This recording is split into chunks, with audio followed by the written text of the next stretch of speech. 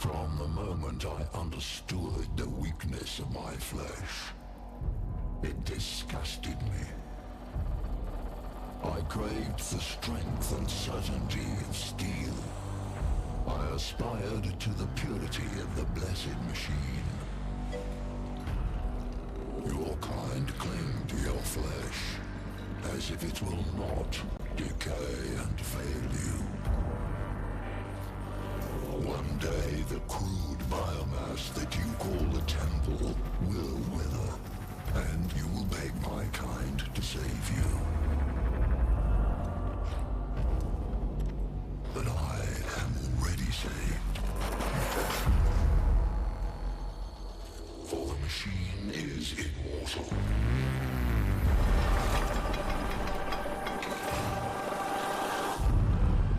Even in death, I serve the Omnisire.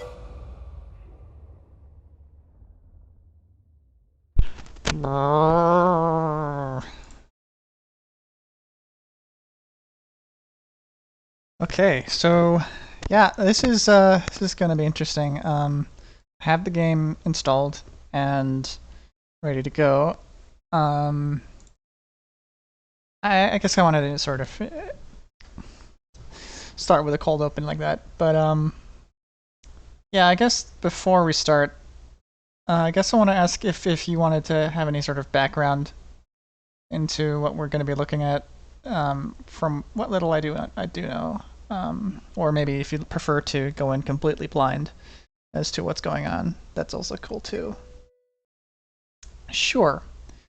So here's what I know is that Warhammer 40k takes place so far in the future that what we would consider the like a golden age, a golden space age, is so far in the past that it's considered like the ancient relics of the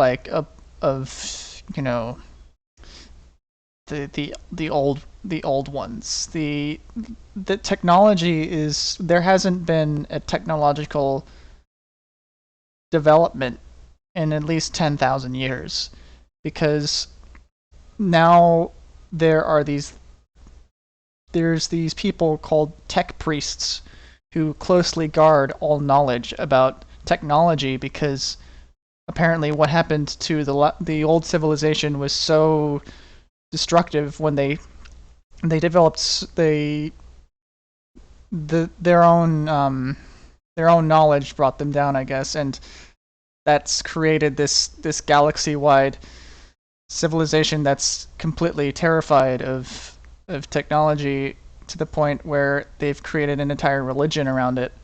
And the tech priests believe in what is called a machine spirit. It's very interesting, I think, how in some kinds of like fiction, like some people have a lot of criticisms of things like cyberpunk for the way that it's like it tries to bring up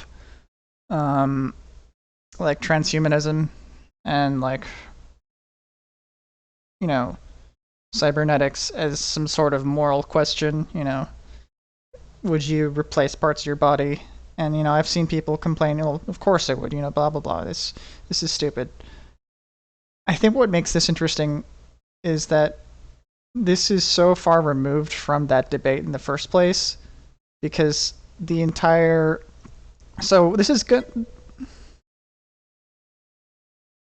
or like a setting in the critique. Yeah, this is in a world where that question is not even relevant, because the Adeptus Mechanicus, which is the faction that this game is going to be about,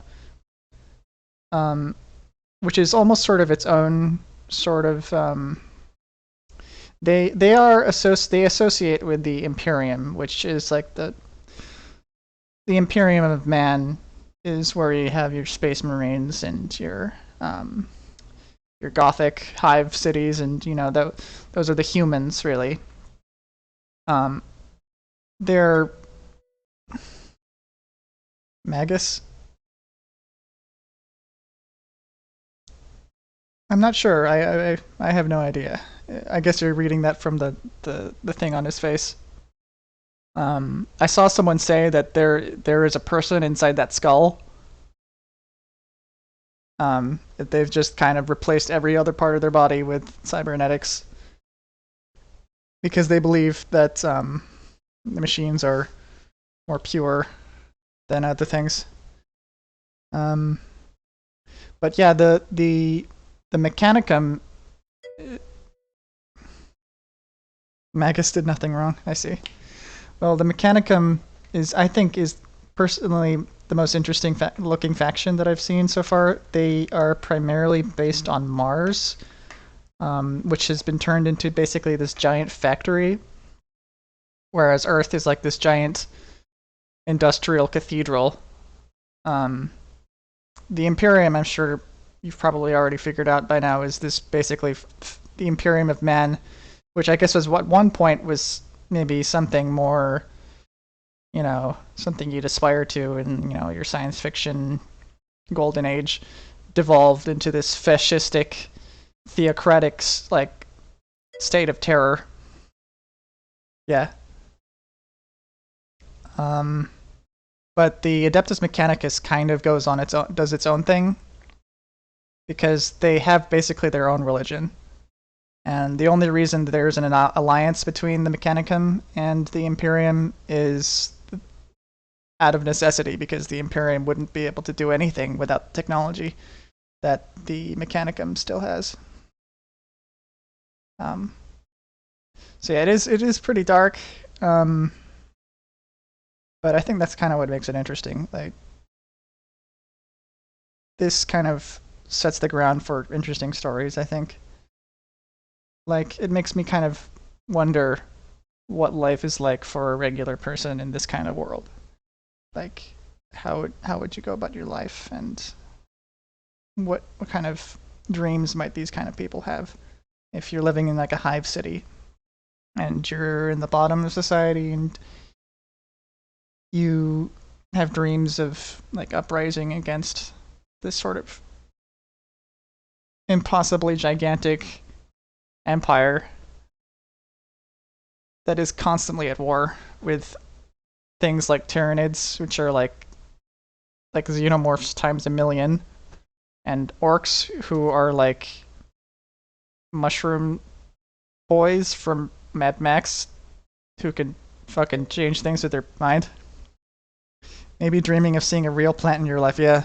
Yeah.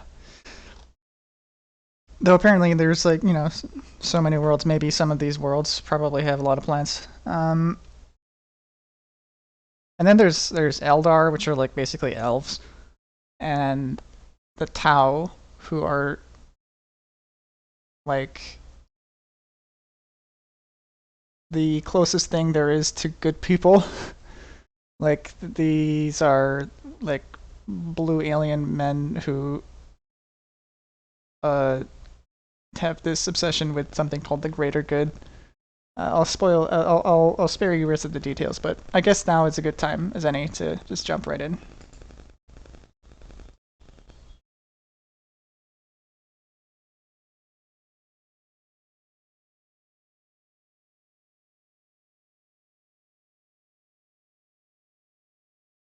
Uh-oh. The greater good doesn't sound very good. Well, yeah. They do say that it's like, it's kind of I guess you could almost say like a socialist ideal of like everyone in a society gets the fruits of everyone's labor. From the moment Oh, this again? the weakness of my flesh. I didn't expect this to be in the intro. I craved the strength and certainty of steel. Oh, escape to skip.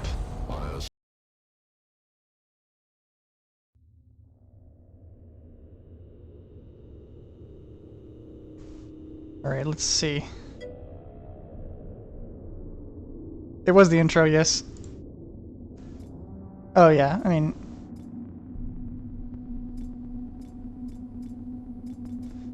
Okay.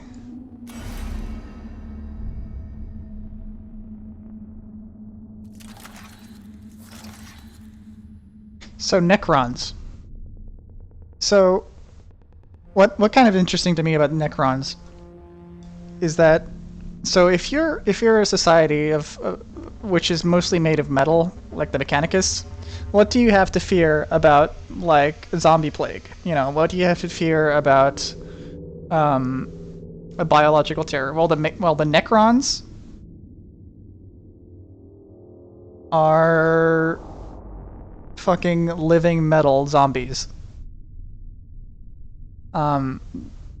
So yeah, not even the Mechanicus is safe from these particular zombies. All right, let's just start a new game. I have no idea. 41st millennium, time of darkness and war, Imperium man claims the galaxy from the God Emperor.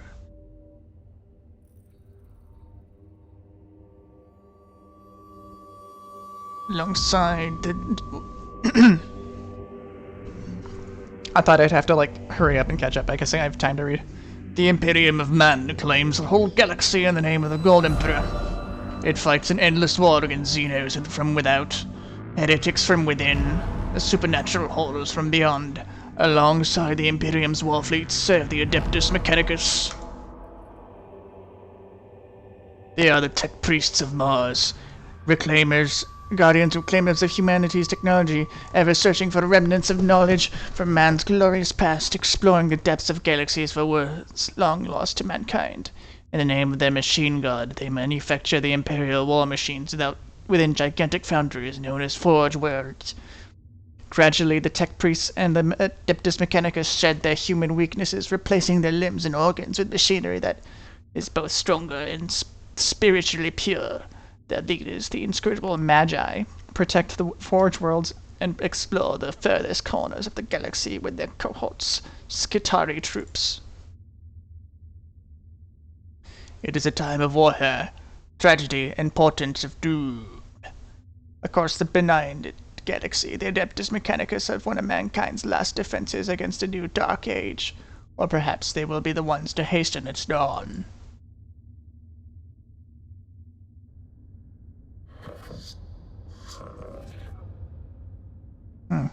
So I am Magos, I guess. Or something. Redditus? Huh. An echo in the noosphere, Magos. No transmission lost in the warp and recovered only now.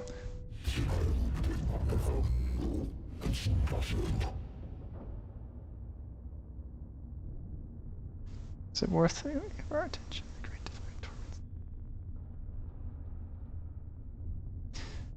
One thing I like about this so far is the fact that they don't really rely on like English voiceover.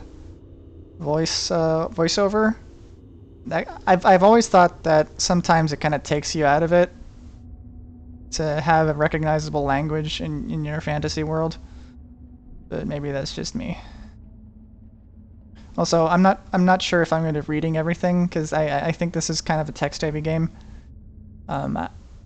Let me know if you prefer me to read it. It looked pretty grimy for being pure beings. Well, it's religious fanaticism.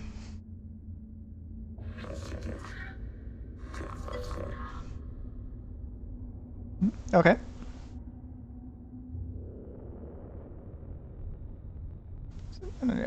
Possible key to victory. So one thing is that instead of developing new technologies, they go and try, like, knowledge in this universe is something you go and find. Like, you search it out in like tombs and crypts and look for the old knowledge of the old world instead of looking out and trying to find new ones. Because new information, that's too dangerous, they consider.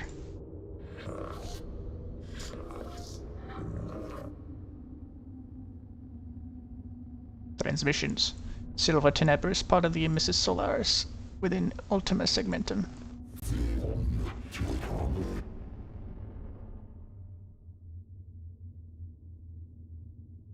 I have no idea what just happened, honestly.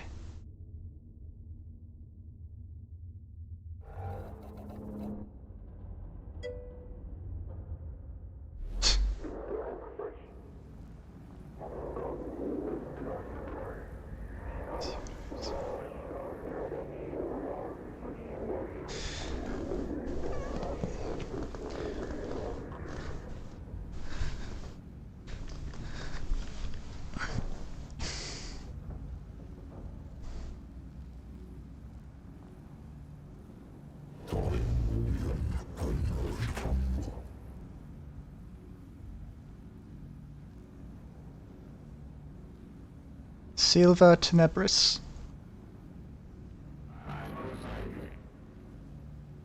Hypothesis, he found something. I like this guy's face.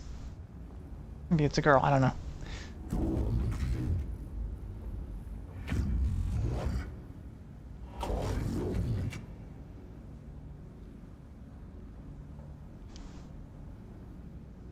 A mission on this world is to ascertain any Xenos presence, and if we find it, eliminate it as a threat to the Imperium.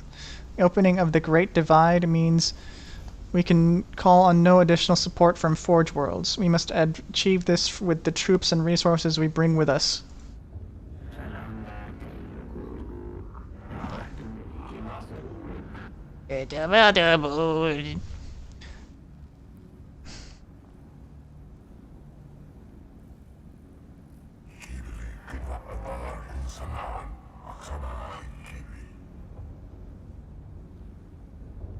Opportunity to destroy the works of Xenos Scaevola, not appropriate them.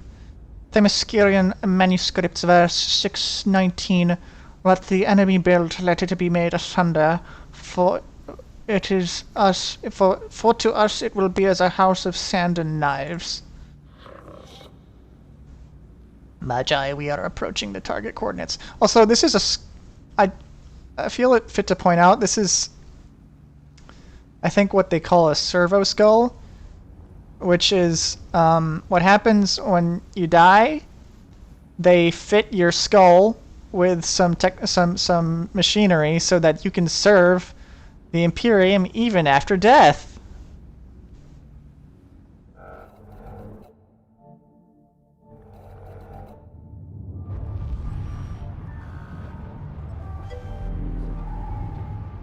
Very pleasant. Oh fuck, what's happening? Oh shit. Zero organic life forms.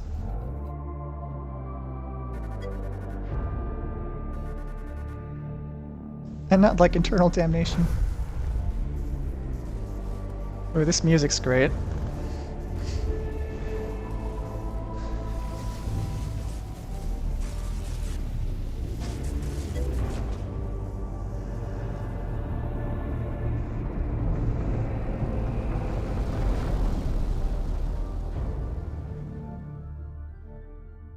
Let me know if you want any volume adjustment.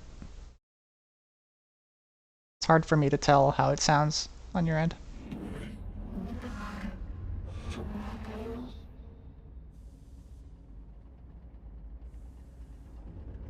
It's a girl!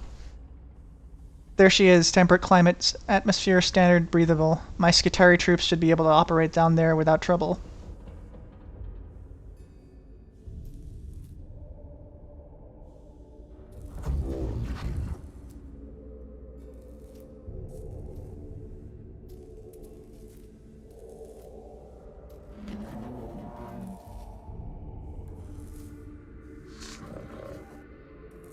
Administratum records indicate a single colony.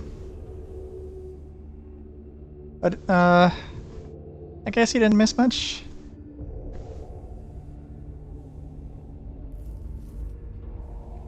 Oh, there's the servo skull. Administratum records indicate a single colony, St. Eckhard's Hope. Yes, Reddit. Hello, friend, new friend. From whence do you come?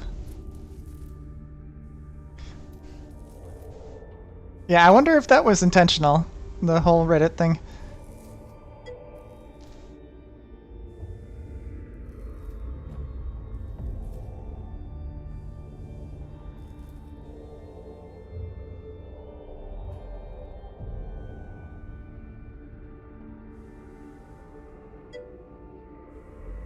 Texas. Did you summon a Reddit? Perhaps. Administratum records indicate a single colony, St. Eckhard's Hope, on the surface near Xenos ruins. No contact recorded in 2 centuries. Colony presumed dead. So you can kind of get from this sort of the time scale like framework or time frame of how things go. This good. Scar tart. Secretary deployed to the surface near the ruins along a team of tech priests under my direct command. I shall monitor them from the command throne on board. Servo Skull Reditus will serve as my eyes on the surface. We make a landfall at once.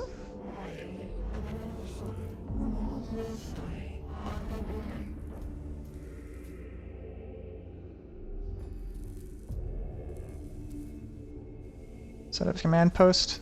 I'll set up a forward command post. SX transmission looks like it came from underground. We'll secure any entrances to an underground structure so your tech priests can begin the exploration. Do you still have it open on your phone?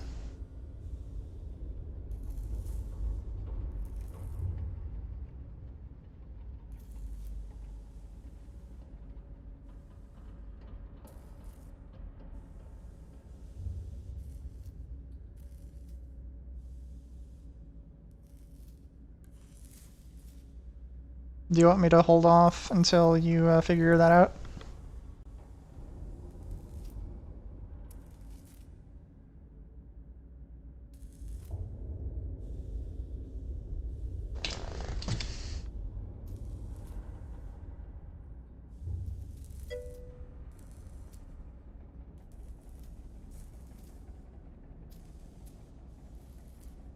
Okay. You could always have it both on your on both your phone and your laptop to see if that. Okay. Are you like typing from your phone?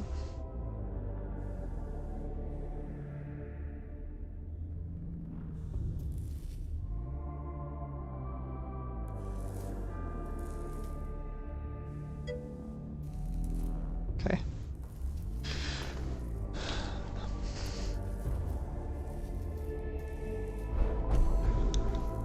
Agrolek sector located.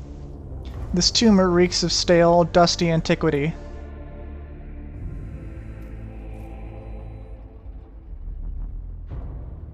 Its once stern architecture is littered with debris and tarnished with the patina of age. I'm gonna have to look that up. Patina. A green or brown film on the surface of bronze or similar metals, produced by oxidation over a long period. Okay.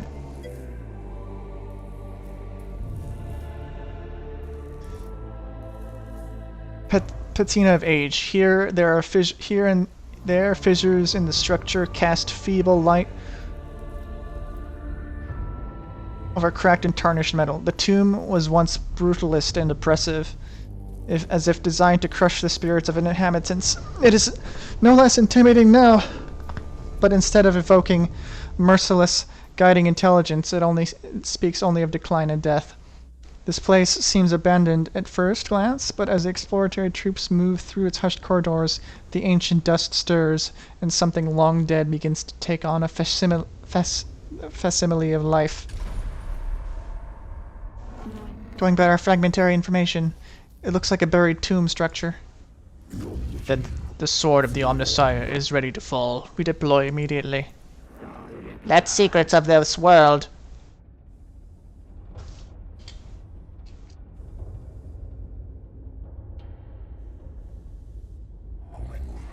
I cancel caution, Magos Faustinius. Our purpose should be here to destroy the threat of an alien, not to bask in its blasphemy. Aphorisms of the Logic Saints, 7.191. In the presence of Xenos lies the miasma of corruption. Destruction is not possible from orbit, Vidix. The structure is too deeply buried in Scaevola. I have no intentions of plundering whatever trinkets I can from this place.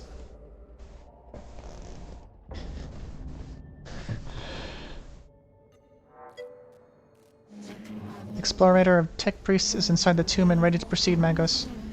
There's no telling what we will find. My men will hold the perimeter in case of the unexpected. Videx still has a face, yeah.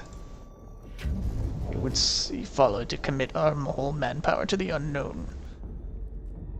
especially when the potential of a mortal threat exists that the Skitari are less able to withstand. I have the greatest respect for my Skitari, but they are still far from the ascension that a tech priest affords. I agree, Subdomina. I shall lead the mission in person from the command throne. Servo Skull Redditus shall be my eyes and ears on the ground. Omnisci be praised, we're going in. Oh, here he is. Here's Redditus. How you doing?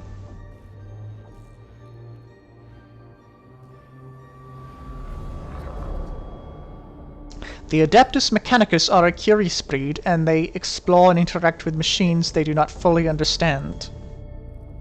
Why he big? It's this. This is just I think this is just like a... This particular angle is like a map, I guess.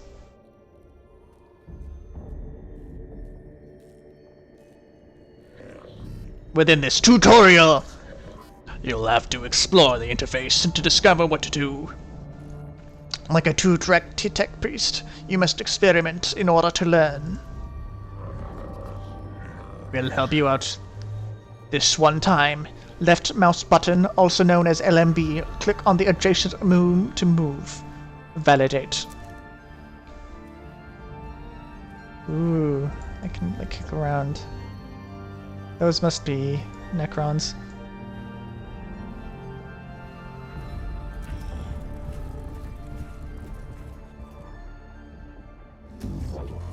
These Xenos hieroglyphs. I know of them. They are my Undoers, Necrons, mysterious, ill-researched, corruptive. Ooh, new face. This guy's handsome. This could be a rare sample of Necron language, Magos. We have barely any knowledge of it. Collecting data from this obelisk could move our understanding of the language ahead for the first time in centuries. This is a work of the alien Magos. Codex Fulminatus 83.12. Show caution and scorn in all things.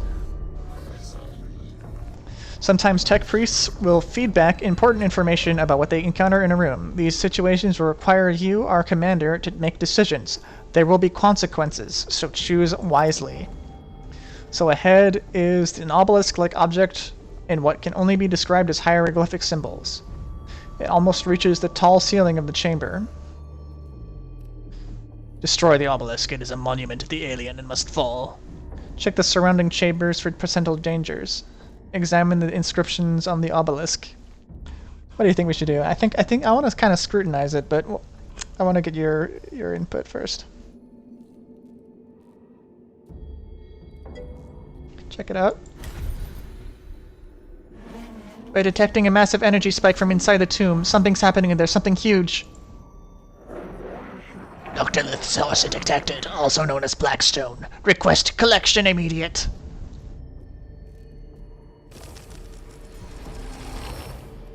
Ooh, Blackstone. As one of the tech priests kneel, get a closer look at the obelisk. It seems to react to the cohort's presence. The obelisk splits open and a powerful, painful wave of exotic energy spills out. Inside are cluster formations of a rare-looking material. We got money. Oh god, I got 4 of those weirdos.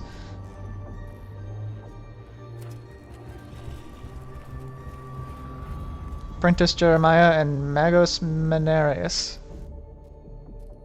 Oh shit.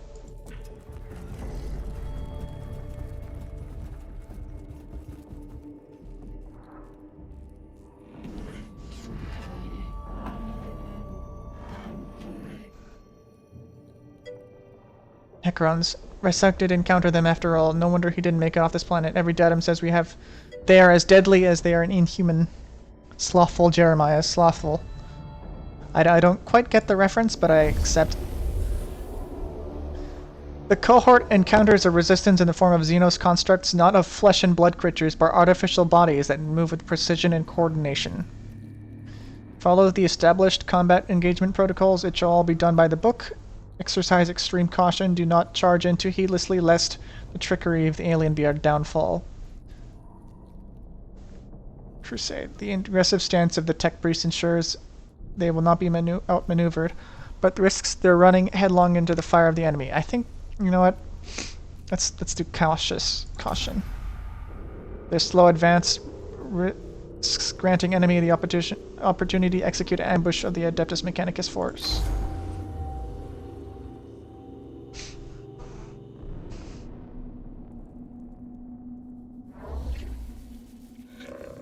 Xenos form detected.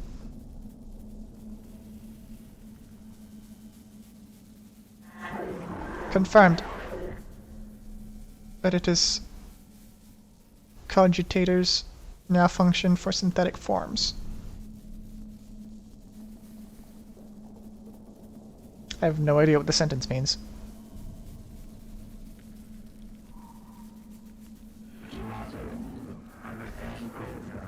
Overwhelming excitement. Finally, we can study this. Standard construct. Necron warrior. Weak spots detected. None. Equals concerning. Looks a bit like General Grievous, yeah. I guess Grievous was designed after a skeleton. I think Savola is one of my favorites so far. Anyone to put the symbols in place on their torsos must. Do not underestimate Gauss weaponry, highly volatile.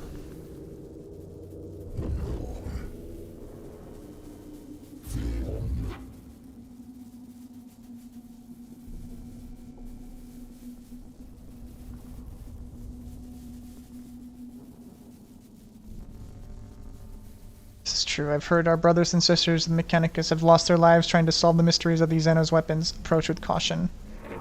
It is also double-checking cogitators, widely known that they will self-repair, reanimate, or reconstruct themselves if left the time to do so. Gauss is Wounds that would instantly kill a Scutari are equivalent to Class C Greys to Necrons. Kill all enemies. Whoa. At the start of every fight, you must decide the location of your units on the field of battle. You can only place units on the highlighted squares. Click a place square to place the unit. How do I...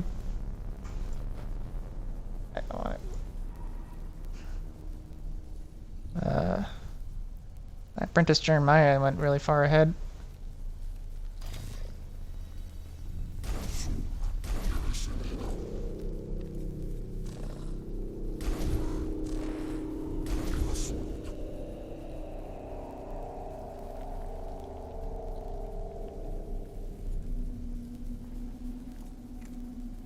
Omnissiah X.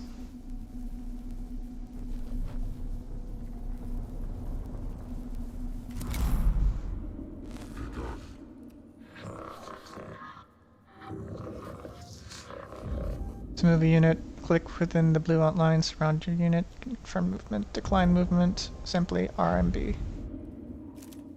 Okay.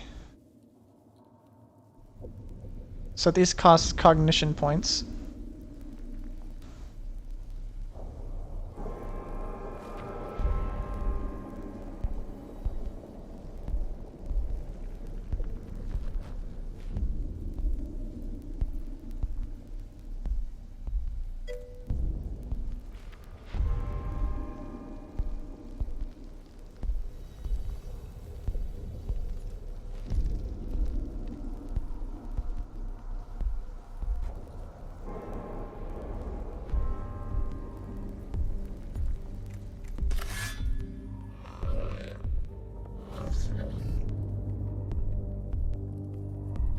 Weapon that's not in the range of the target.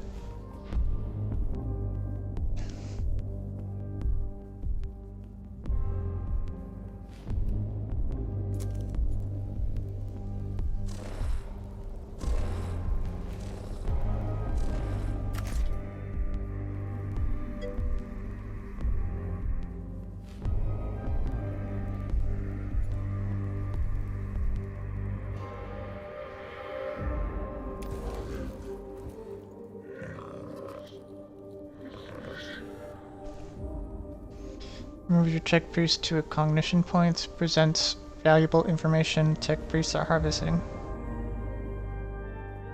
See, cognition points represent valuable information the tech priests are harvesting.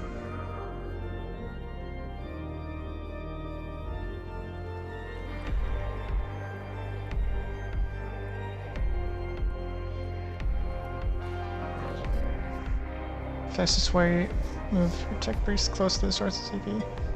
Other ways to... Yeah, I guess that or like PP, like PowerPoints. I guess there are many other ways to collect CP, so click around to find out what they are. Cognition points are stored in the bottom screen in the CP gauge. CPs are a shared team resource, so plan ahead.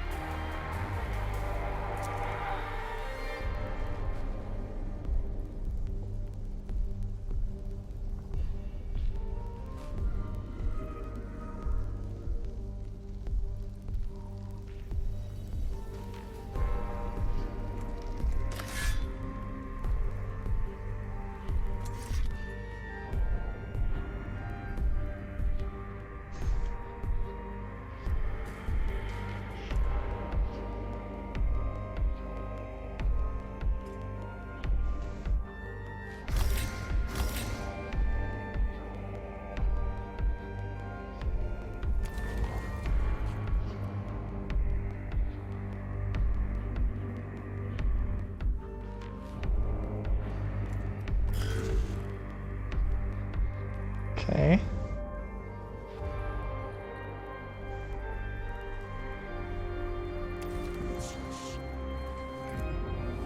Also, so what's the... Have you figured out what you're gonna watch on, or are you watching on your phone still, or...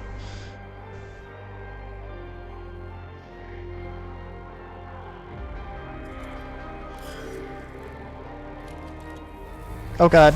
Oh fuck.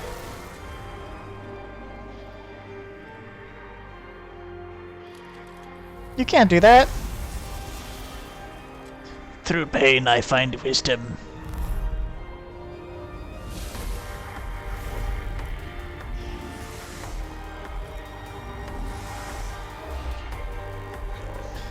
You'll be able to call in other members of the cohort as the battle goes on. This will happen at the start of every round, using cognition points to deploy troops.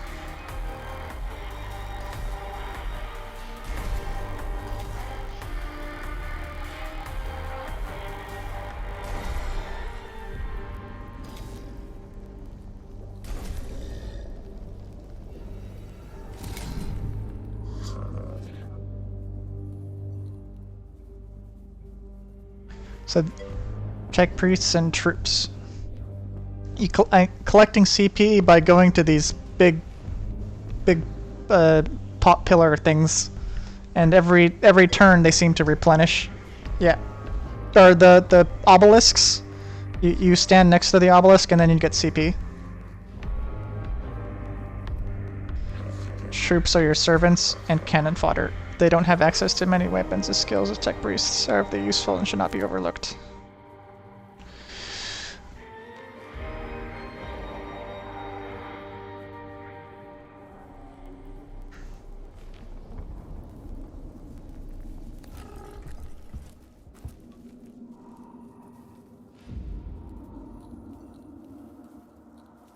Oh, there we go. I'm looking for this sort of angle. Okay. Oh god, look at this fucker. He's a chunky boy.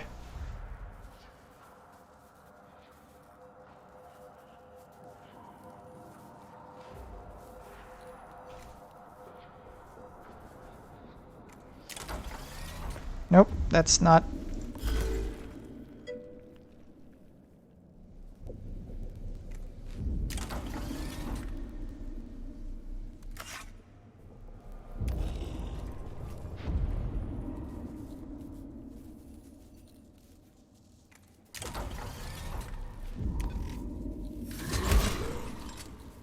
Smack him. You've not revealed the statistics for this target. As a result, the amount of damage dealt is unknown. Servo skulls, specialized weapons, and other skills reveal the life of an enemy. Okay.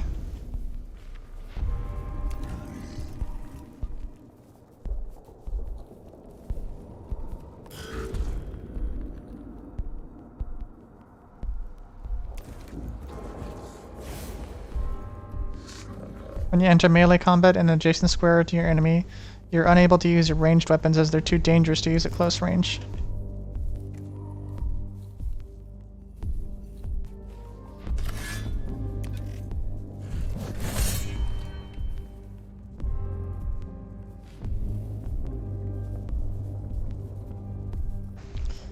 Let's check the settings.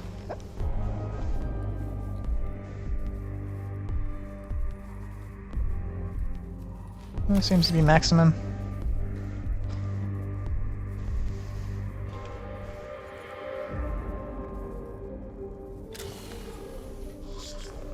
This is your server skull, skull of a faithful servant of the Omnissiah, augmented to be a useful companion. Every tech priest has their own servo skull.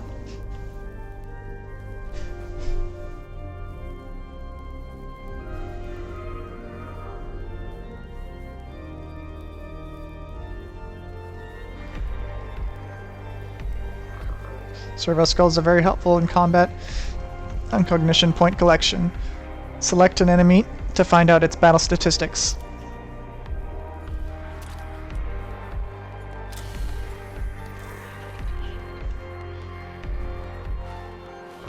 You revealed the statistics of this enemy, and knowing your enemy's stats will greatly increase your chance of success. HP, physical armor, energy, armor statistics. Decide what kind of weapon types, physical or energy, work best against this target.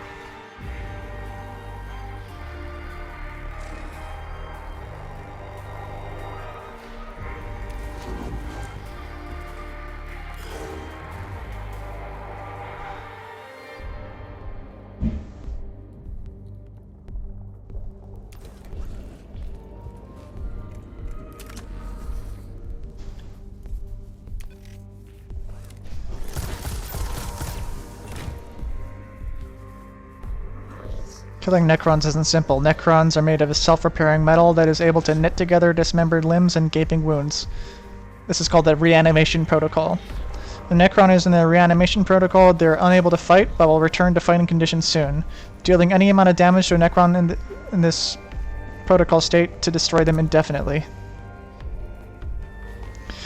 You don't see how much damage you dealt until you've done some research on them.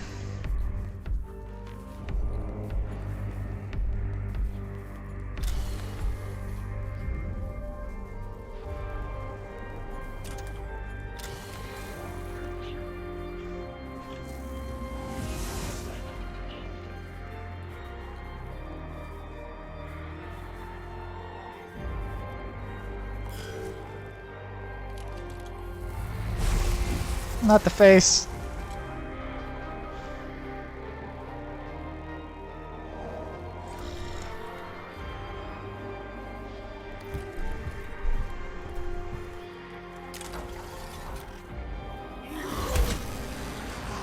Whack him. Necron, you just attacked and teleported away to somewhere beyond our reach. In practical terms, it means you've killed the target.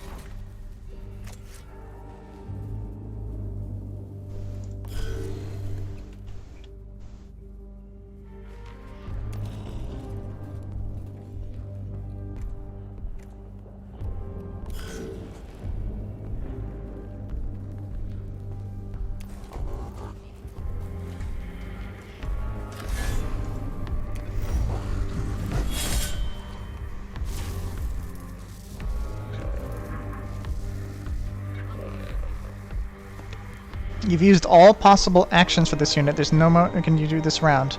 Press the end turn button at the bottom right of the action bar.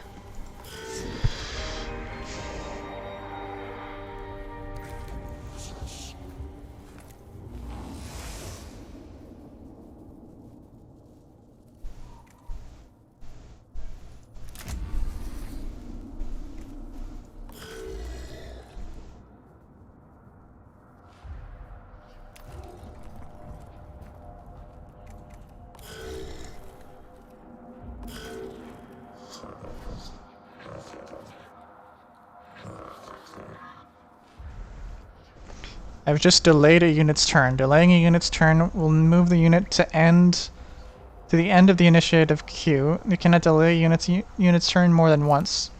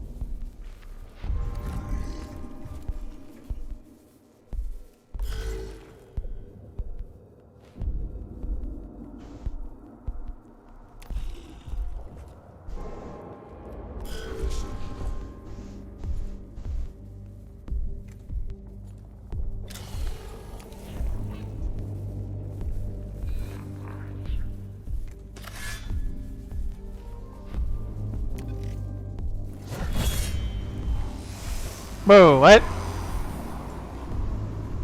Got yeeted.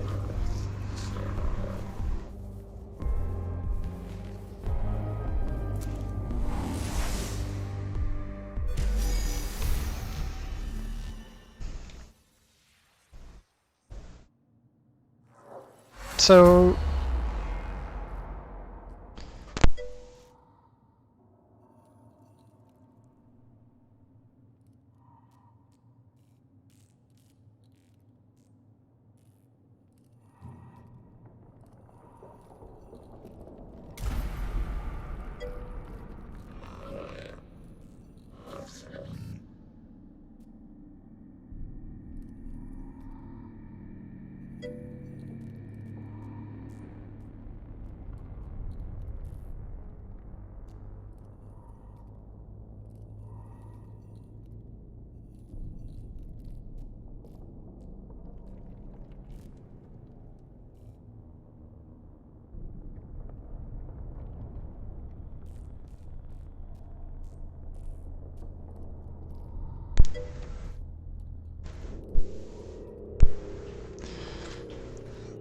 Okay, I think he's gone. So I guess the laptop was running too poorly for that to work. Hopefully it wasn't the whole prequel thing that messed it up. Cohort's HP carries over from each fight within a mission. Keep this in mind when exploring Tomb and look out for opportunities to repair.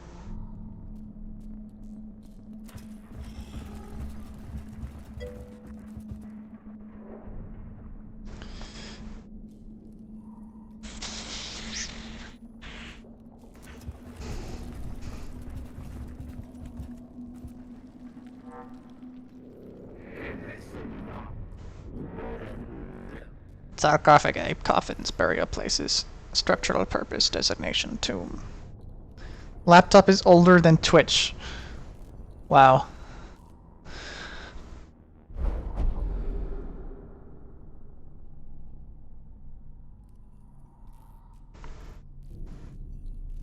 Upright coffins, unknown material.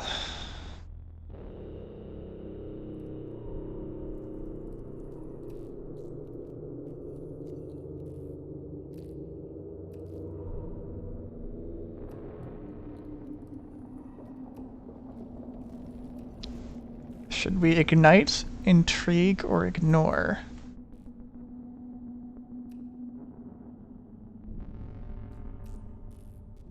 Ensure you observe your surroundings carefully.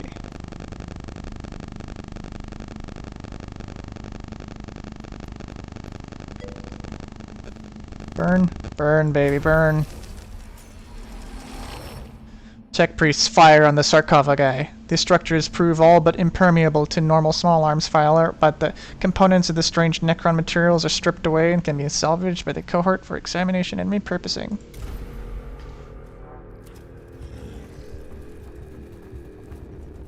Time for battle. After exploring the chamber for several minutes, a tile underfoot clicks. The sound of whirring energy builds up around your troops. A quick omnispec scan reveals you're surrounded by all sides by Xenos life forms.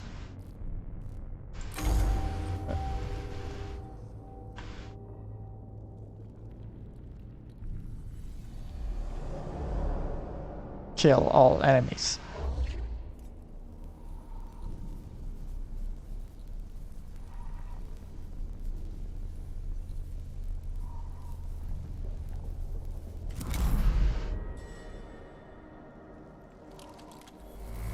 Can't do that. Not my guys. A CP-powered weapon? Some weapons like the Phosphor Serpenta require CP to use. Look at the right hand of each action to learn the CP cost of that action. Phosphor Serpenta.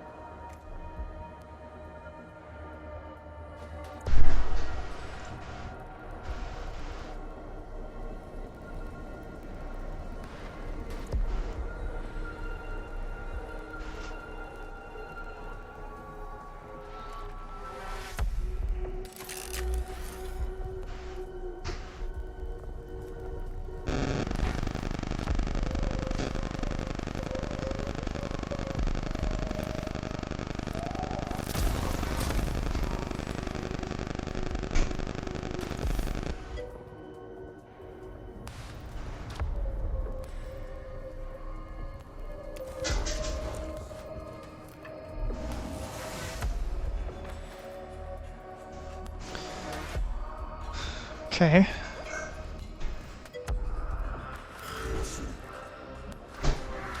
I have no idea.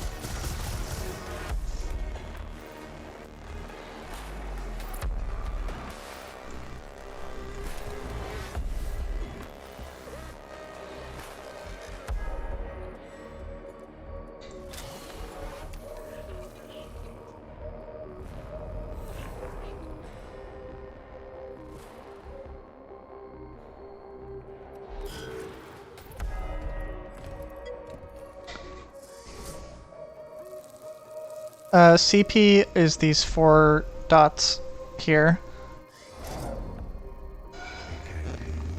What are those?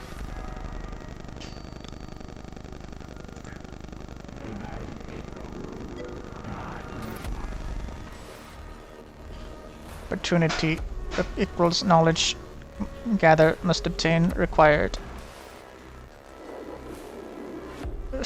Scarabs detected. Source data surfacing. No life forms detected. Area safe. Continue forward. Redditus. Verify your cogitators, then tell me what surface from Magos. Resex cogitators. Scarabs of unknown Xenos race. Biology synthetic. Possible artificial intelligence. Once specimens gathered, AI theory equals false. Personal recording. Weeks of studies show that there are many variants of scarab. each with their own roles within the Xenos economy and architecture, able to build and deconstruct anything they encounter. They're able to repair other units within their species with lightning speed. Be warned, they are deadly in large swarms. It appears the machine spirit is with us. We've been able to access more of our sex data that we thought was corrupt. It must be due to us recording these Xenos forms that the machine spirit has blessed us with access to these cogitator records. It's unsure why he would lock this under synthetic proximity encryption.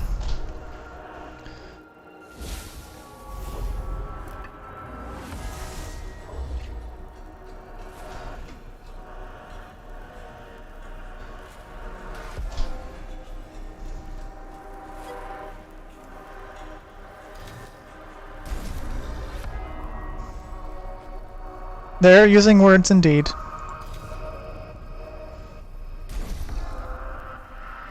Hope it's not too much.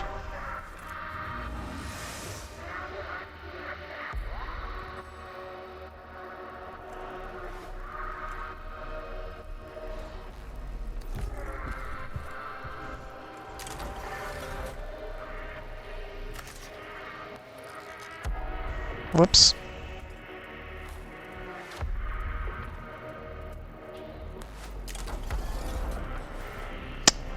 Damn it. I made a mistake.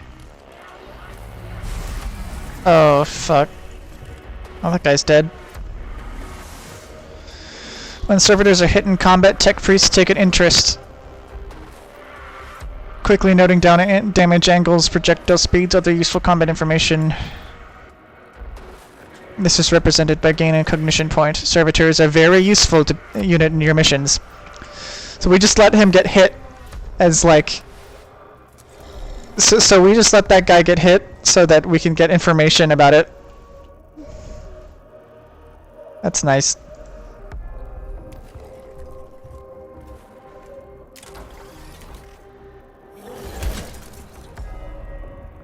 That did not do anything.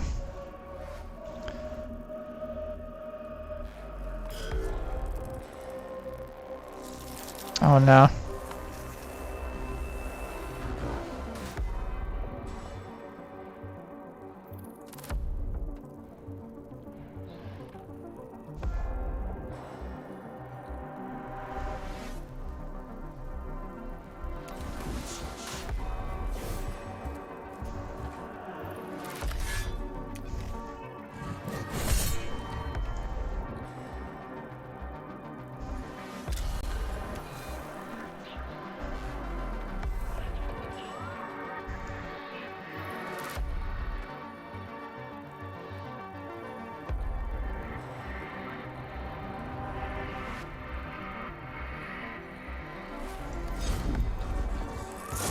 Ah, shit.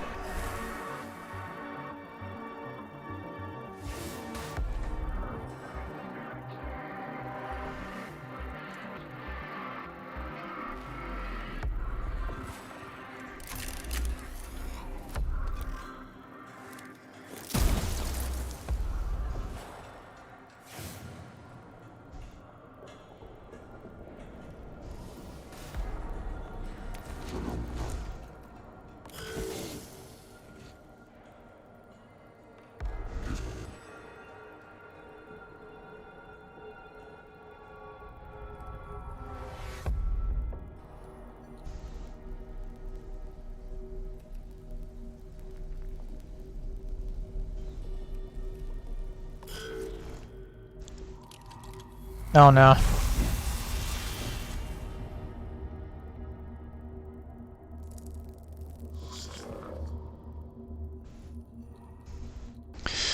When enemy moves out of melee range, provided your unit has a melee weapon, an enemy will trigger an opportunity attack.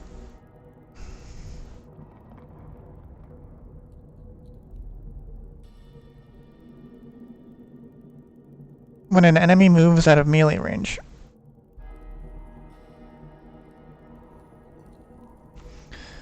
When an enemy moves out of melee range, providing the enemy will okay. Opportunity attack.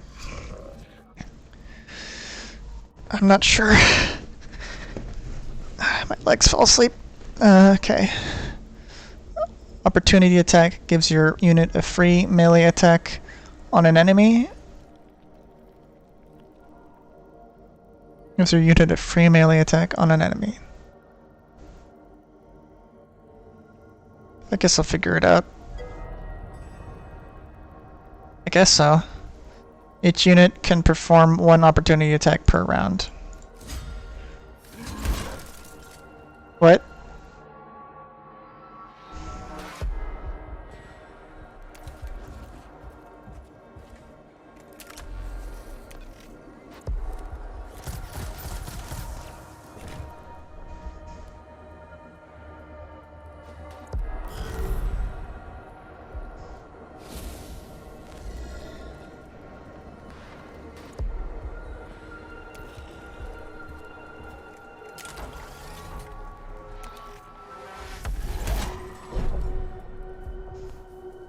That's not good.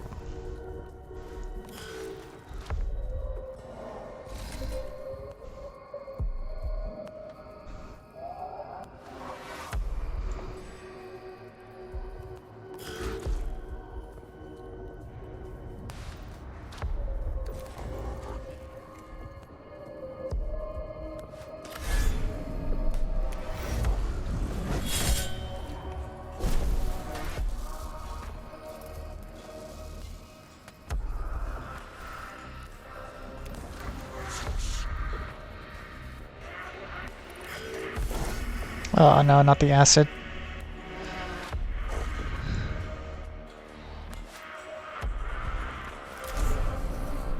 All weapons have sacred machine spirits in them. The more you use a weapon, the more charged it becomes. When a machine spirit is charged, you'll gain a buff to the attack of that weapon. Weapons have sacred machine spirits in them. The more you use that weapon, the more charged it'll become. Okay, so the more you use a weapon, the more it'll become powerful. So you'll get buffs for using a weapon. When a machine spirit is charged, limit break, yeah. Machine spirit is charged, you'll gain a buff to the attack of that weapon. So when you're watching, is it like, do you hold the phone in like portrait mode or landscape mode most of the time? Machine spirit is charged, you'll gain a buff to the attack of that weapon. Each weapon's machine spirit will charge at a different rate. This is shown underneath the weapon's icon. When you select the weapon... Oh, okay, so these two red bars are the machine spirit. You have to turn it sideways to read.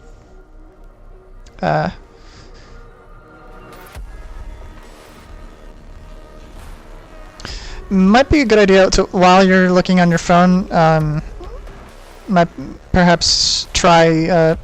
have you tried experimenting with different browsers, see if they work Twitch better? That's something I've found sometimes works.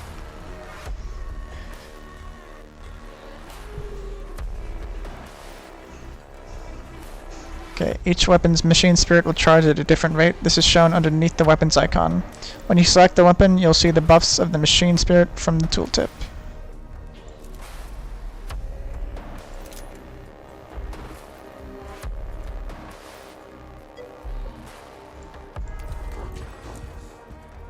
Yeah. Anything more lightweight than Google Chrome, of course.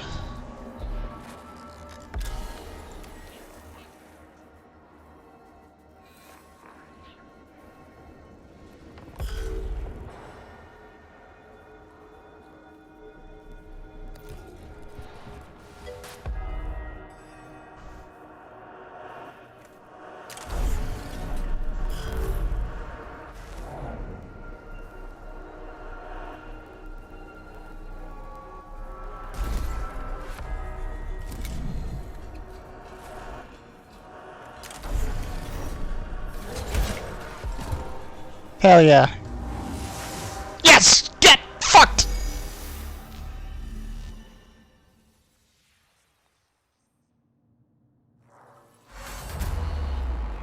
All Xenos life forms purged.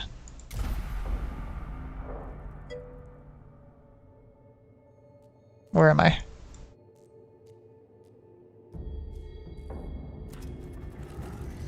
Have you ever seen Darkest Dungeon? The symbol represents the location of significant importance of the mission. Entering this room brings you closer to the end of a mission. I think that this game kind of operates sort of like that, where you these sort of like corridor going through stuff is sort of similar to the way that it is in Darkest Dungeon, as well as the in between things. I think we'll be upgrading some of our units. Maybe we can even name them. I don't know. Hopefully, you can name them. This symbol represents a location of significant importance to your mission. Negative signs of hostile forces seeking permission to proceed with data collection protocols. Oh, definitely has the same vibe, yeah. Permission authorized. Acknowledged. Magos protocol begins. What is primary focus, sire?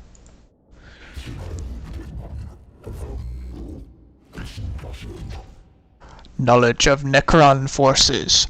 Numbers, defenses, locations, any form of data that how it remain on this rock. Secondary source recognition. Source of the purpose of this tomb. Why was it built?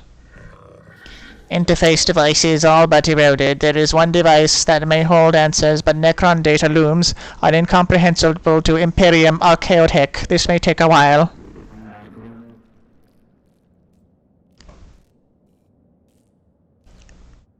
Idea. Magos, if I may take the host of the priest, I could be of assistance. Oh wow, Scaevola is now speaking in full sentences. Approved. No spheric interface. Interface complete. Hard to decipher purpose. List of suggestions. Magos plus construct device plus activate switch mechanism plus learn Necron language and return later / what will you desire? Always so meticulous with your lists, Tech Acquisitor. Engage on Xenos mechanisms, though I detest to do so. The promises of the rewards are too great to ignore. Having to lower ourselves to the Xenos learnings may be the only way to reach the Archaeotech we seek. Protocol updated. Confusion. No spheric interference? Disconnect at once. Purged. Reset. New sphere. Disconnect complete. Possible scrap code. We'll fragment now. Fragmenting. Sarah, we have unfavorable issue to deal with. Requesting Dominus input. Fragmenting. Explain. As Tech Acquisitor Scaevola left, suddenly my cogitators glitched. Augmentations entered sporadic reaction protocols, and we have fried vital sign registries. Unclear full damage report. Necron device is now activated, sire. Fragmenting. Fragmenting. Fragment. Remove yourself from the noosphere, Scaevola. I think the noosphere is like...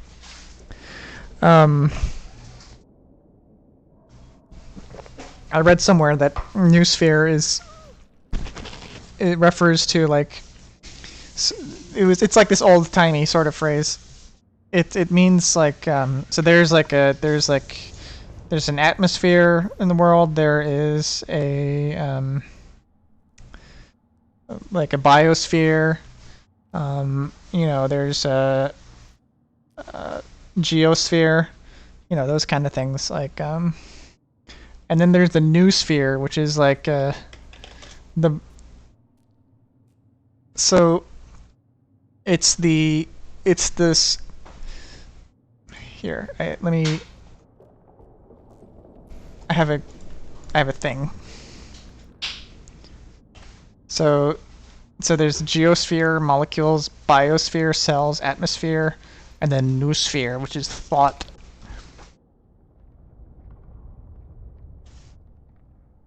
Were you able to see that?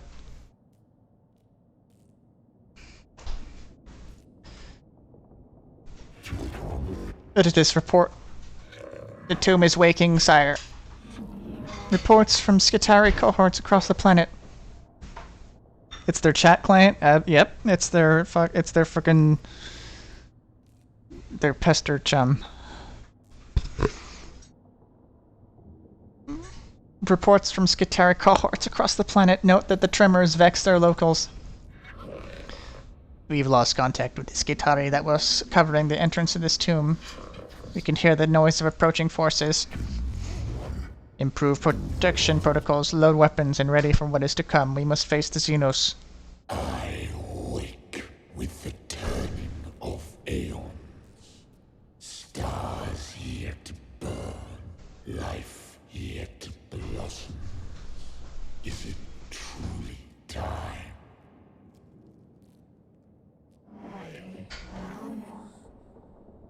Thrones of Mars, what was that? An omnilinguistic transmission, Magos. It seems that these mute constructs are not the only inhabitants of the structure. What is this? Flesh and steel combined. A mockery of both. Their every footstep a blasphemy. What manner of galaxy is this into which I have awoken?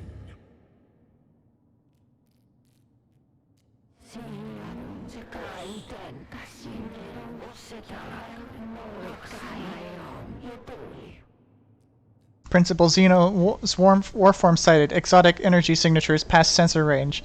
Designate Xenos Abominatus. Yeah. High value target confirmed. The hunt is on. What are your orders, Magos?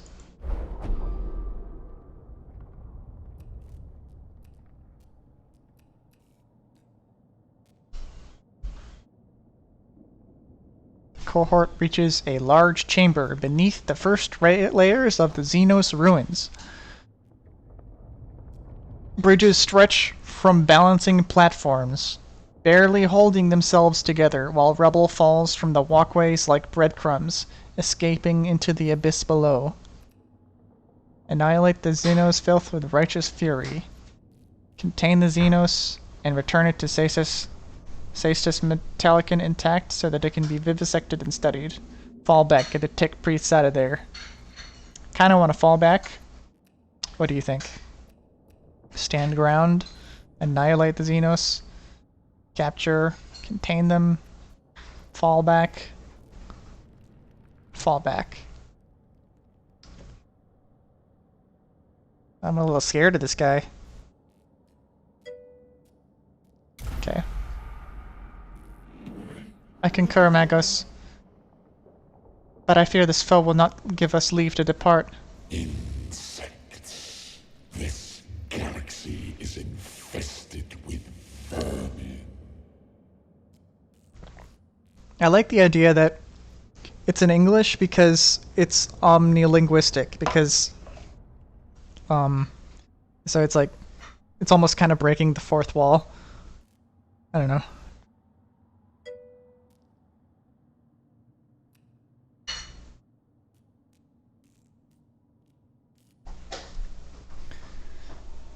Green light flickers into life from within the shadows. Cohort prepare for the worst as skeletal silhouettes start to form in front of the shadows. Why are you not hearing in German then? You're just that Americanized.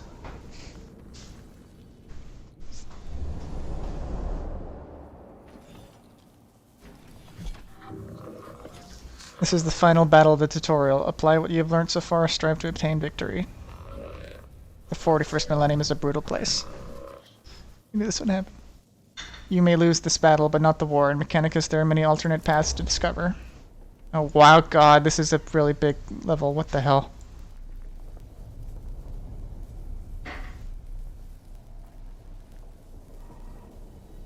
What is that? Jesus, what is that thing? It's huge.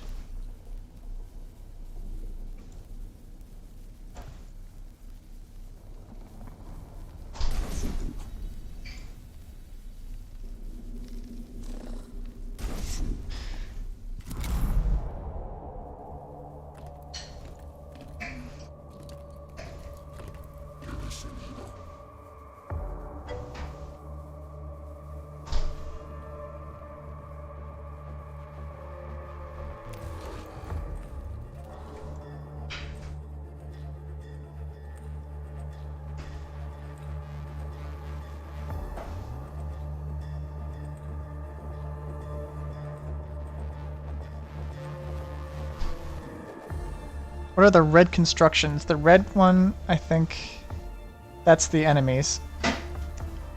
And this is what he looks like. That is... Is this what the kids call thick?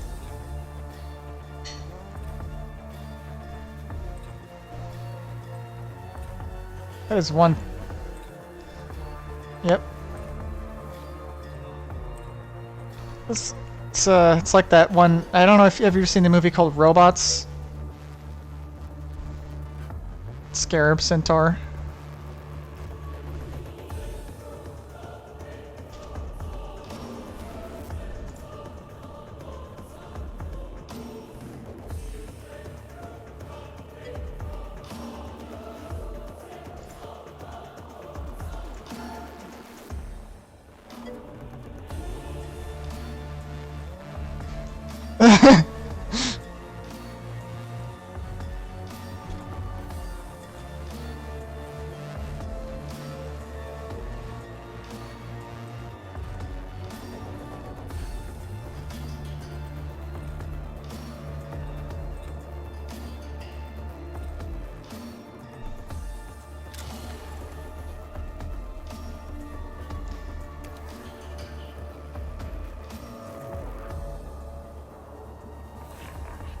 Oh god, this thing is 40 health? What is that? Oh my god, is that... Oh my god, the health carries over. That's not good.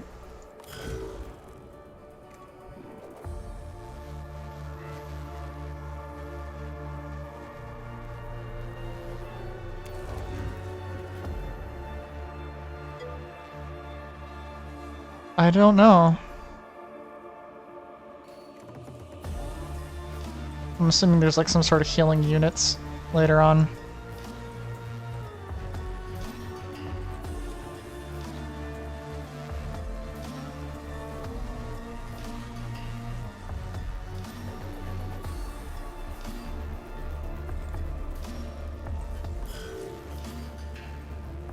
I sailed the void. Wait, what?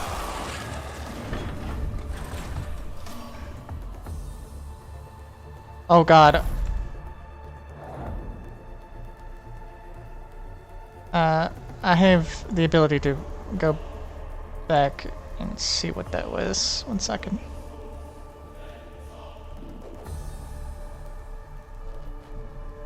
Where is it?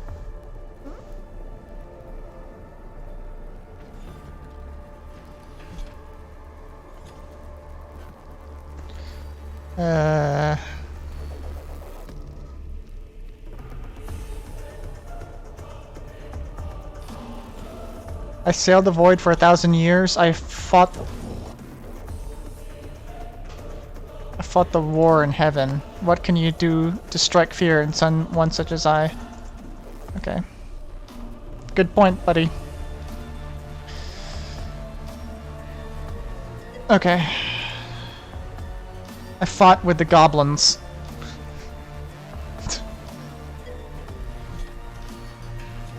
Gnoblins.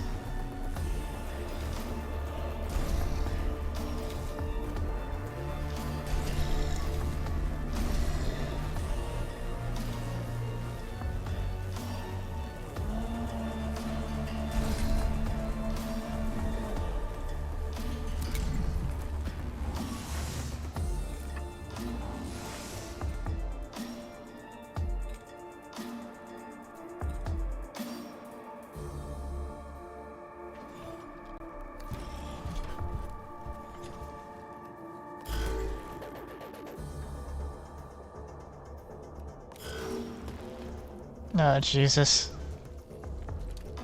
I'm probably not gonna win this. Oh, there's our first casualty. What the? Servitor 0000001 has died. Do not worry, troops are cannon fodder designed to protect your tech priests from enemy attacks.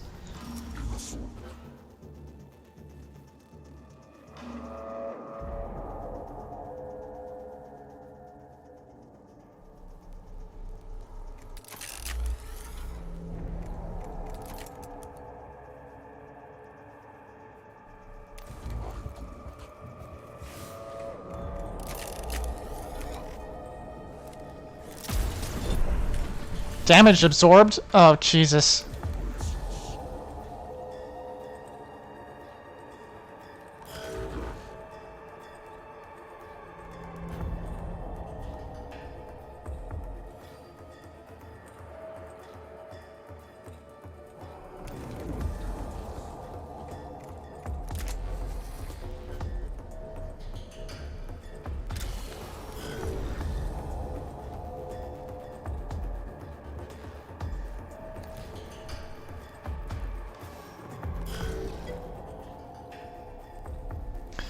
I don't know.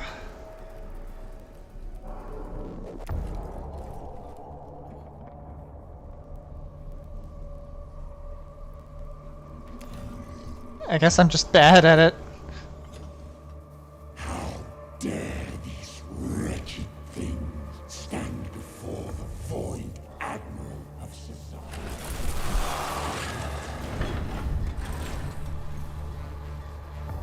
Hi.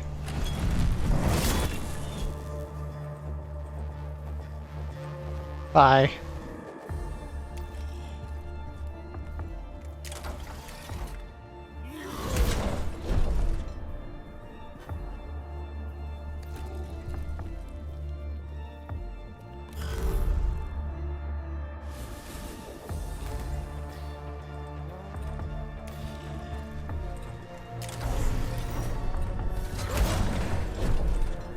How are you invincible? They just keep coming. Oh.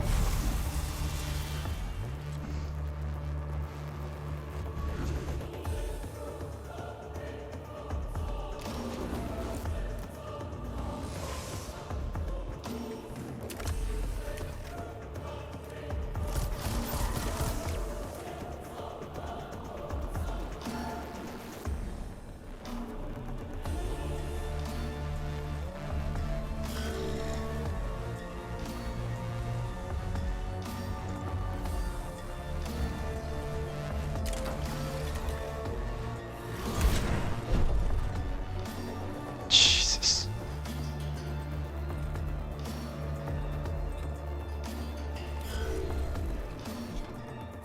I guess... Oh, I just had to escape. I'm a dumbass. I am such a dumbass. When my fleet sails once more, vermin like you shall be strung from my prow.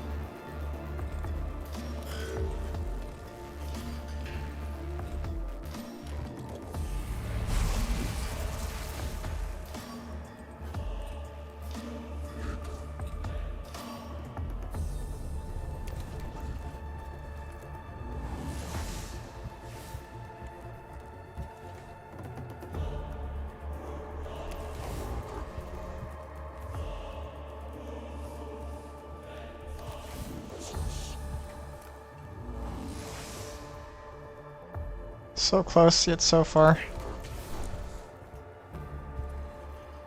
Oh, did I make it?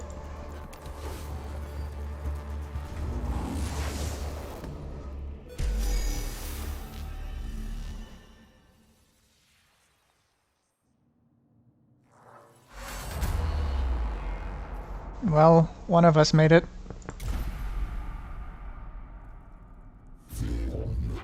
Report, Capra.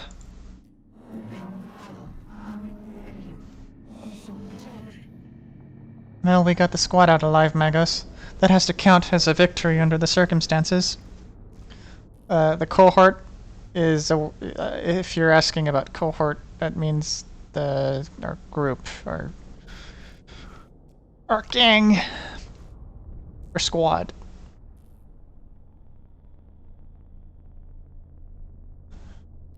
Well, we got the squad out alive, Magos. That has to count as a victory under the circumstances. We encountered a Necron war form of capability well beyond our expectations.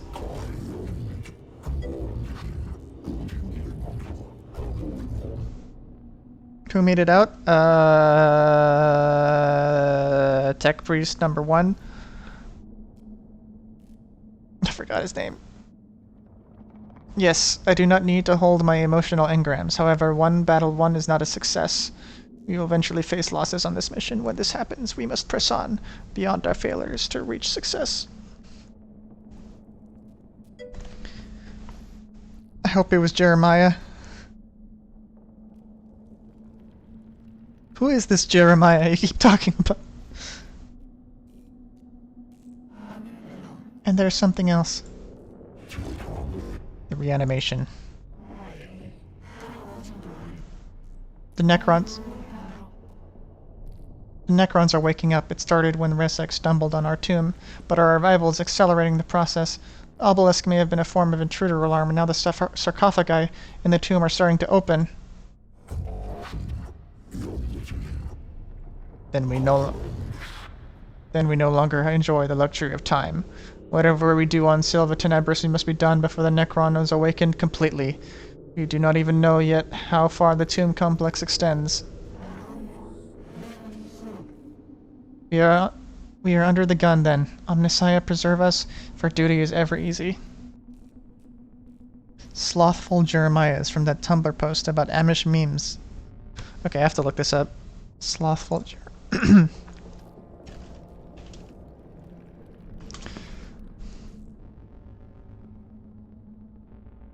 What the fuck?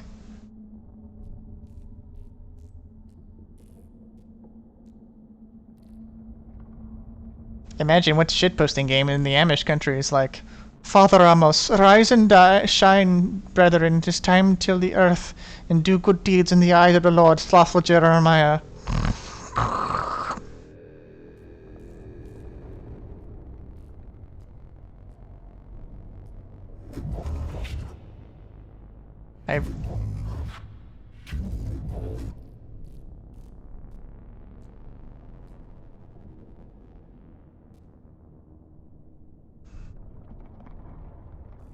I return sorrow and despair from my emotional cores, but I see they lack logic to determine decision-making.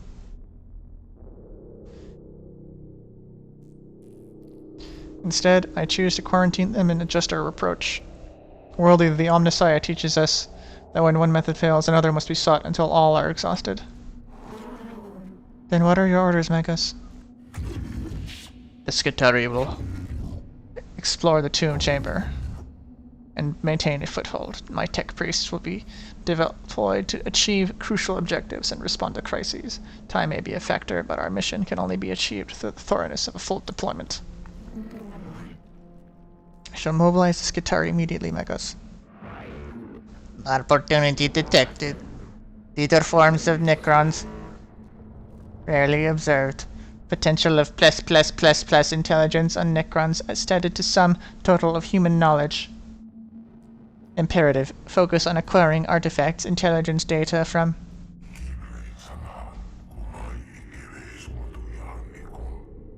Hold your blasphemous tongue, Scaevola! You counsel the abandonment of our very souls! Life on Archmajor's Boreasis, Appendix 9! Our only objective should be the death to the alien in all his works. All else is deviance from the Omnissiah Creed. If intelligence gain equals true, then go to victory. Aphorism retrieval. To face an enemy unknown is to fight in the dark. Better in ignorance than in heresy. Okay, Grandpa. Okay, Boomer. I return frustration at your conflict and choose to experience it. There will be bloodshed enough on Silva Tenebris without the Magi coming to blows. In our purpose we are united. This is the will of the Omnissiah. And it shall be done. Yes.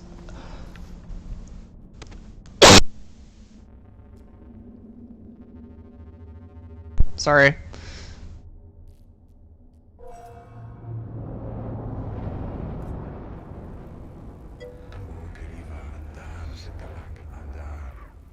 Yes? Oh. Magos, the readings from the tomb are troubling. Skitari have been monitoring the structure we uncovered, and what they have found gives me grave concern. That was a perfectly cut sneeze.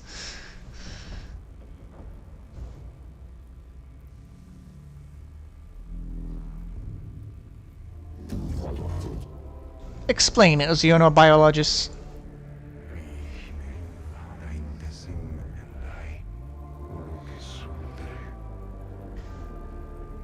Necron construct forms are waking up. It seems Magos Resak accidentally began the process, and our intrusion into the structure hastened it. These Necron animation protocols are continuing in the tomb as we entered, and the energy spikes across the region. There are other structures yet to be uncovered. My plan for the exploration Silva Temebris will locate these structures and contain the constructs within. That may not be enough, Magos. I've detected a repeating pattern in the reanimation protocols, and the rate the Necrons are awakening, they are speeding up. Can you be certain? Necrons are machines. Machines act according to patterns and programs. If the reanimation protocols continue to accelerate, they will be fully awaken every Necron on this planet in 264 hours. Given the extent of the buried structures, that will constitute a Necron army beyond this mission's ability to contain. I see. Then our time here is limited. Strategic calculations indicates time spent deployed on missions will affect overall number of missions. Strategic calculations indicate time spent deployed on missions will affect overall number of missions we'll be able to deploy. I see. This is kind of like a roguelike again, I guess.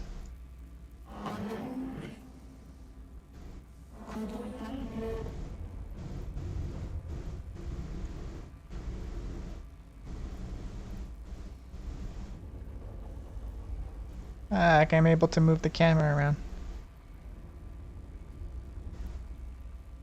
I will send Skitari scouting parties to discover other tombs and create forward positions for high-priority missions, sire. If the threat on Silva Tenebris is not assessed and eliminated before full reanimation is reached, we'll be forced to abandon the planet.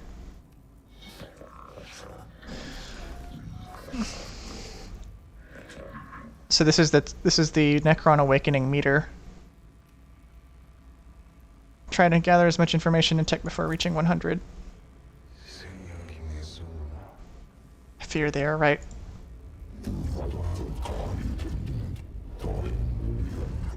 I feel fear too. I feel fear too. That is part of my humanity I have chosen to retain. But I can quarantine it in my neurovaults and choose to instead focus on what must be done. We must choose our missions wisely. It will not be easy.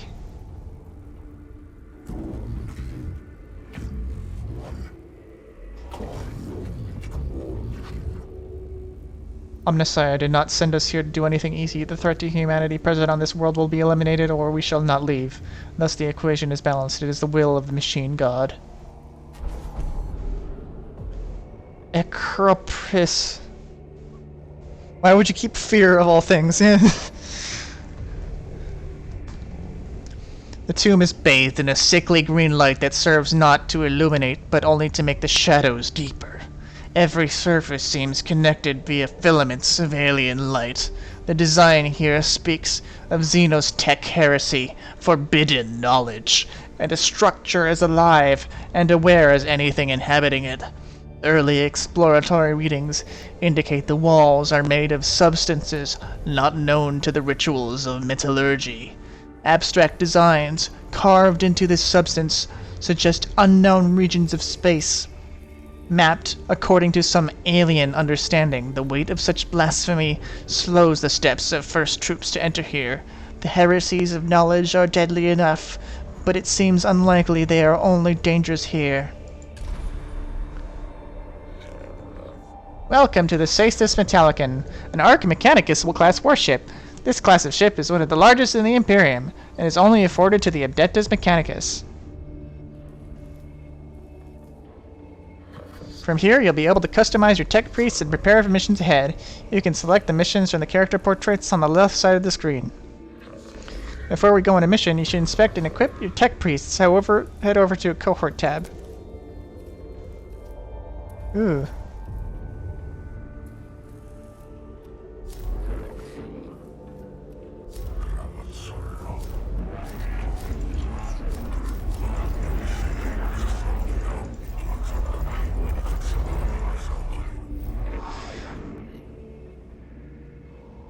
Oh, Tech Acquisitor Scavala wishes to begin her research into the secrets of the Necrons and has asked for specimens of the enemy to be gathered from the tomb of Acropris. So Scavala this whole time was a girl. That's neat.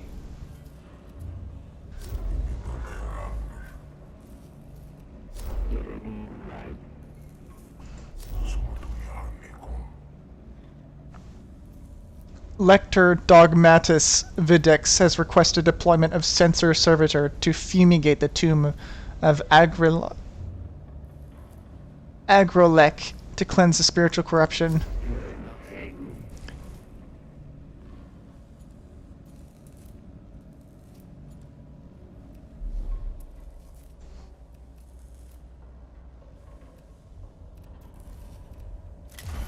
Tech. This is a list of technologies collected so far. You can find tech on missions as a reward for completing missions. This is a collection of weapon blueprints you found so far. These blueprints are known as... So this is what I was talking about before, how they search out for relics of knowledge from the Golden Age instead of like developing new technology. And they call these things STCs, Standard Template Constructs. So, okay. Implemented backpack slots, okay. 3 versions, each version increases in power. Troops. Here are our troops and what level they've achieved so far. Servitor, okay. Ship upgrades. Affect repair efficiency between missions. Canticles. These are prayers that can be used in game. So this is how the way you heal yourself is by praying.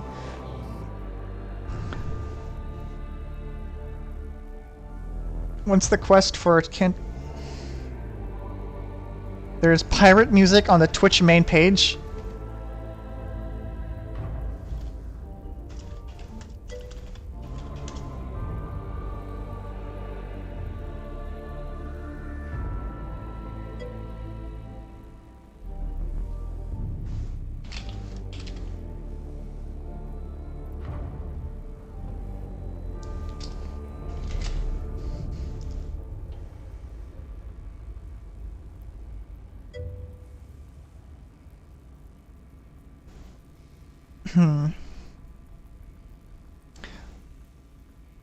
By the way, around 3:10, if we're still live, around 3:10 my time, I might check out I might like open up a Twitch tab to see what's going on with the space launch.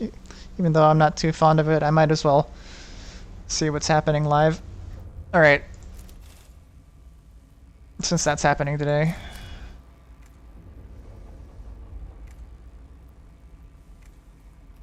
Cohort.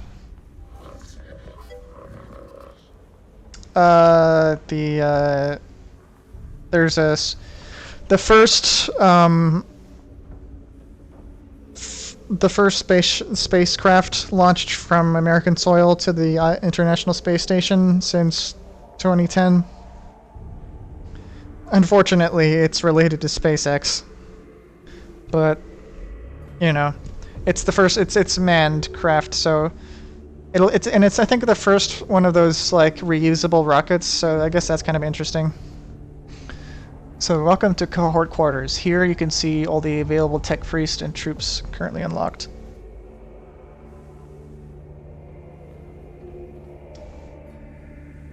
I think you're a bit behind.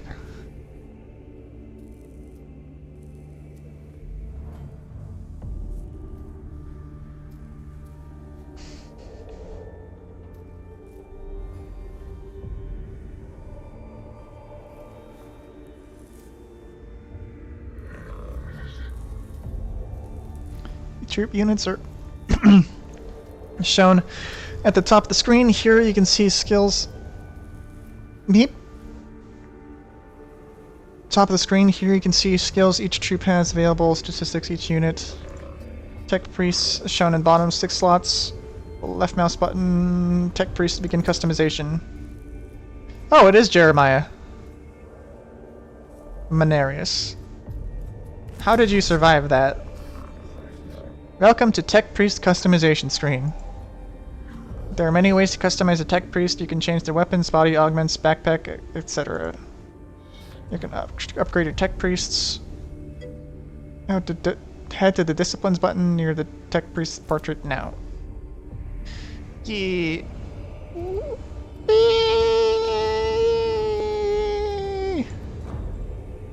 Disciplines. Disciplines?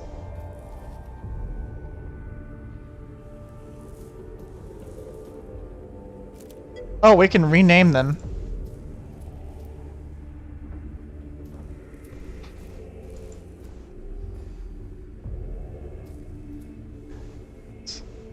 I'm gonna rename this one Magos Mechanicus.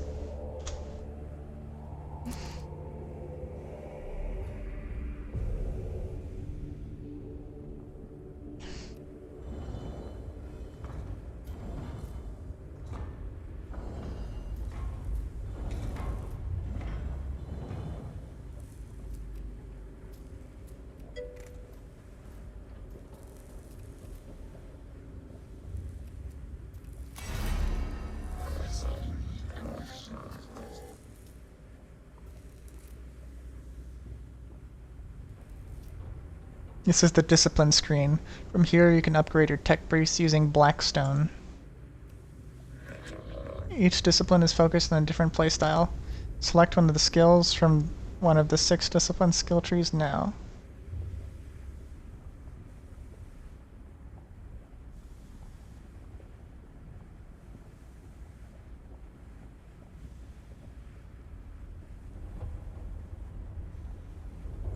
Okay. Explorators take on quests for knowledge more than any other discipline. They reach far into the depths of unknown spaces, searching for lost archaeotech, new species, and even new worlds. Secutors are masters of man and machine. They wield often the rare trait of charisma. With their inspiring leadership, they're able to multiply the efficiency of Skitari tenfold. Tech Auxilium, often overlooked discipline. They take on tasks tech priests other avoid. They have the oil within the engine. Okay. Lex Mechanic. Catalogers. Okay, so these are like librarians. So Lex Mechanics are like librarians. Engine Seer. Engine Seer. Unlike other priests, engine seers are found to serve on almost every imperial planet in the galaxy, seeing to the well-being and maintenance of all things mechanical. Dominus. Dominus is heavily trained in the art of war, so these are like your soldiers. Explorator sounds more like Cadia.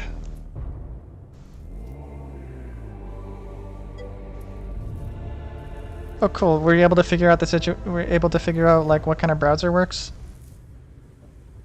Okay. Hopefully there's not like a memory leak or anything. New spheric scan.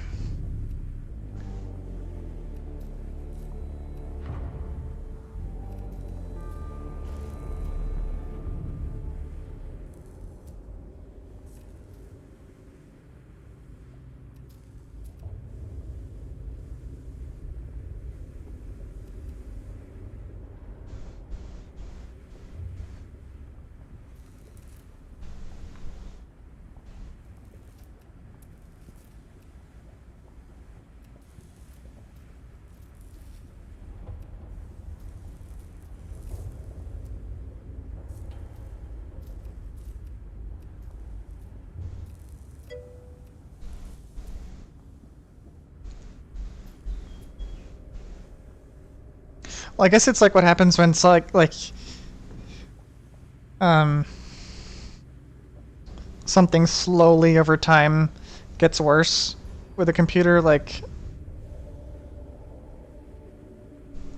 if you've ever played a game and the game just slowly gets laggier and laggier, it's because like it's literally like swallowing up like memory and just getting worse and worse.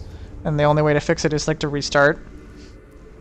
I noticed that when I was using, I once tried using the Wii U to view Twitch through the browser, and for some reason that just fell apart after like a few minutes because it just couldn't handle the chat.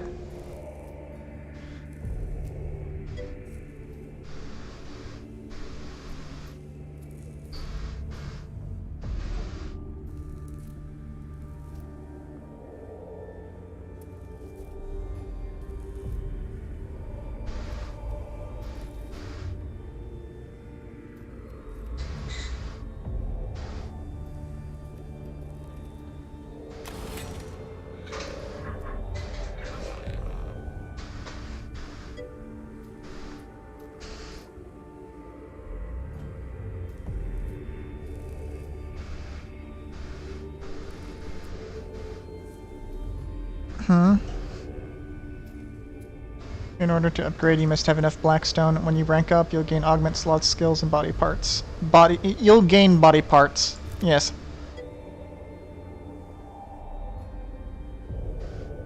Yeah. That's because I'm Babby streamer.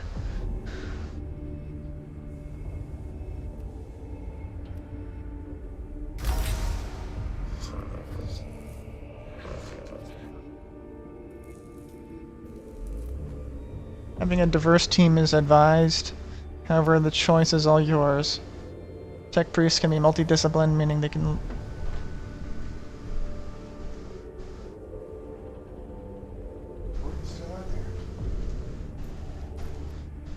learn skills from more than one discipline. You have enough augment capacity to equip this tech priest with a weapon. You can see the capacity amount for items which within its tooltip.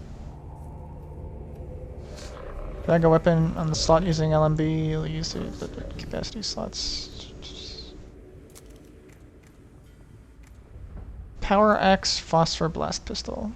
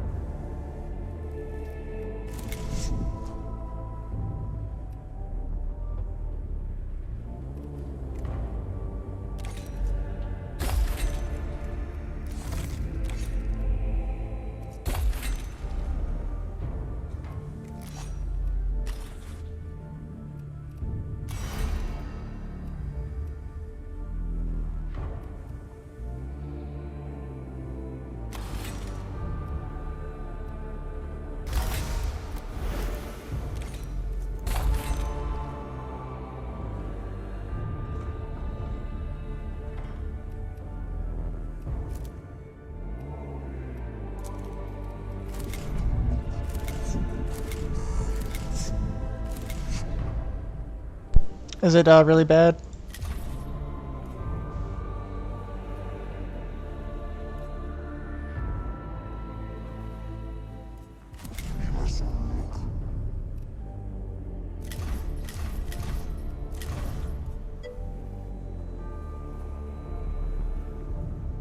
It's a shame.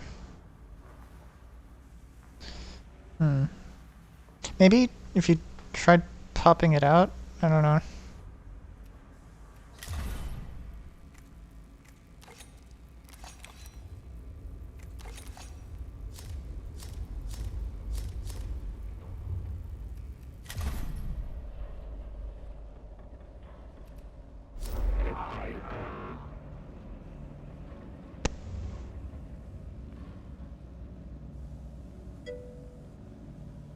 I don't think I'm allowed to. Like,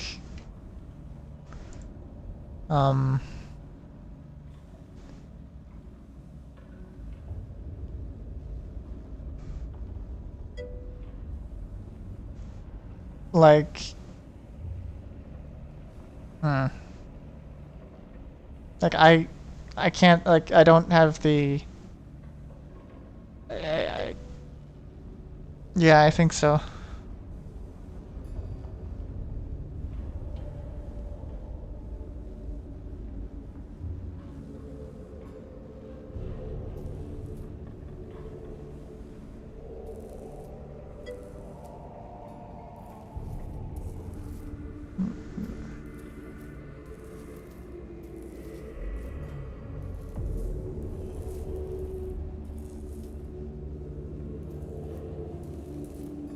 Strange.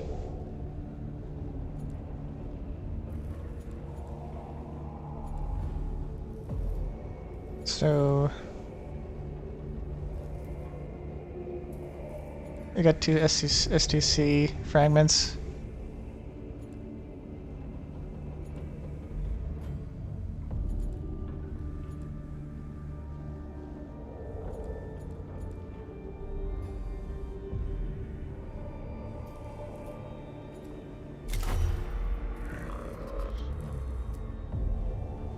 Here you choose which tech priest to take with you on your mission.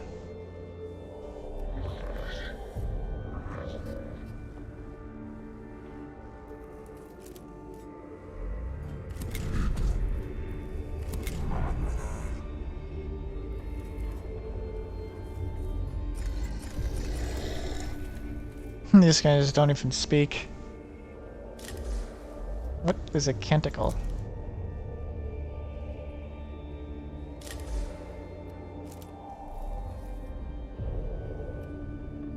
That's a prayer.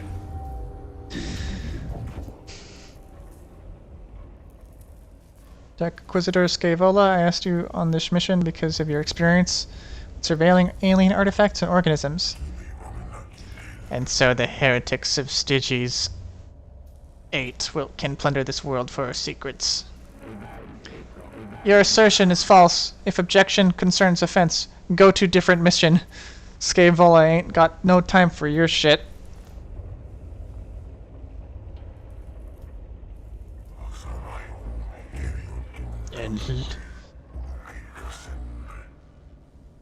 And leave you free to do as you will, a dereliction of logic, Scaevola. Macarians, 16-4, watch your brother for his sin of heresies, thy sin of tolerance.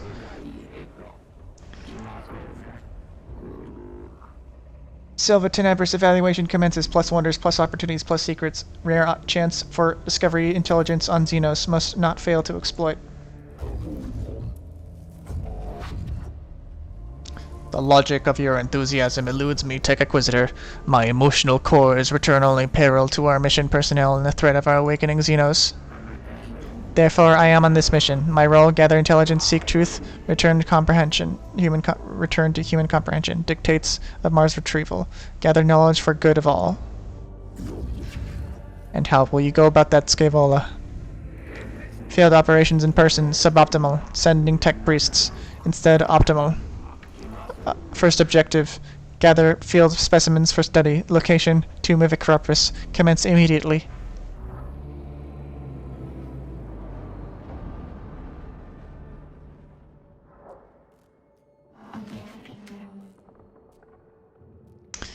So I guess since the text is so small on your phone, you'd like me to keep reading, right?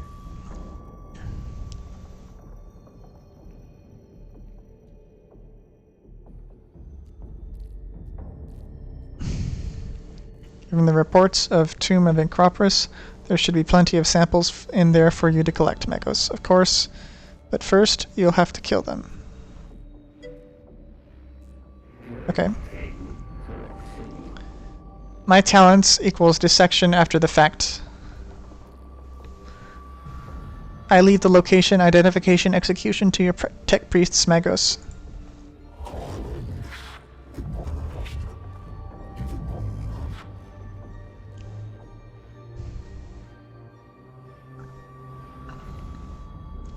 I trust this will be worth the effort, Scaevola. There are no mere labor servitors we are risking in these tombs.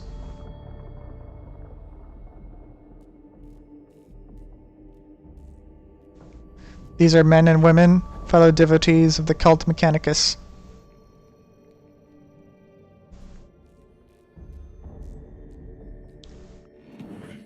I agreed, Mag. Valid point raised. Ensure human corpses are returned as well, plus opportunity to study effects of Necron technology on human flesh.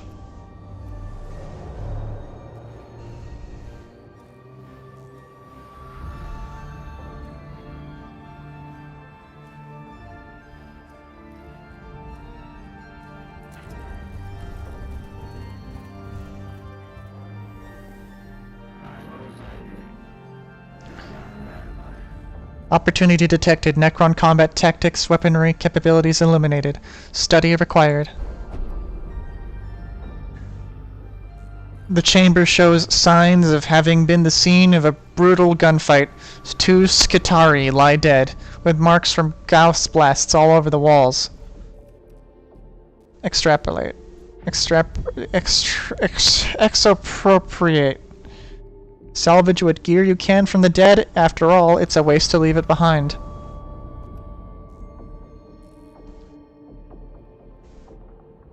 Examine the chamber for data on combat that took place here.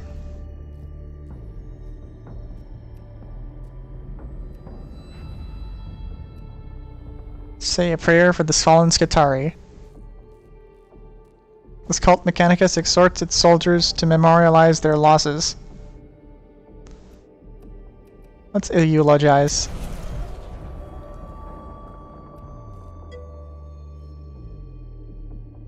How many alliterations do they have to come up with? Quite a lot.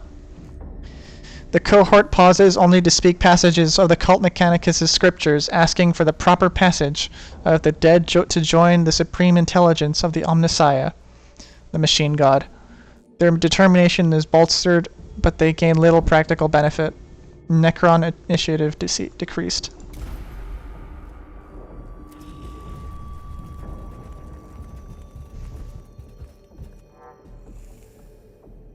Maybe if I stream at a lower resolution, that might help.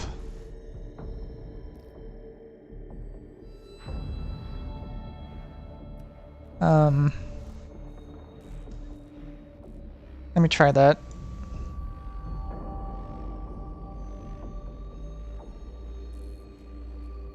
Do you want me to try, like, scaling it down? Resolution?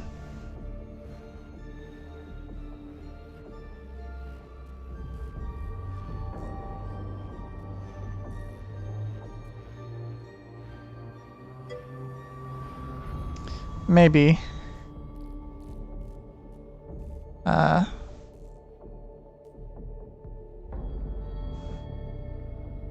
think I can just change the output to be less.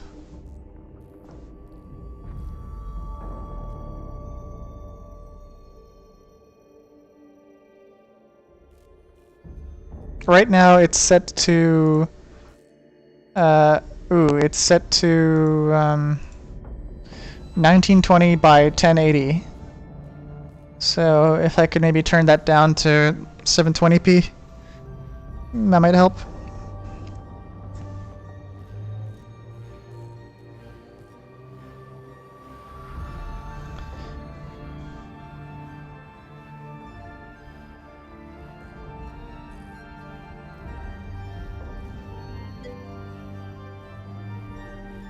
I guess. So. Glyph. What's glyph?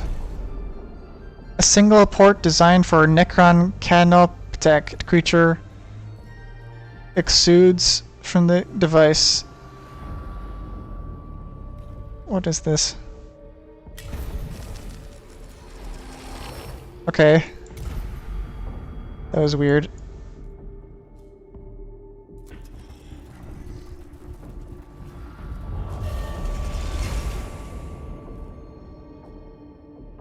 Warning, our presence has been detected.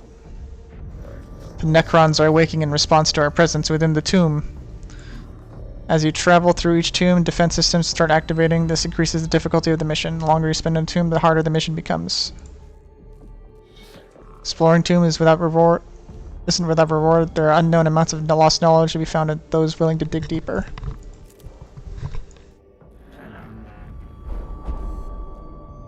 One of the Necron war forms remains after the fallen construct teleports away.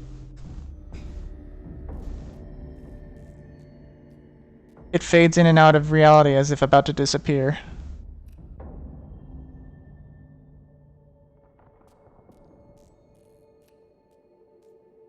Execute, extract, extrapolate. Let's extract it.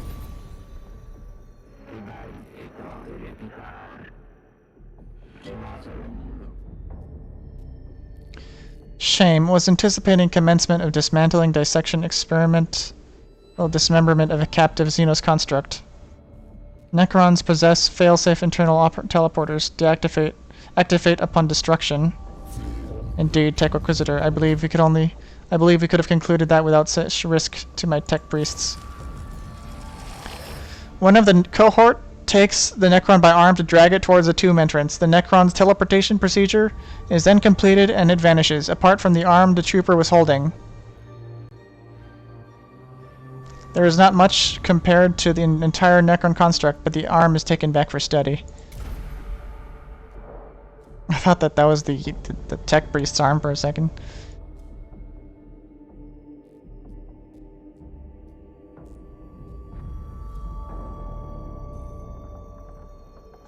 Should we keep going towards the goal, or should we try and check this stuff out, you think?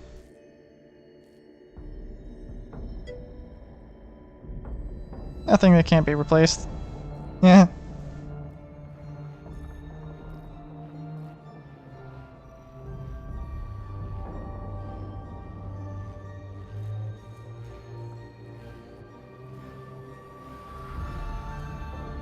We can go back and like explore all the rooms, or we can just keep going forward towards the ultimate goal.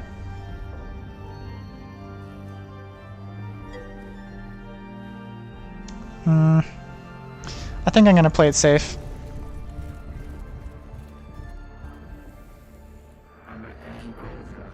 Tombs possess autonomous repair, defense, maintenance capabilities. Further study equals yes.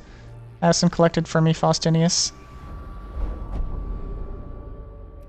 The chamber ahead has suffered damage from the shifting of landscape above. Several dozen tiny beetle-shaped constructs are scurrying about industriously as they repair the damage. Acquire plus, or ignore. Okay.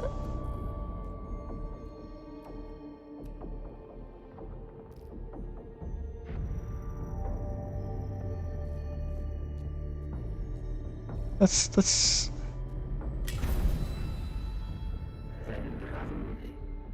Scarabs are not individual constructs, but the resource of the tomb itself. Take bug. Take more bug. Many bug. Scarabs, not individual constructs, but resource of the tomb itself. The whole tomb is a form of Necron construct. Commence formulation. Wondrous kaleidoscope of hypotheses. With some difficulty, the cohort herd a dozen or so scarabs into a specimen vault and cram them inside, sealing the vessel. More scarabs swarm out from a previously unseen aperture, revealing that they have a system of passageways throughout the tomb so they can be sent where needed.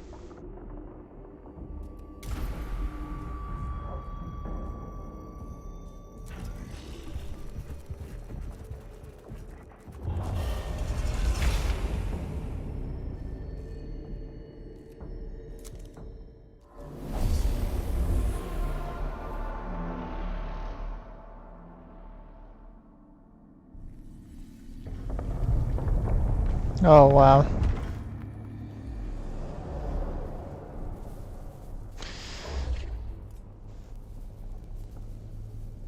Uh...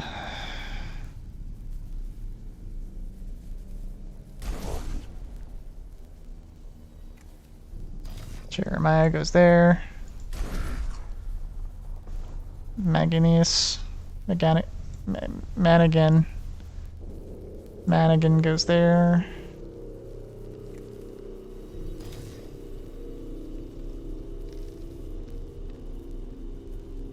And we'll just have one of those for good measure.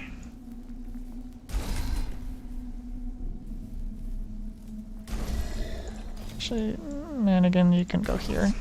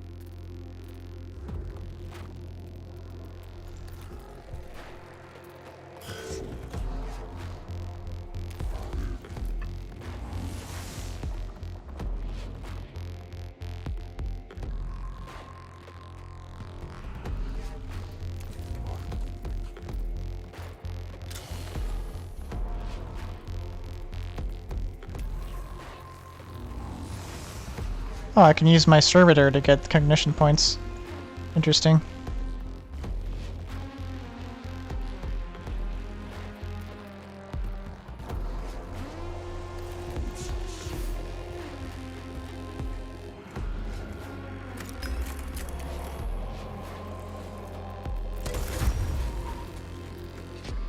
Yep.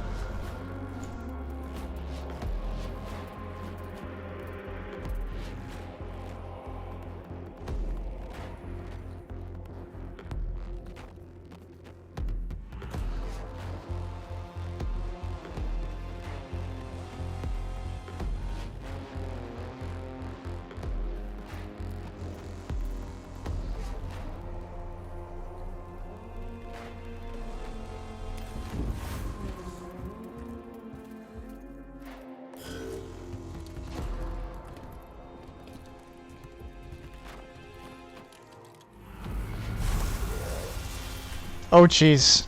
They do a lot of damage.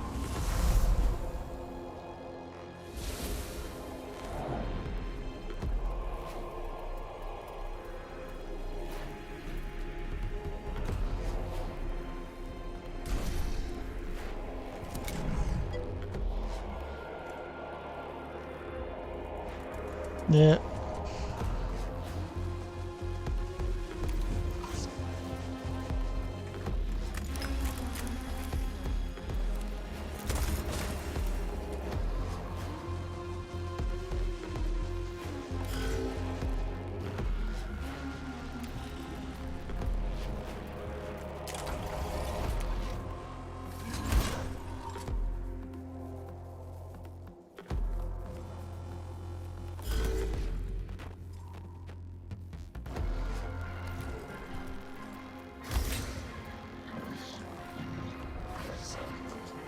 Oh.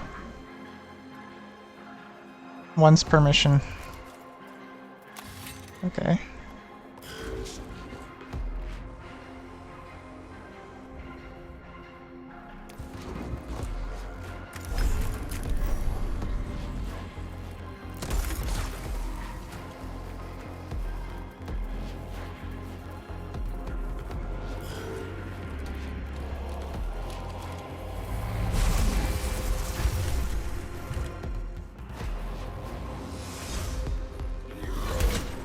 Nice work. Oh no. Scarabs.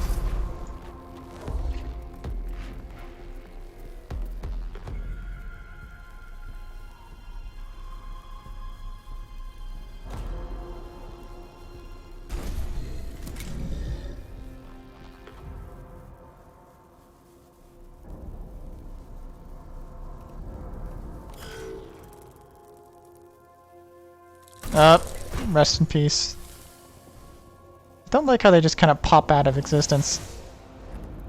Oh god, there's another one. Fuck.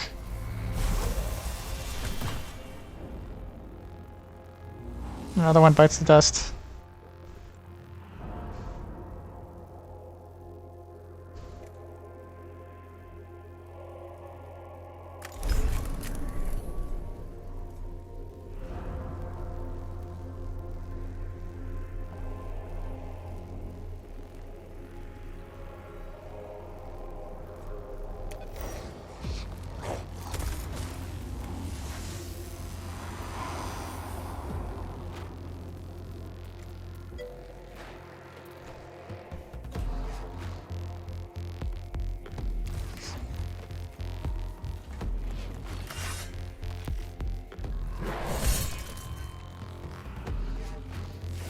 Yeah. Let's see.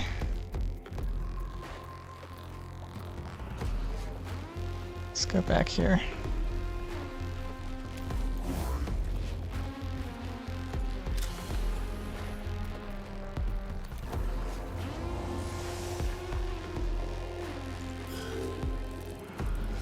Oh no, there's more scarabs.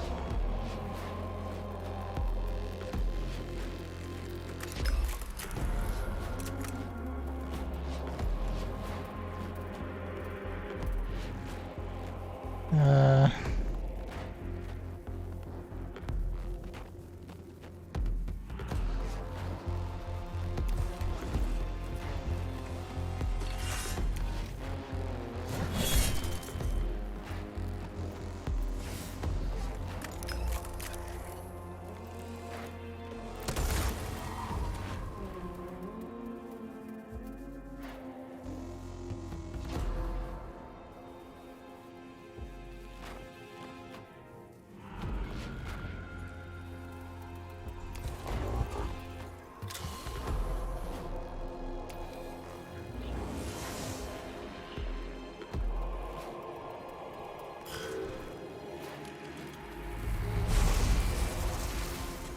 Four damage. 2 more hits.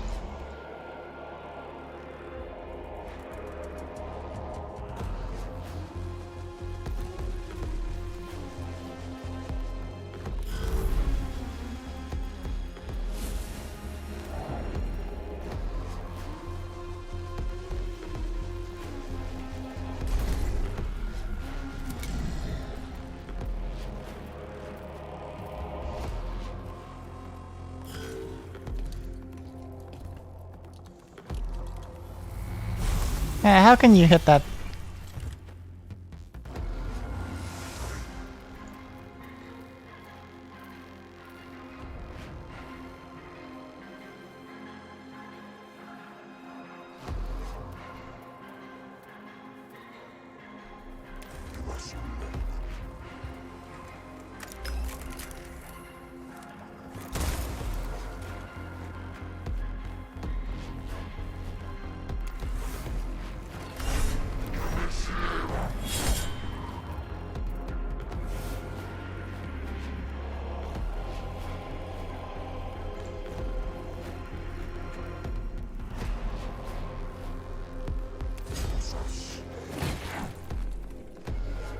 Oh, only 1 damage.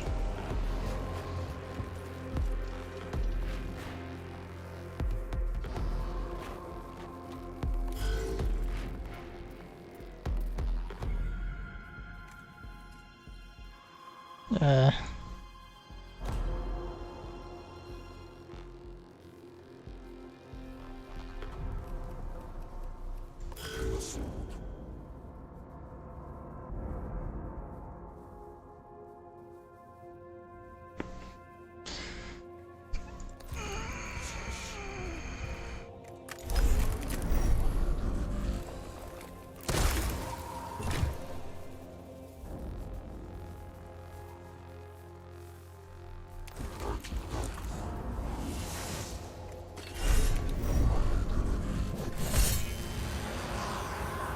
Get fucked.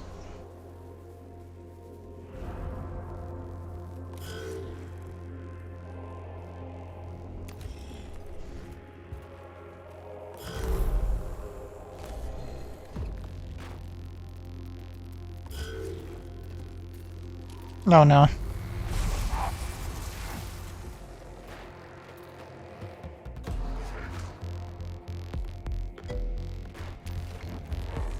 Yay.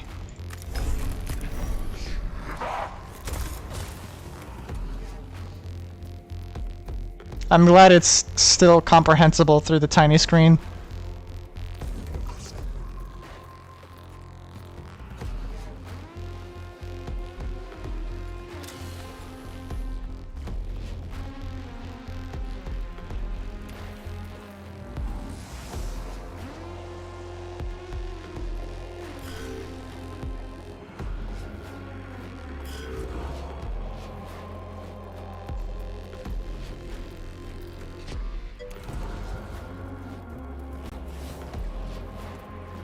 I see.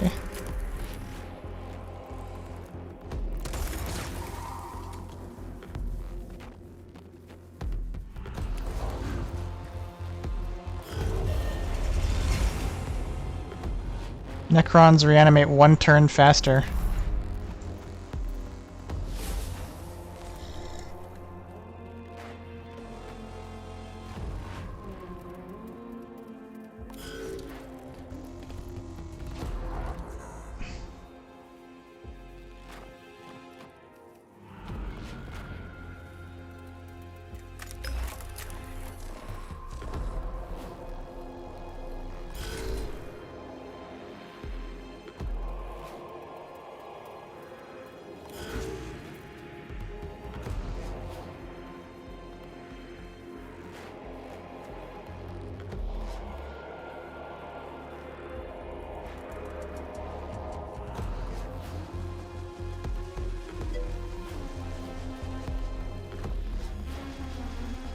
Yeah. I try not to sacrifice everyone.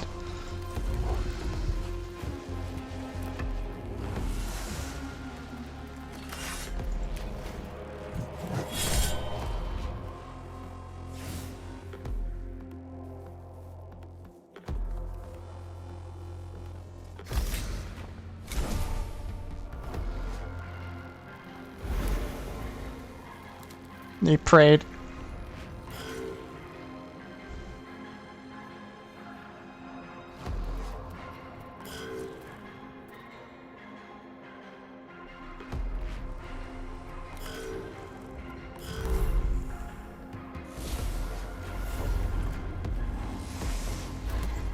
You said fascinating.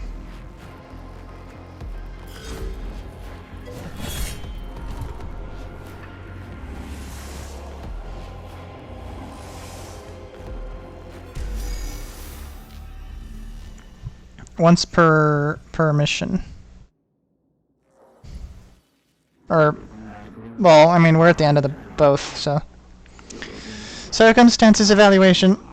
Confirmed disappointing. Necrons employ teleportation technology to achieve post-destruction discooperation. Interrogative. Where do the remains go? Fascination intensifies. Fascination. It's fucking like fucking Tumblr or something. Upon destruction, Necron constructs vanish, leaving no samples to be collected.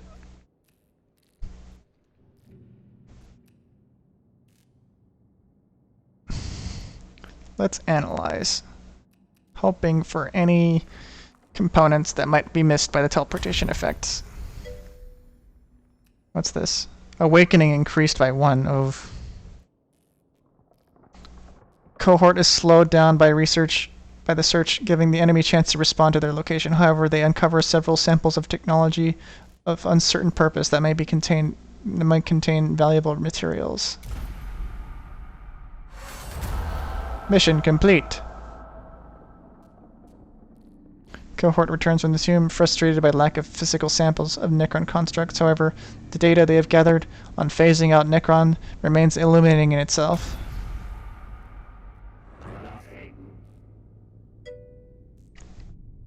He got an arm! And I got an achievement. This is only the beginning. The valuable data present is greater than past. Totality of human knowledge increased. Mission conclusion positive. I cannot say I support your conclusions, Gavola. Beneficial conclusion itemization follows. Necrondix Corporation witnessed enemy constructs destroyed is less than 0. What? Necron combat performance evaluated. Chances of functioning Necron available for dissection increased. My emotional cores are returning sensation of frustration and resentment, and I choose to acknowledge them. The lives of my tech priests are not there to be risked for the fulfillment of your desires, Tech Inquisitor. It was like backwards. Maybe it was a typo. But for something as strange as this, maybe typos are out of the question. They are to be risked for the acquisition of intelligence, learning, sacred knowledge. Your understanding equals approval. Approvable.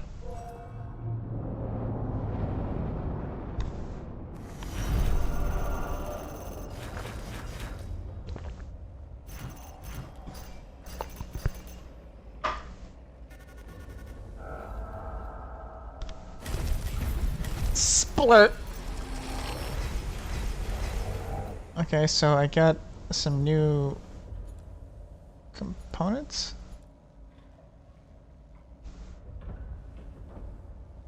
Don't know what's up with the UI is kind of messed up. Advanced lightweight mechadendrite with similar healing effects to Curatio Claw. Curatio mechadendrites allow Tech Priest to focus on targets without wasting cogitator processing power. Omnisphex carries Raptor class machine spirit capable of reading heat emissions. Okay.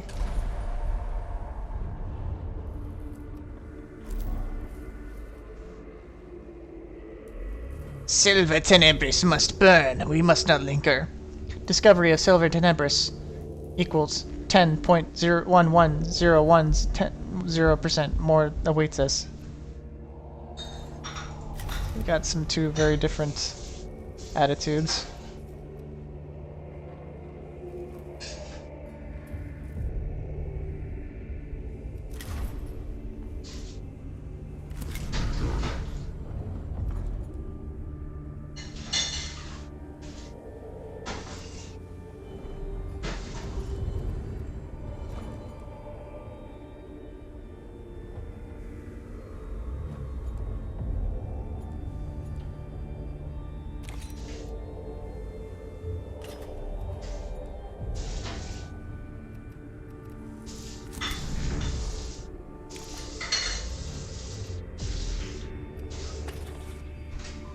I need more augment slots to equip this.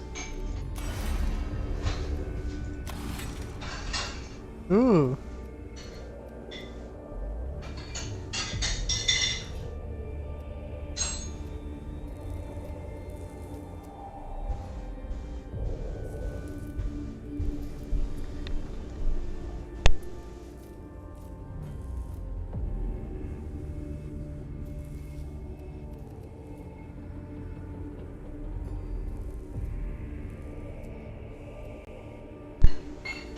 Oh, that's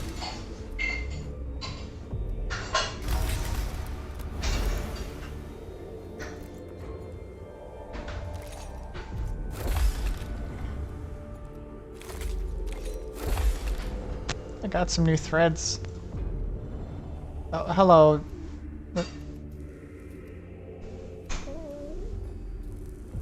Beep, beep, beep, beep, beep. It does seem to change the appearance.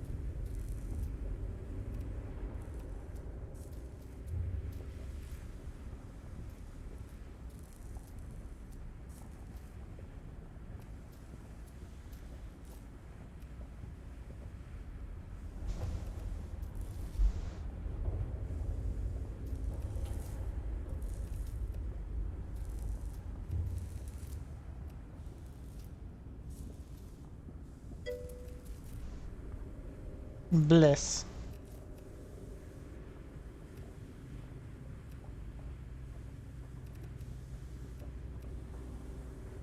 This seems to be like the healing class.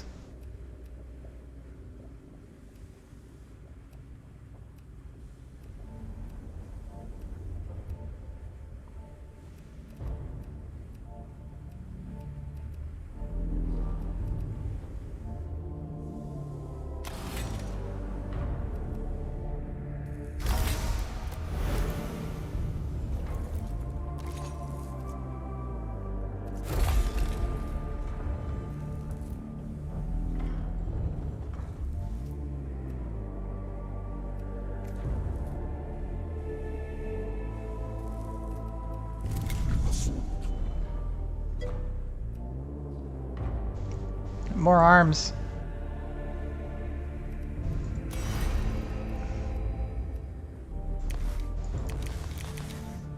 I need more blackstone.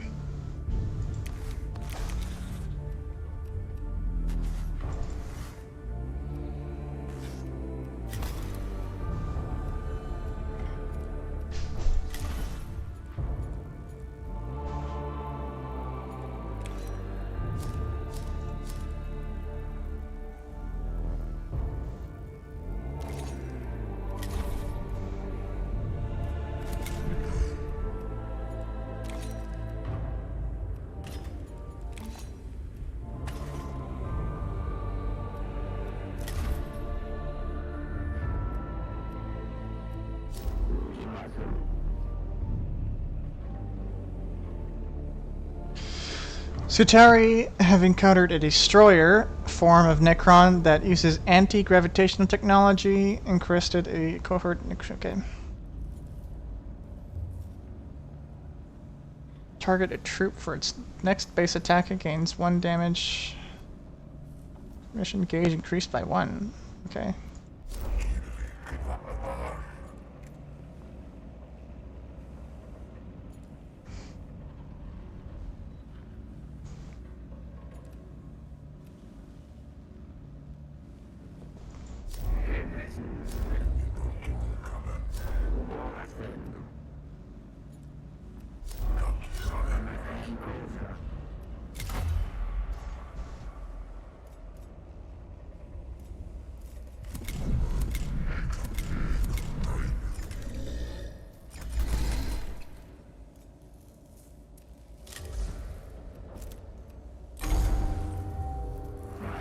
Reports received from Subdominant Kepra synopsis: heavy resistance, minimal gains, mounting casualties. Confirm yes, no. Correct. There have been setbacks. Our troops have encountered a new Necron war form. Yeah, probably. Reaction equals delight. Pray, Tech Inquisitor, explain. Enemy warform, provision designated destroyer, anti-grav technology confirmed, explorator request, file access, anti-gravitational technology, and area Styges 8 Magos have requested high priority study of provisional designation destroyer, desirable, necessary, sacred duty. And you would be famed throughout Styges 8 for exploiting this technology. Statement agreement. Request formulation follows. Commencement deployment immediately. I still have this Dumbledore's milk chocolate wand in front of me. It's been sitting next to my computer ever since I first mentioned it. Actually, since Christmas, actually. That's like half a year.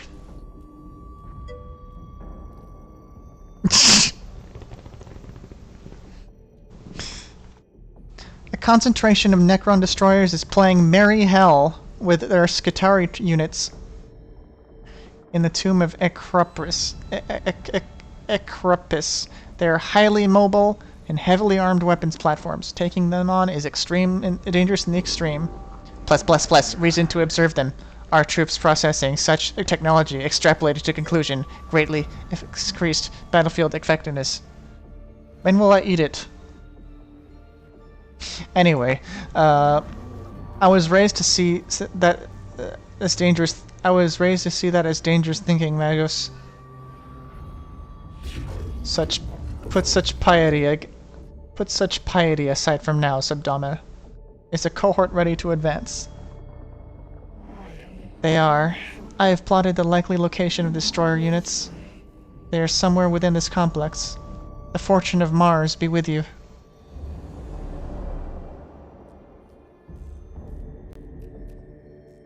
Oh wow, this is a big one. Phew.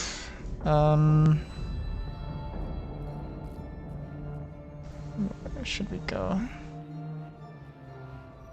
I guess we could go this way.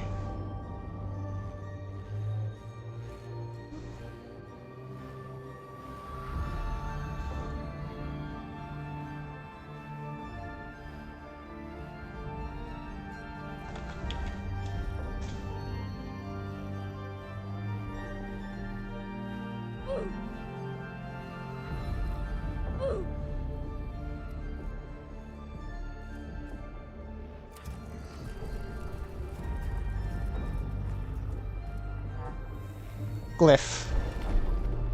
A single port designed for Necron Canoptech a creature exudes from the device. That's the Roblox oof.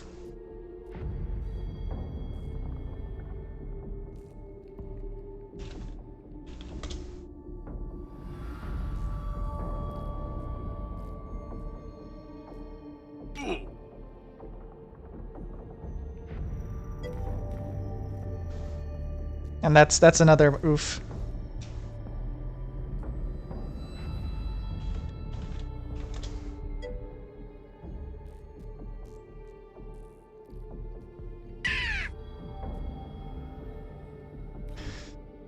A single port designed. Okay, blah, blah, blah.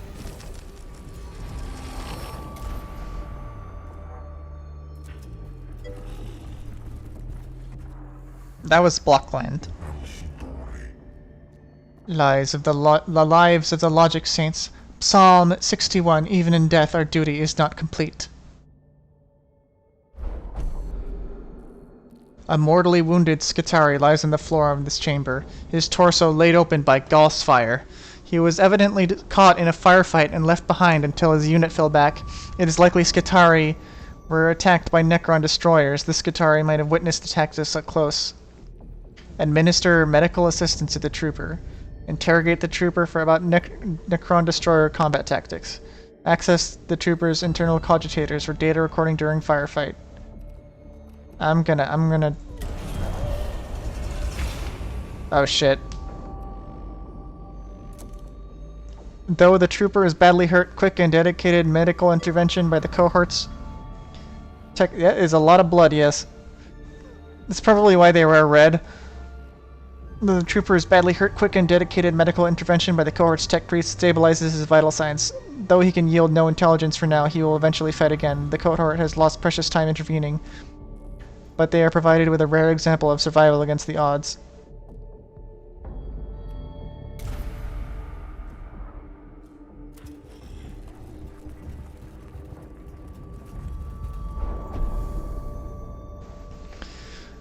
This area of the tomb of Acropis is covered in hieroglyphics interspersed with depictions of Necron constructs, most often engaged in war. Some of the images resemble Necron destroyers and their distinctive anti-grav hulls. So, weakness. Examine the pictograph for any sign of weakness as the destroyer warforms. Search the pictographs for evidence of Necron philosophy and beliefs surrounding destroyers. Warfare. Examine the pictographs for evidence of destroyer battle, tactics, and weaponry. Let's look for weaknesses. Or, I am interested in the worldview thing.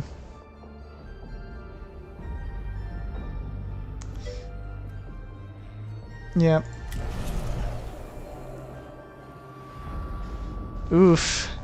The cohort's internal cogitators piece together some of the simpler hieroglyphics to create fragments of a nihilistic, hateful view of the cosmos, where all life is an aberration and the utter sterilization of the galaxy is the only desirable end. The cohort is so absorbed by this rare glimpse into the Necron mindset, they must abandon them before they waste too much time here.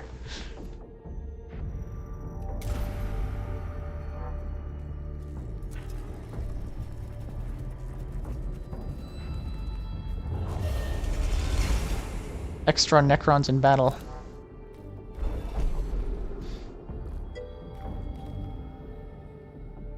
So interesting.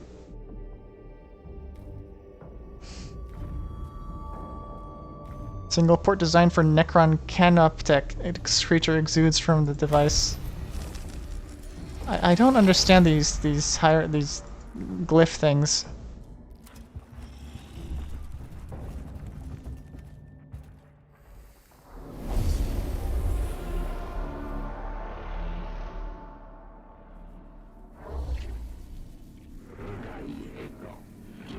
Most interesting. Not all forms are humanoid. Centurion form, gravity defying.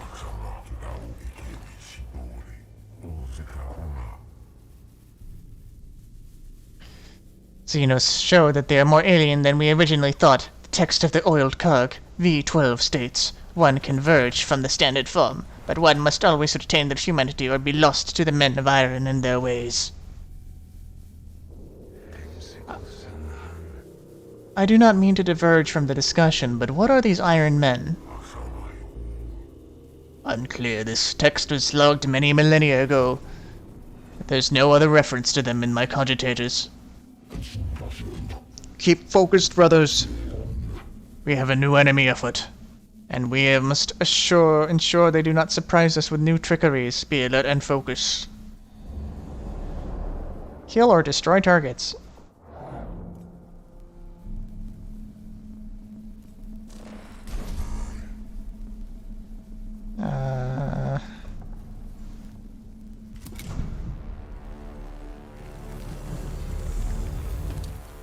Hello. Was that an Iron Man reference? Maybe?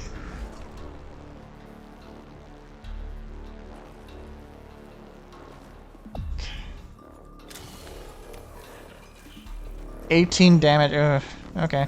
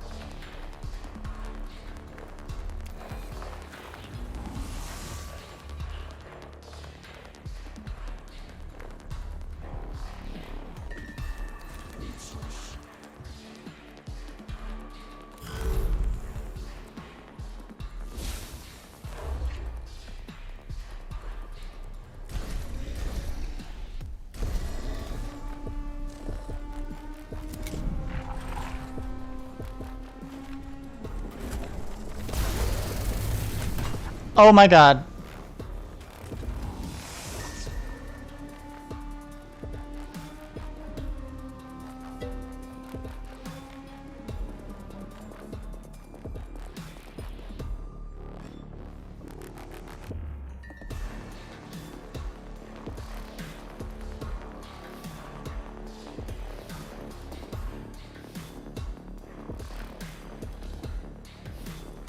What is this?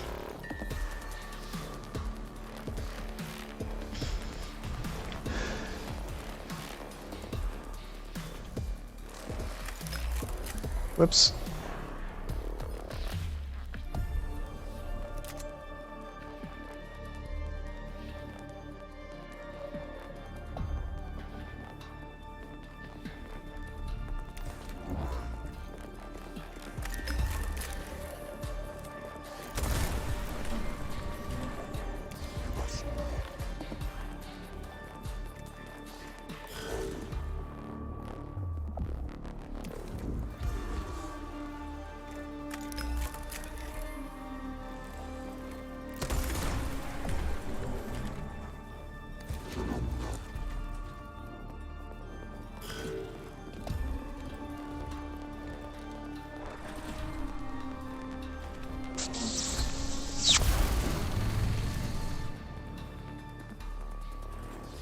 Oh, this is not good. No, not the scarabs. God. Oh, this is fucked.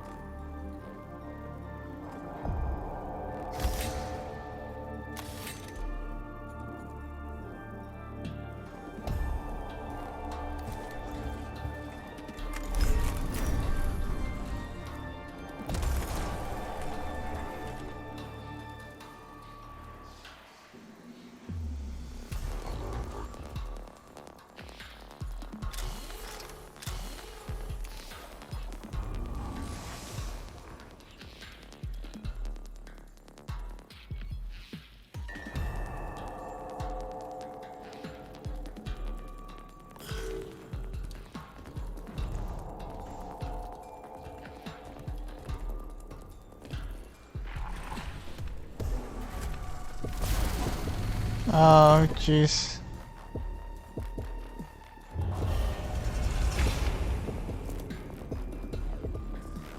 This is hopeless.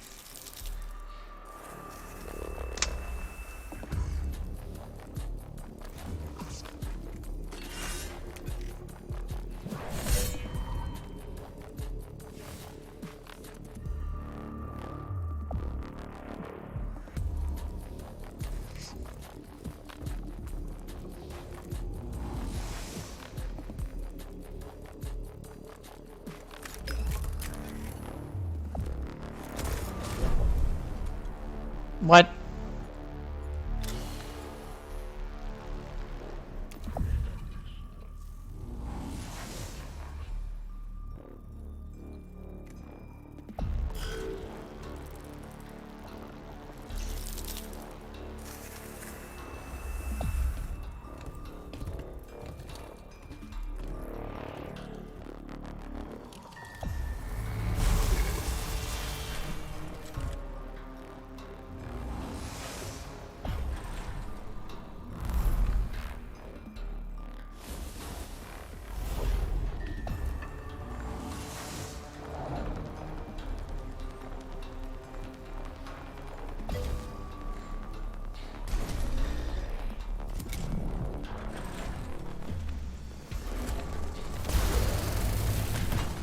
Wow.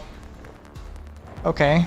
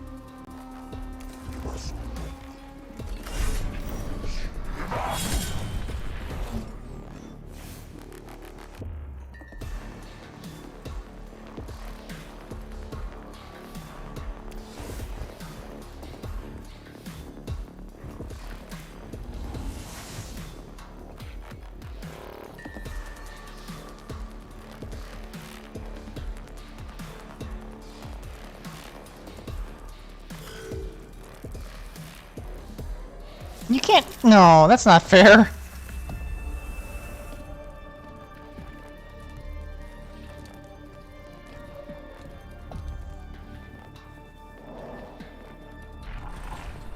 What are you... Where are you going? Oh.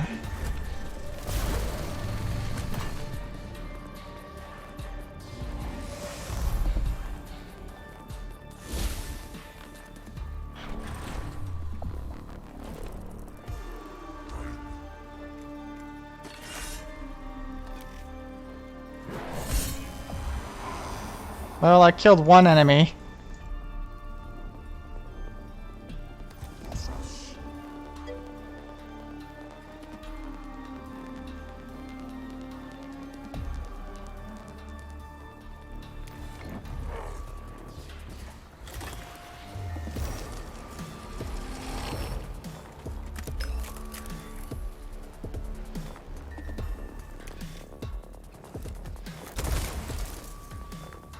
Really?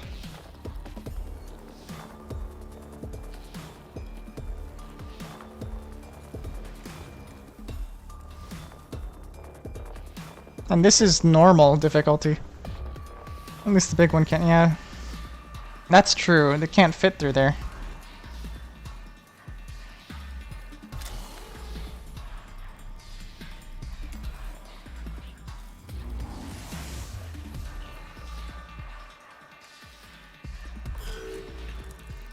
Ah, stupid scarabs. You gotta be kidding me.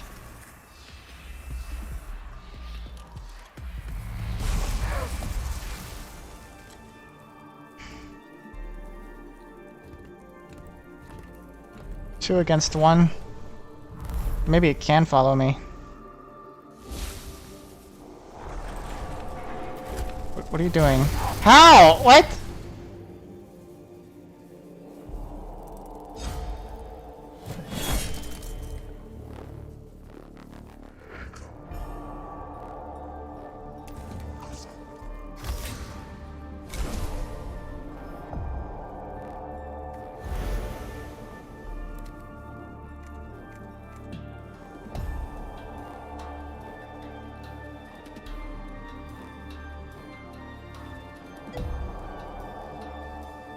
Wall hacks, probably.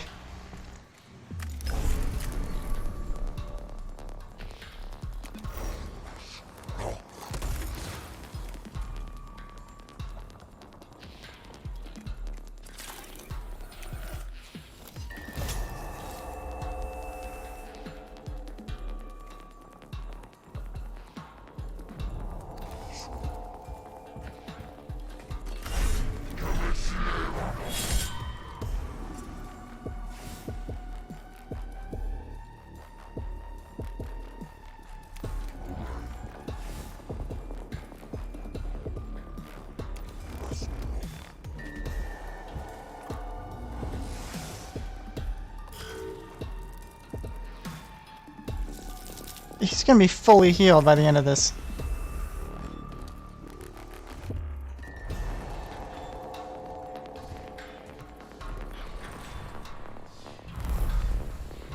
What? No, you can't. Okay. I thought he was gonna shoot at me again.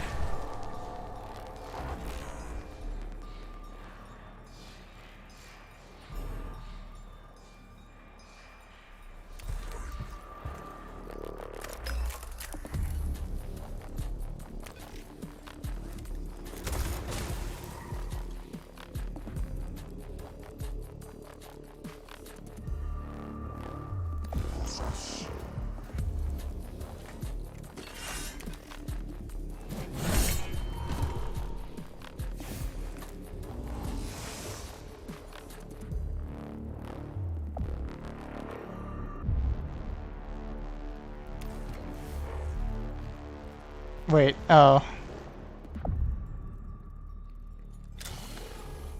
I forgot that I have to finish them off.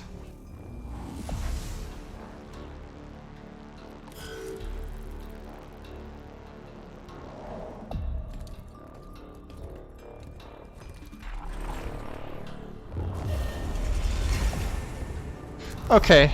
Alright, this is... No.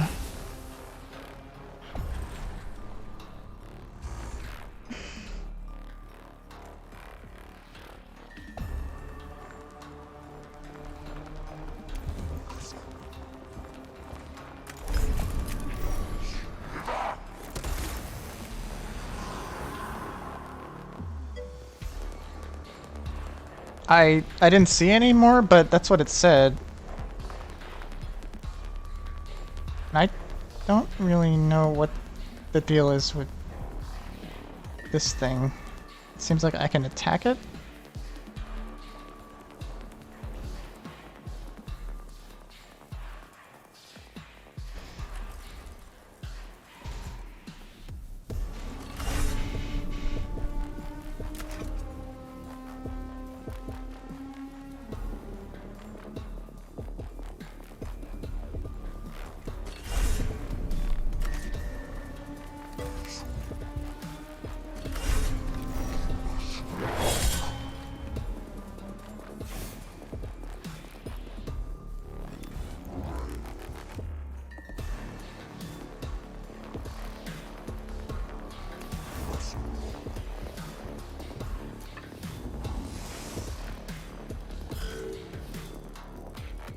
Stop peeling it!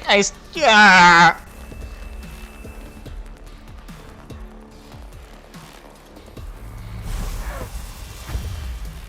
Critical hit, huh?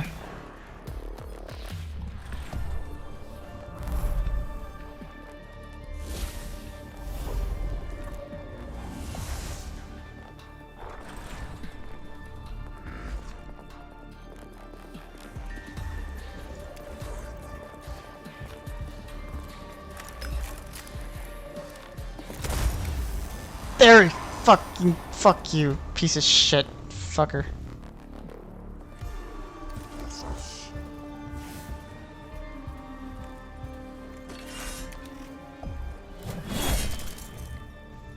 Fuck.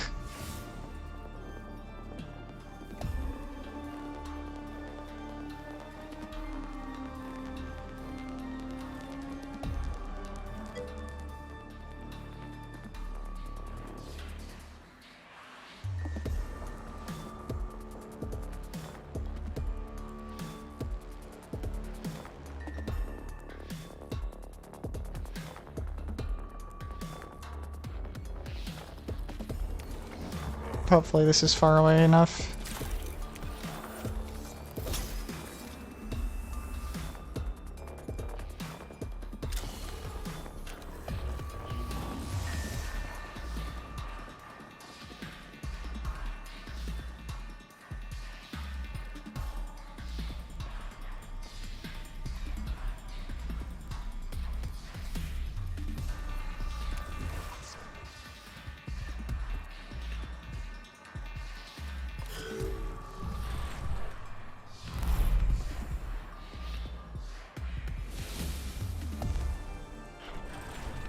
What? No! That doesn't seem right.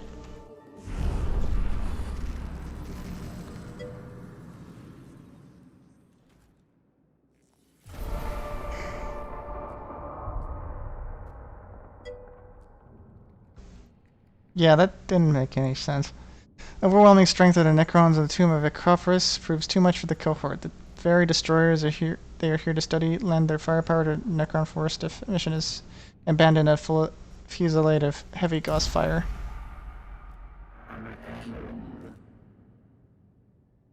Necron combat prowess confirmed. And so was the valor of our troops. I return great regret they should fight and die for naught.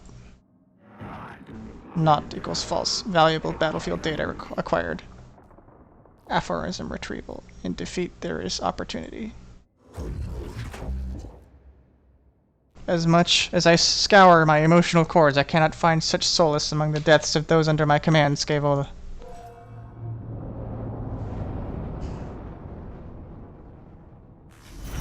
And this was an easy mission.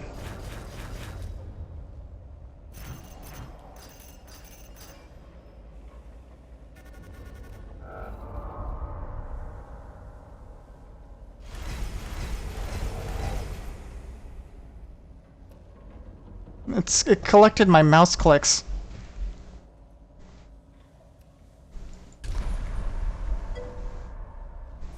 Rip Jeremy.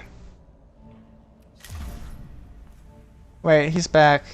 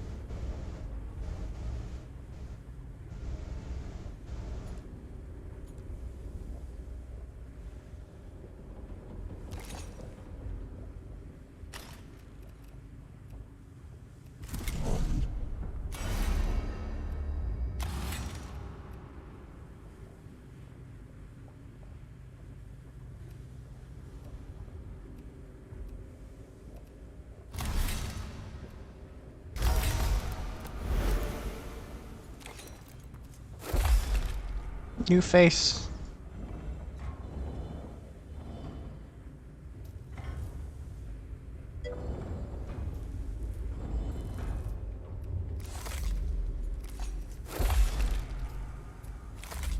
Nice wet slapping noise.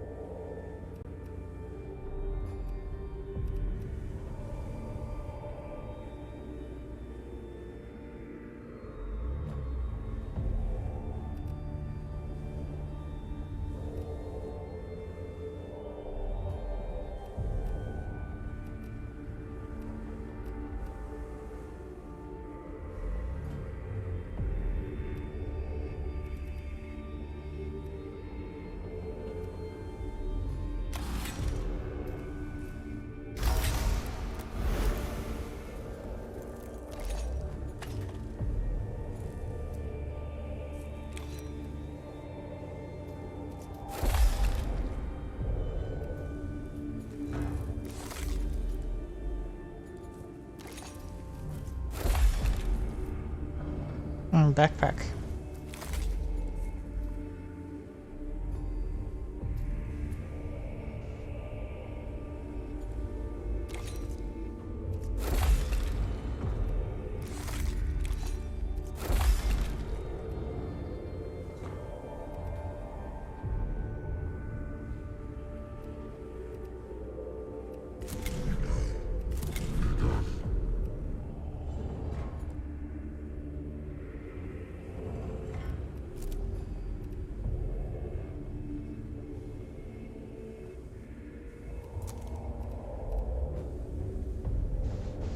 I guess there was a permadeath. There was a permadeath mode, but I guess I didn't enable that. Probably for the best.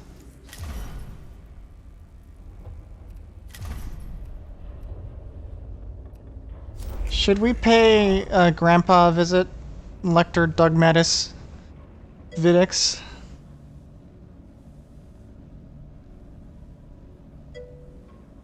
Okay.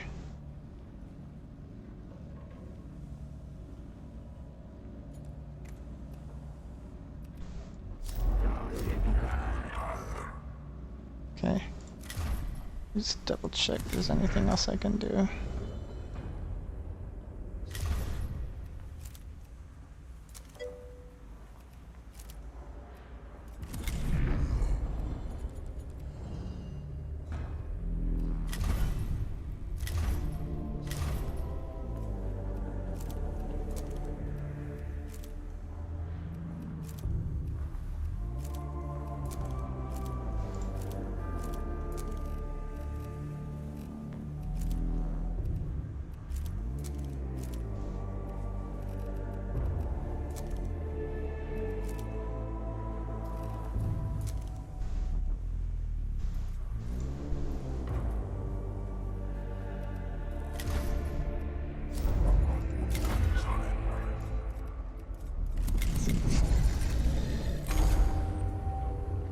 Hopefully he won't quote the Space Bible too often, yeah.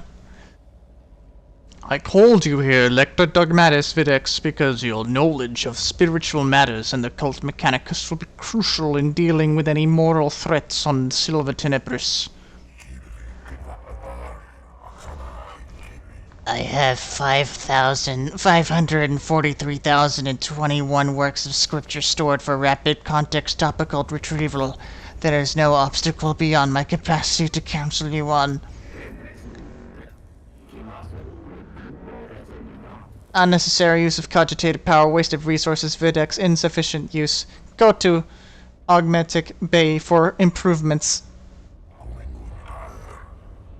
The Xenos tomb is revealed to us as a great hungry maw that seeks to consume our very purity. Blasphemy reeks from every corner of the tomb of Algorlech. Most poetic, Lector Dogmatus. Your thoughts on how to proceed? I shall take my cues from the rating of Archmagus Veneratus Hieretics. Let the stench of corruption be swept aside by the sweet winds of faith. One of the censor servitors will cleanse the spiritual corruption with a blessed incense. Then deploy one immediately. Yes, deploy the incense. My thoughts exactly, Malchus. With your assistance, the Omniscience work shall be done.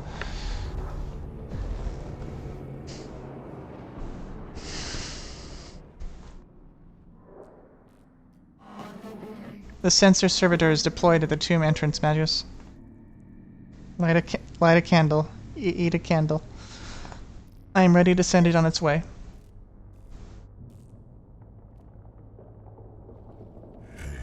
Halt, subdomina. The censor servitor is a delicate piece of machinery. It is ill-suited to hostile territory. Avalornians 5.91, fragile indeed, are the tools of righteous. It must be escorted on its sacred duty. Don't be ridiculous. Every step we take in the tomb risks the lives of our personnel. If the spiritual integrity of the mission is truly at stake, Subdomina Kepra, it is worth. Spiritual integrity of the mission. And I assure you, it most definitely is. I've already sent a team ahead. I foresaw your emotional connection to your troops, Kepra. If you were ever to be a Dominus, I must show you how to command. My gratitude, Magos. The Xenos' corruption will destroy us as surely as the guns of the enemy. Very well, his will be done.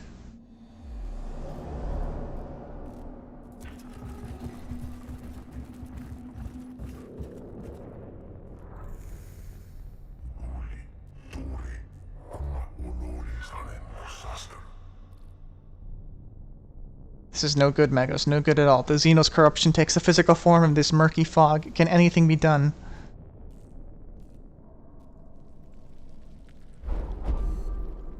Ooh. The noisome miasma of fumes from the Xenos machinery in this area is masking the servitor's sacred incense. Purge the corruption with prayer. Live with the miasma presence. Hurry through the area. Scour away the corruption with flame. Fuck it. Burn it.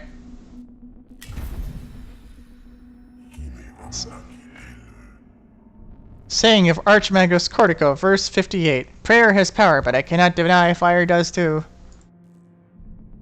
I got CP from that. Righteous flare scours away the miasma. Sheets of flame burning away the toxic fog is indeed inspiring.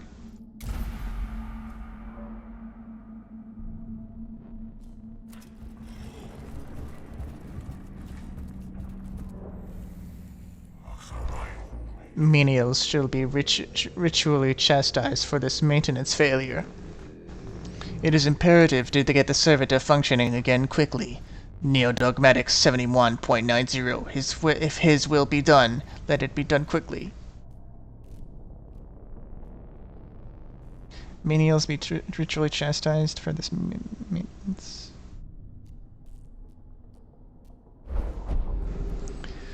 A censor servitor stops moving and starts belching pungent smoke. The runes of attention are blinking on its chassis, indicating several key systems require maintenance. Sensor servitor stops moving and starts belching. I'm gonna look at what is a sensor servitor.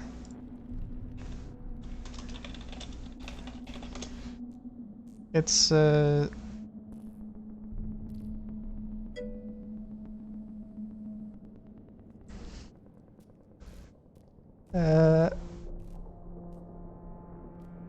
I think it's something to do with the incense sensors from incense. Runes of attention are blinking on its chassis, indicating. So this is like a fucking high-tech incense generator. They take incense so seriously. They have like these space incense machines. Perform the most perfunctory rites of repairing. Perform the ritual of repairment on the servitor's key systems. Perform the entire ritual of refurbishment, including the incantation of 7 diagnostic processes and addendum fabricatoris. Hyper-Catholics. Yeah. Do Catholics have a thing for incense? I honestly don't know.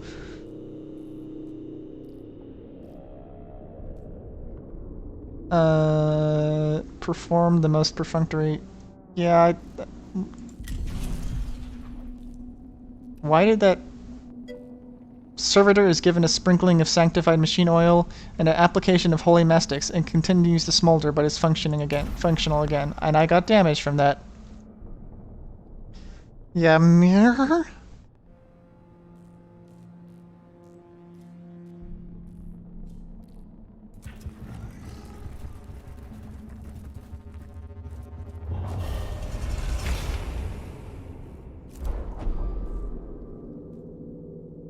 While traversing in this chamber, sensor servitor crosses a part of the floor that collapses under the machine's weight.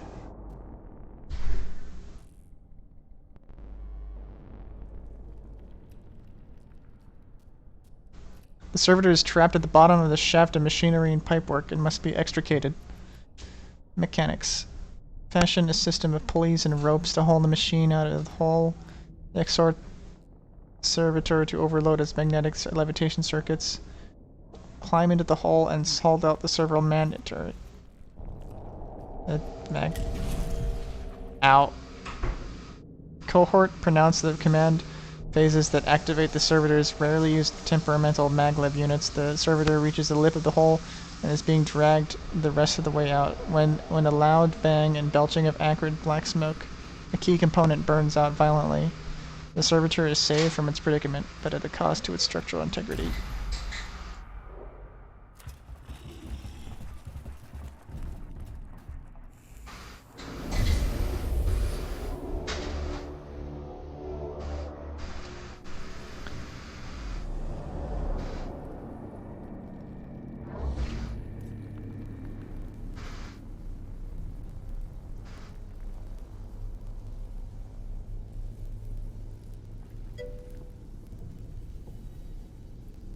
Technology is infallible.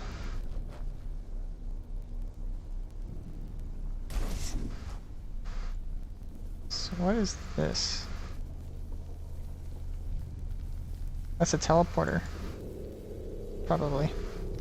Or that's a platform that moves.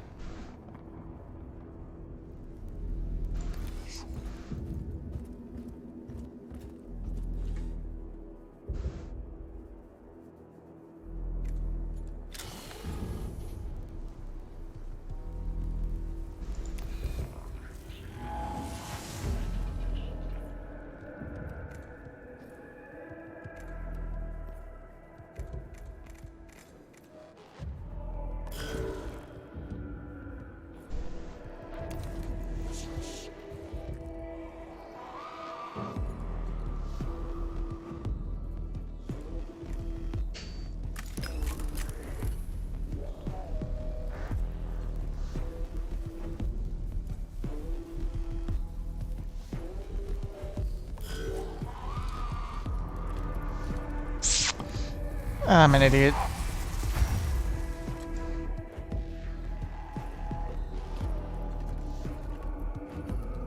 Oh, come on.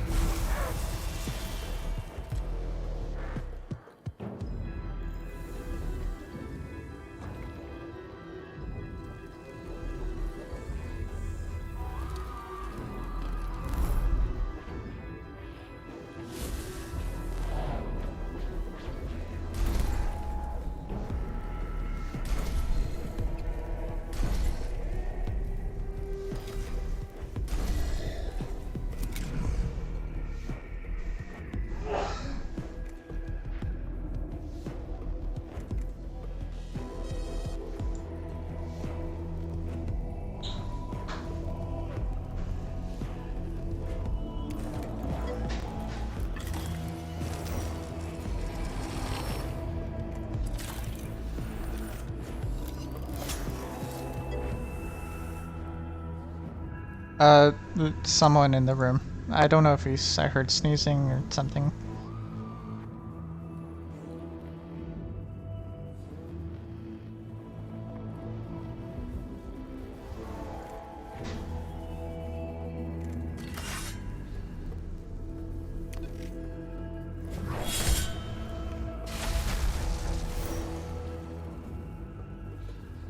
Oh, okay, so that reduces the Necron awakening.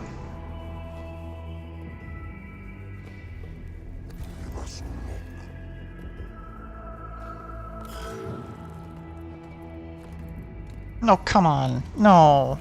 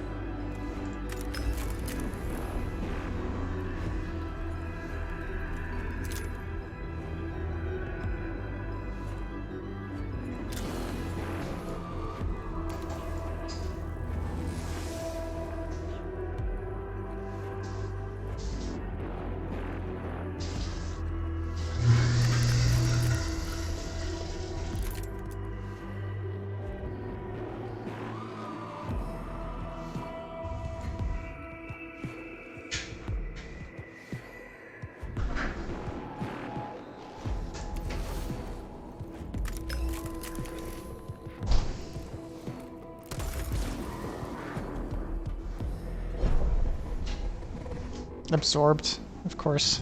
Of course it is.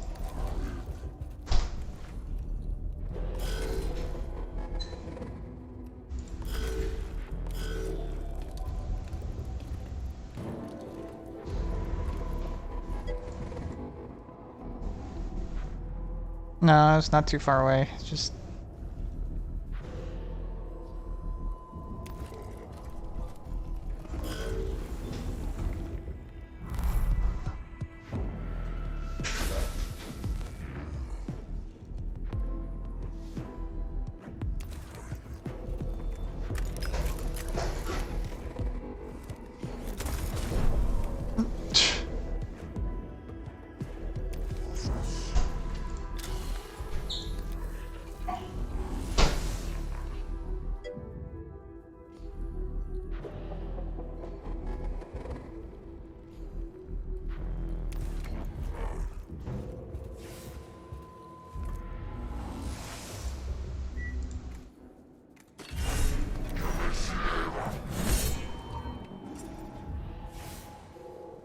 What is with this armor? I don't get it.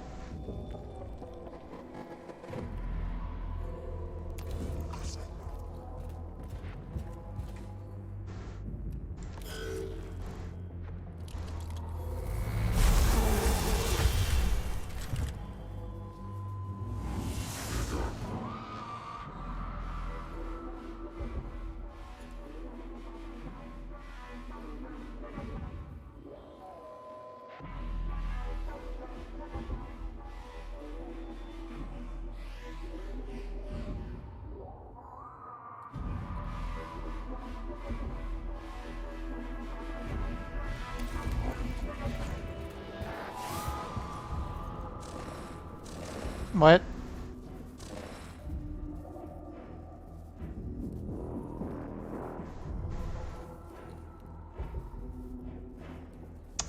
You kidding me?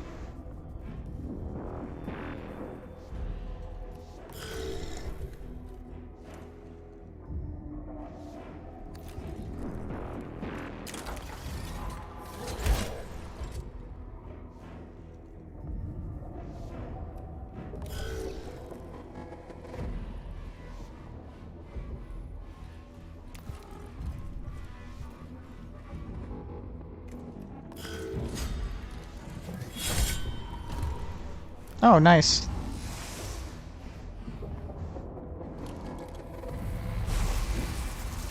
Not so nice.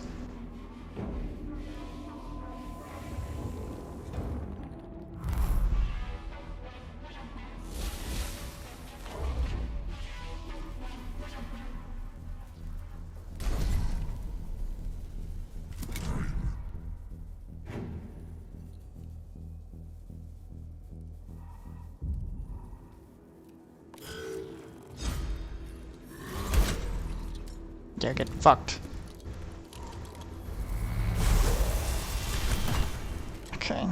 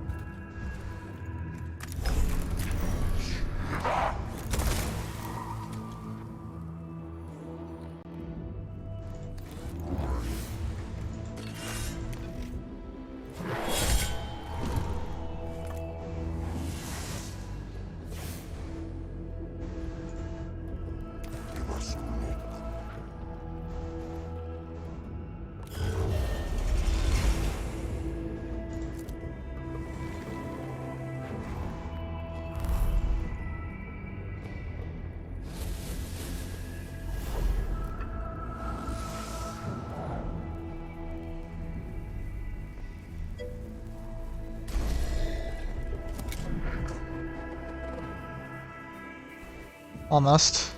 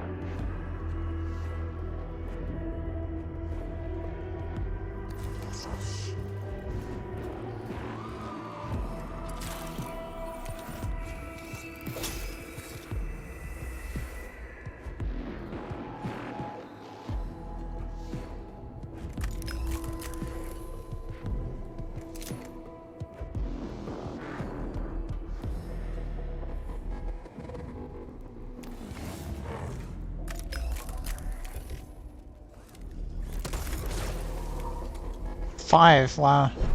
What? I'm not sure what it means by damaged absorbed, honestly.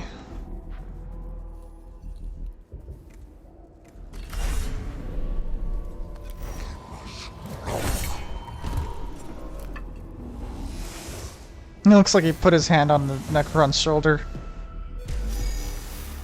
It's like...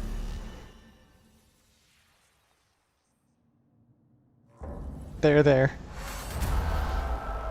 A sensor servitor reaches a location where the air currents of the tomb will be take its sacred exudations to every corner of the tomb.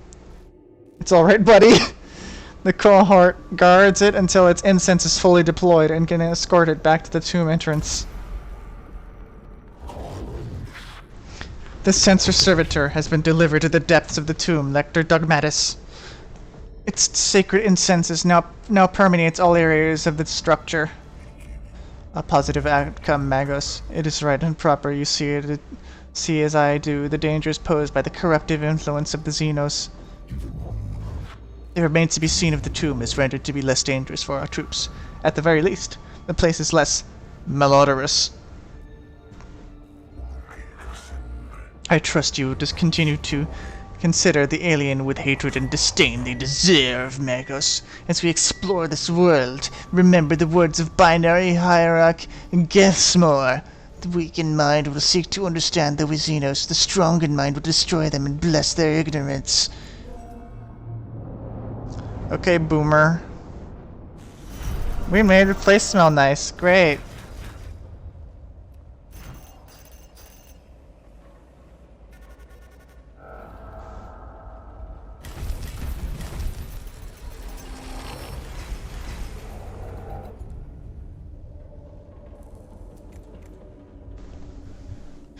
Okay.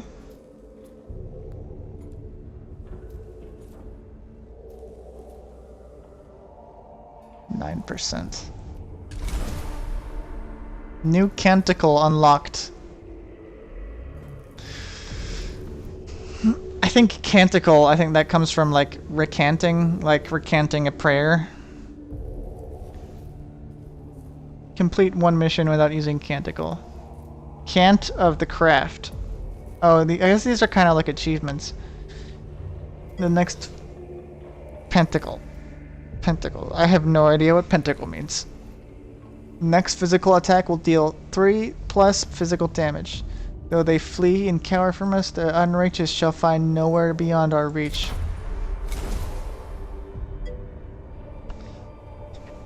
Turret. I unfortunately don't know too much about turrets. Litany of the Electromancer. Metal. I see. Let our knowledge be as a lantern in the dark, and our enemies shall burn in its light. Blessings of the Omnissiah. Gain 3 cognition points. Lights of knowledge are shine down on those that are faithful. Let collect 25 cognition. Sort of faithful.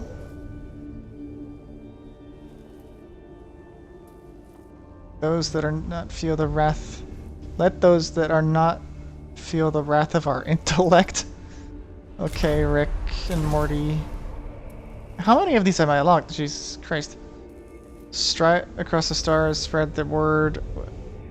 Spread with you the word of the machine god. Okay, that's all of them. Oh, the space launch is in about 20 minutes. I might pause to check that out, maybe on the stream.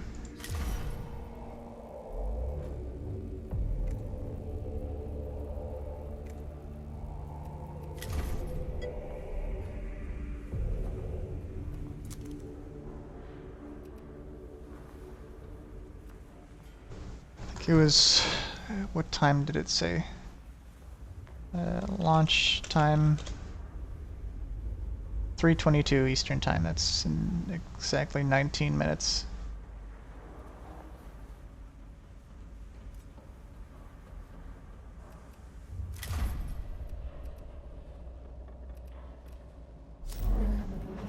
Oh, Kepra. The one with the metal plate bobs. Metal plate bobbies.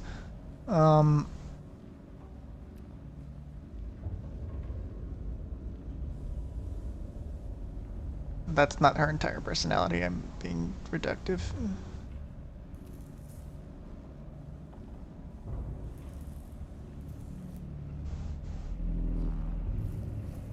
requested aid in taking pressure off our Skitarii troops. Collapsing key areas of Tomb of Acropus will hinder enemy movement.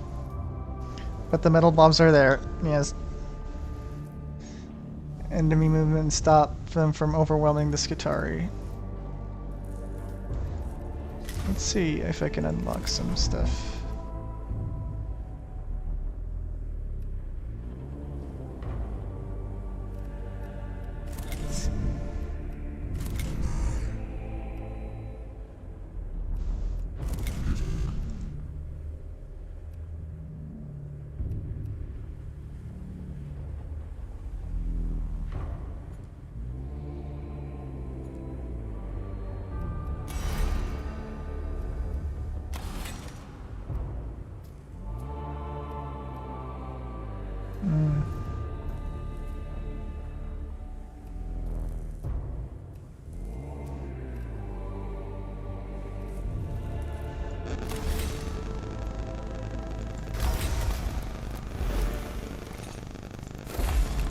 Ooh. I think I should probably change the color scheme to this. This looks a little nicer.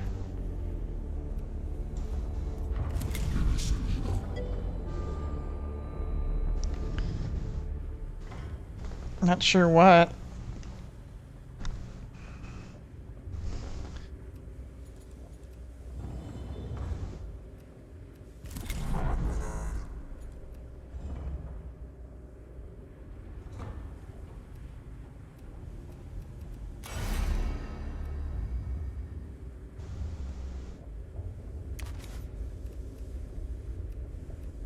It doesn't tell me what the cost is.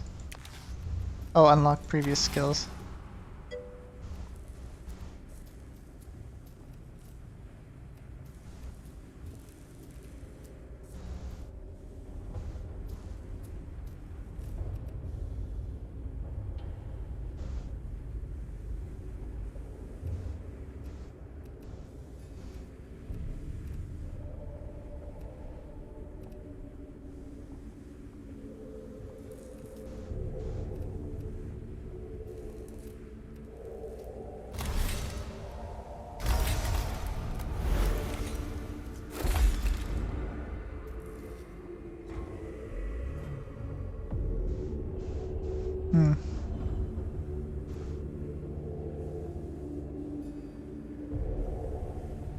Got the Elton John glasses.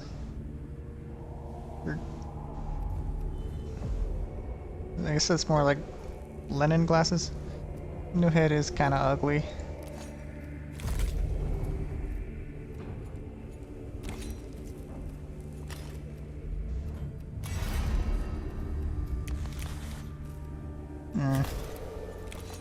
Guess we'll just have to deal with the ugly head until we unlock some stuff.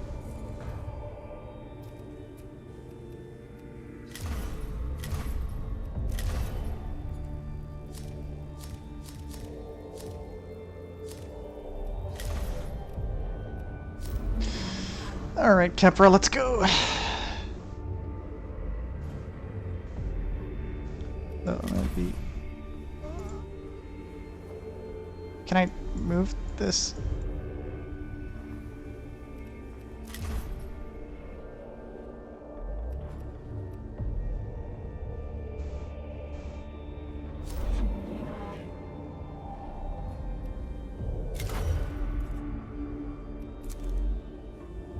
Ah, Skitarii Ranger.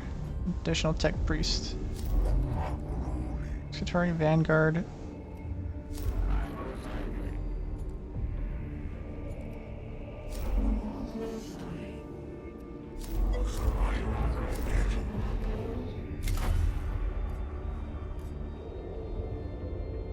Whose deal? Kepra? She says it's requested aid in the taking pressure off of her troops. Collapsing key areas at the tomb will hinder enemy movement and stop them from overwhelming the Skitarii.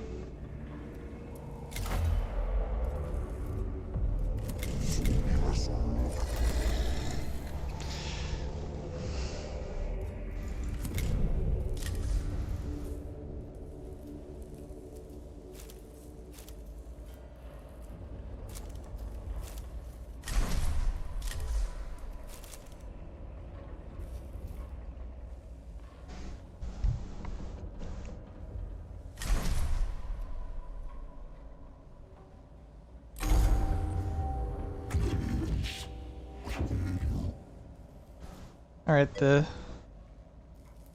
okay. The space launch is in about 10 minutes, so I'm gonna check that out.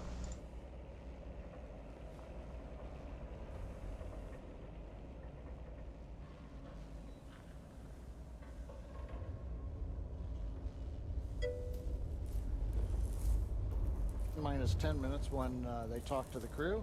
We'll listen for that. But at the moment, everything continuing to look good at T minus 12 minutes and 20 seconds.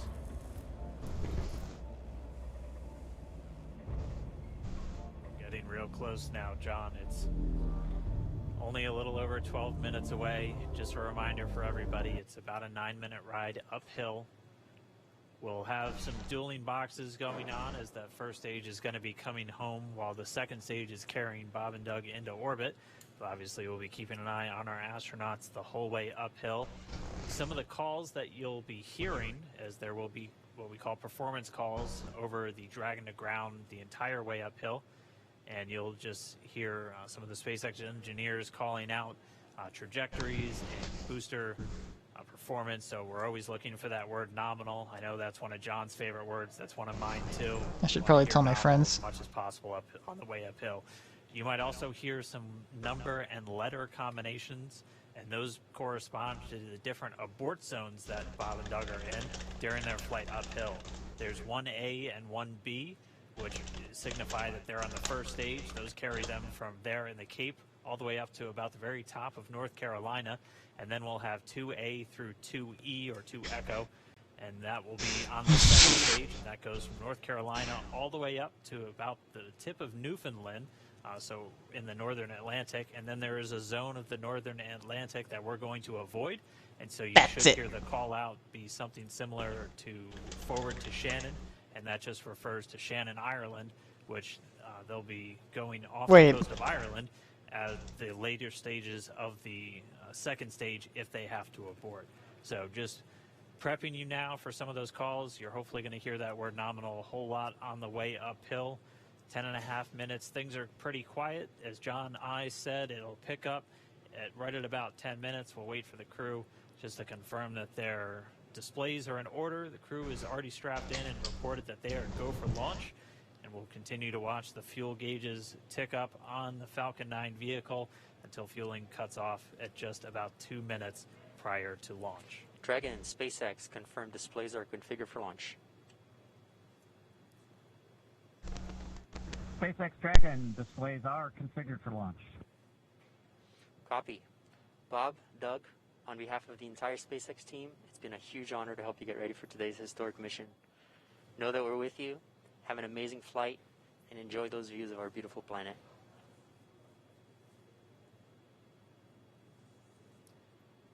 Thanks, Jay. It is absolutely our honor to be part of this huge effort to get the United States back in the launch business. We'll talk to you from orbit. Thank you. Copy all. Thanks for those words. The SpaceX Corps, so again, that voice that's going to be talking to Bob and Doug throughout their mission from right here in Hawthorne, just offering a few quick words. The crew did confirm their crew displays are configured for launch. We are coming up on 9 minutes and counting. We've gotten through T-minus 10 minute with the crew discussions. Activity is now going to switch over to Falcon 9. Our next major event comes at T-minus 7 minutes. We begin what we call engine chill. Pre-valves will open. Those currently separate propellants on the first stage from getting down to the Merlin engines. We'll open the pre-valves. That allowed fuel liquid oxygen to flow to the top of the pumps. And more importantly, when we open the valves, that'll allow us to begin chilling the 9 Merlin 1D turbo pumps on the first stage engine. It'll take a few minutes to get them cold enough to where they would then be ready to pass the large amounts of liquid oxygen through the pumps and into the main thrust chambers when we get to engine ignition at T-minus 2 seconds. We don't want to try to run highly chilled liquid oxygen through a warm pump. You would flash that into gas, and running gas through a high-speed pump is not a good thing. So right now, we are waiting for T-minus 7 minutes. That'll start the engine chill. Shortly after that, we will also get the fuel shutdown.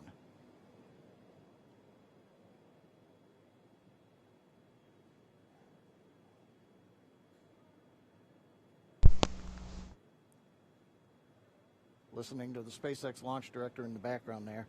As I mentioned, at T-minus 7 minutes as we start the chill, we will also get into the final topping off of stage 1 fuel, and then the fuel load will complete.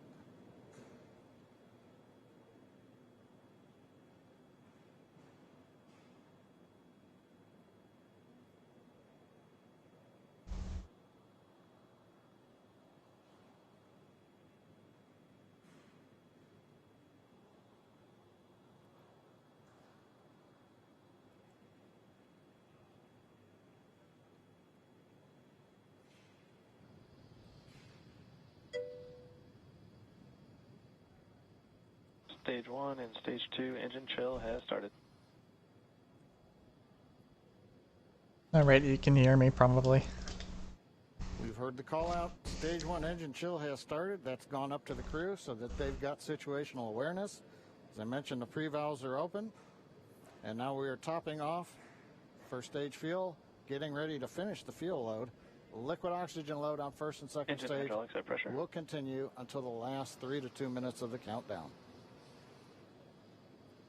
We should hear that call out RP1 load complete coming up in about 6 minutes. Again, RP1 is just that densified kerosene or that rocket fuel that Falcon 9 is going to be used to power Bob and Doug to orbit today.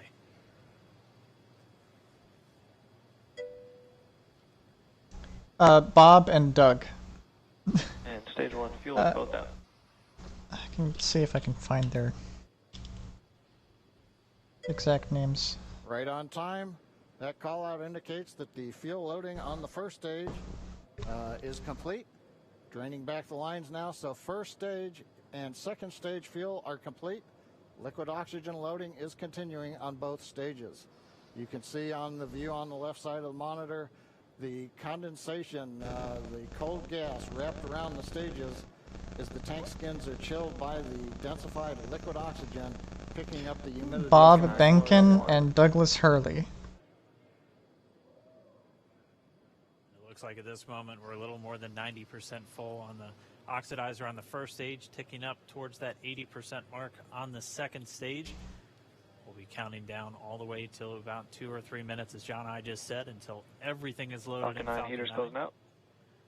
And then we will go for launch. Dragon has transitioned to configure for terminal count. Vehicle tanks pressing for strongback retract.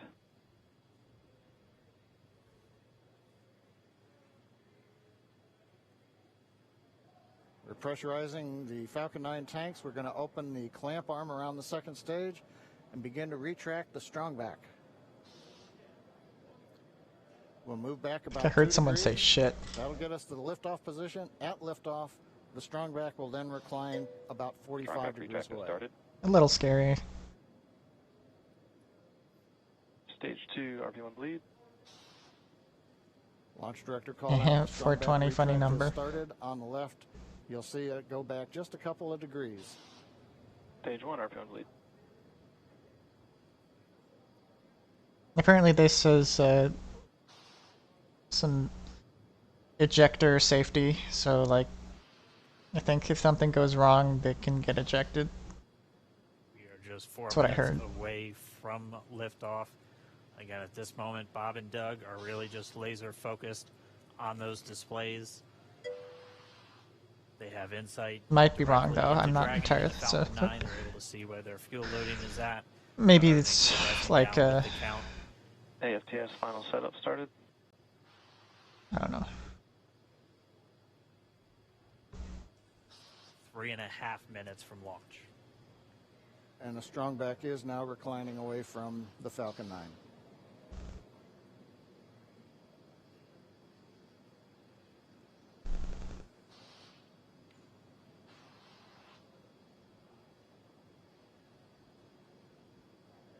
Here they are. And back igniter purges.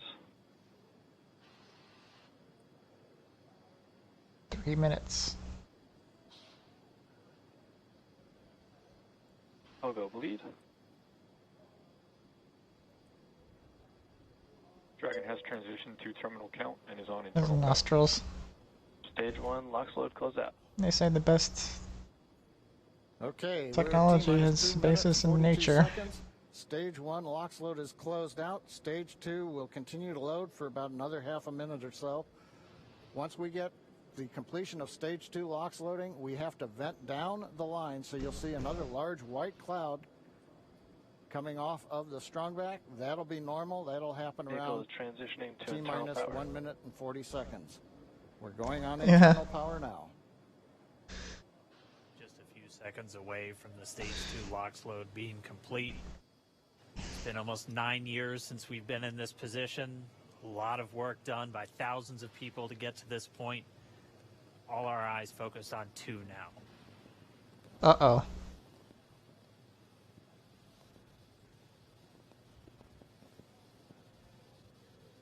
Stage 2 LOX load is closed out. Propellant fills are complete.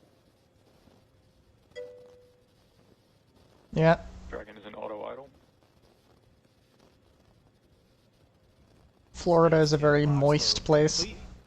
All fuel, all oxidizer. Not on quite Falcon ideal 9, for 1 minute, 34 spaceflight, seconds if you to ask go me. till launch. Ground gas closeouts is starting.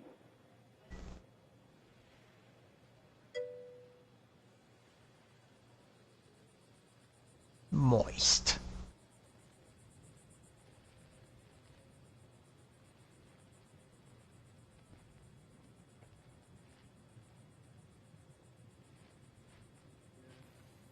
Five seconds.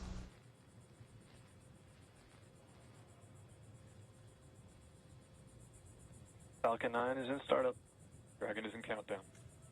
FTS is armed for launch.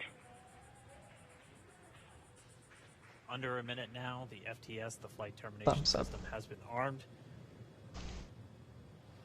Dragon, SpaceX, go for launch. Wonder how many people in this ship Dragon, we're go posting. for launch. Let's Seems light this good. candle.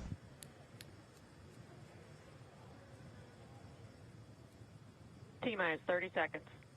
They're annoying. 30 seconds.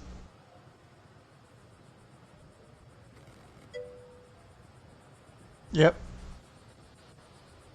Stage 1 tanks pressing for flight. T-minus 15 seconds. 10, 9, 8, 7, 6, 5, 4, 3, 2, 1, 0. Ignition. Liftoff of the Falcon 9 and Crew Dragon. Go NASA, go SpaceX, Godspeed, Bob and Doug. America has launched. One Alpha. And so rises a new era of American spaceflight, Stage 1 and with propulsion it is the nominal. ambitions of a new generation continuing the dream. 20 seconds into flight, Stage 1 propulsion is nominal.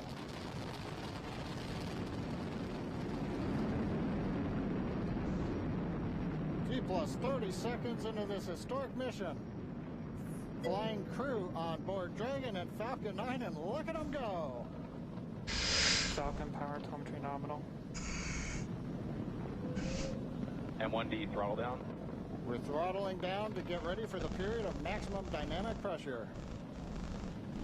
We're in the throttle bucket. Reports say all systems are go. Largest amount of aerodynamic stress exerted on the vehicle. We've exceeded Mach 1 on the Falcon 9. Mach 1. That's, I think, the speed limit. M1D throttle up. We're throttling back up to full power as we're through max Q. Copy 1 Bravo.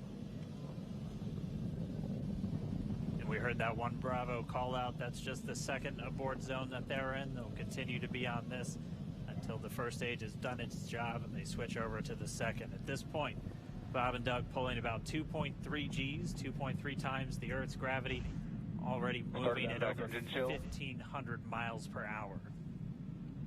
We've heard the call out for MVAC engine chill. That's getting the MVAC engine ready to light. That'll come at about 2:44 into flight. Right now, everything continuing to look good. Next major event coming up is going to be the triple. We'll have main engine cutoff of the 9 first stage engines, stage separation, and then ignition of the second stage engine to continue to carry astronauts into orbit. Coming up in about 20 seconds. M1D throttle down.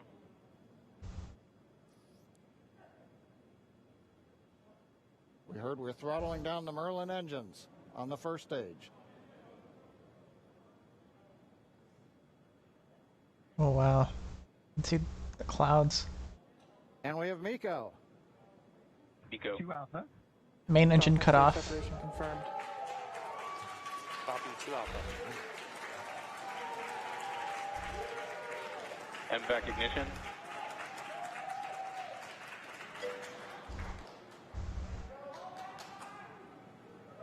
All right, we have stage separation confirmed. The first stage beginning its flight back. The second stage being powered by that single Merlin 1D vacuum engine has ignited and is now Acquisition of signal carrying loss. Bob and Doug into orbit.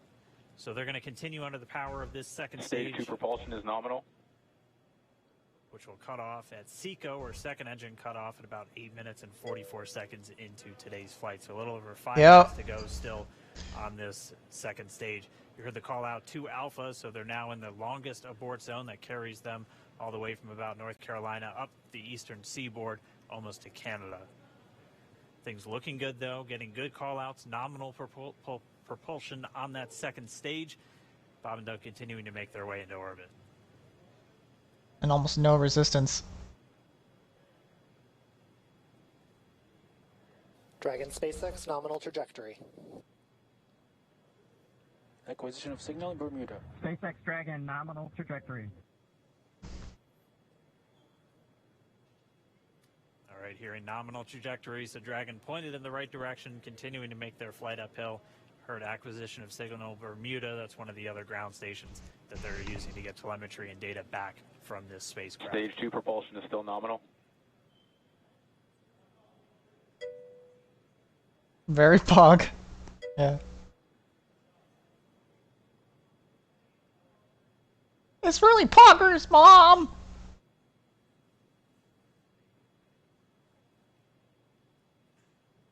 I want to see what the view, like, because this is the first part of A little over 4 minutes, the rocket. 40 seconds into the flight. Bob and Doug flying at more than 5,600 miles Dragon per hour. SpaceX nominal trajectory. What I understand is the rocket is Already almost reusable. 200 miles Nominal downrange trajectory. from the Kennedy Space Center. Nominal trajectory continuing. I wonder if they're going to show that.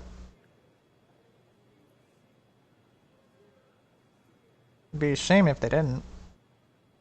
The re-entry of the...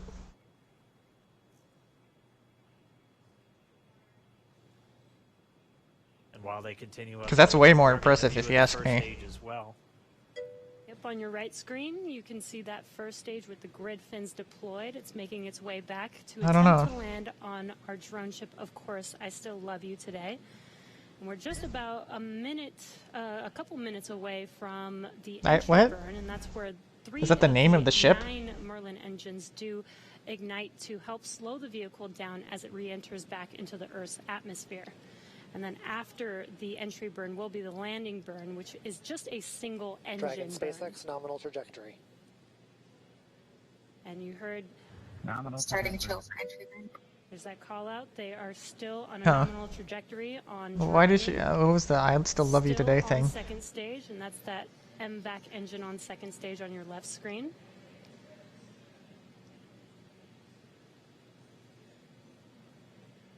Oh, is that on the one on the your right? Is that screen the... Is that first stage booster coming back towards our drone ship? Of course, I Still Love You. We're about a minute away. Oh, the from drone ship's called I entry Still burn. Love You. Cool.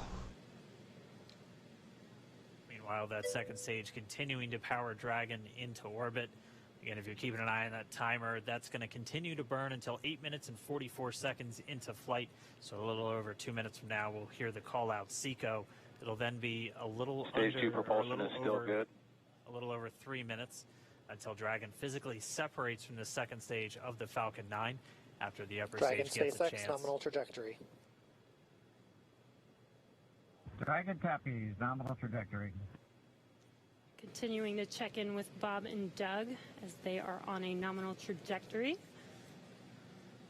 Just about 10 seconds away from that first stage, starting that entry burn on your right screen. We should be able to see that view live. Nice thing about this is that Stage 1 entry. there'd be a lot less space junk flying around. Entry burn. And there is that entry burn beginning. This burn lasts about 36 seconds long. Stage 2 FTS is saved.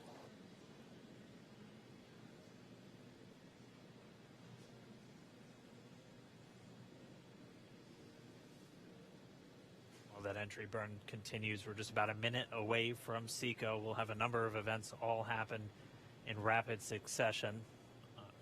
It'll be the second engine cutoff. Stage 1 We'll entry be burn looking shut for down. that stage 1 landing burn shortly after. Yeah, actually, just within a few seconds of each other. It's such a cool view on your left screen, seeing Bob and Doug on Dragon. Right now, you can see the displays that they are seeing right now themselves. Terminal guidance. I'd say what's on the right screen is a lot cooler. Throttle step. We are coming up 25 seconds or so away from SECO, or second engine cutoff. This is also the point where Bob and Doug are experiencing their highest G-force. We're seeing the counter tick up to right about Stage What 1 happened? entry transonic. Copy, Shannon. You heard Shannon, so that just means they're in their final abort zones. If they were to abort at this point, it would either be an abort to orbit or to land off the coast of Ireland. Standing by for second Stage 1 landing cutoff startup. confirmation. MVAC throttle step. That's a really quick flight. MVAC shut down. Stage 1 landing line. Wow, it's wild to see them all Confirmation of wearing. SECO's second engine cutoff. Now we are waiting for our first stage to make its way to our drone ship. Of course, I still love you. Dragon SpaceX nominal orbital insertion. Drone ship. Okay, so it's like a. Oh my God, they're gonna land it on a moving ship. And what you're seeing on your screen is a live view of our drone ship, where our first stage will be coming down.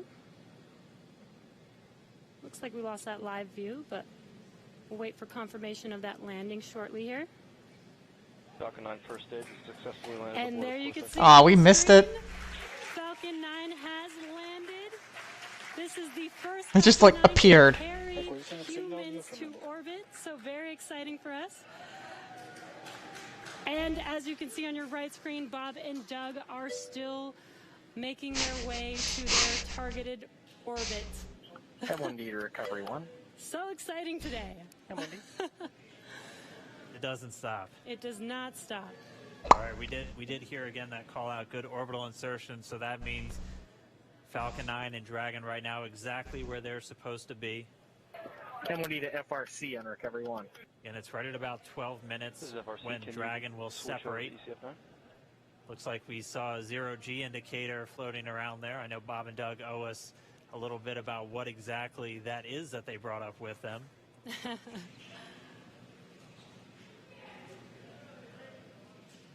And before separation, before Dragon initiates separation from the second stage, they do make sure to make, they do ensure that the vehicle is not spinning and it is in good condition before we separate. That's right, the upper stage does small attitude maneuver using some cold gas thrusters built into the rocket body itself. Exactly. So we do expect that separation to occur in about a minute from now, but they do wait until they have full confirmation that it is ready to separate. Such cool views. I cannot get over this view that we are seeing right now. Bob and Doug on the right screen, inside of Crew Dragon, out in space. Yeah, already 200 kilometers over planet Earth, or a little over 124 miles, traveling in excess of 2,700 meters, 27,000 meters per second, or about 16,000 miles per hour.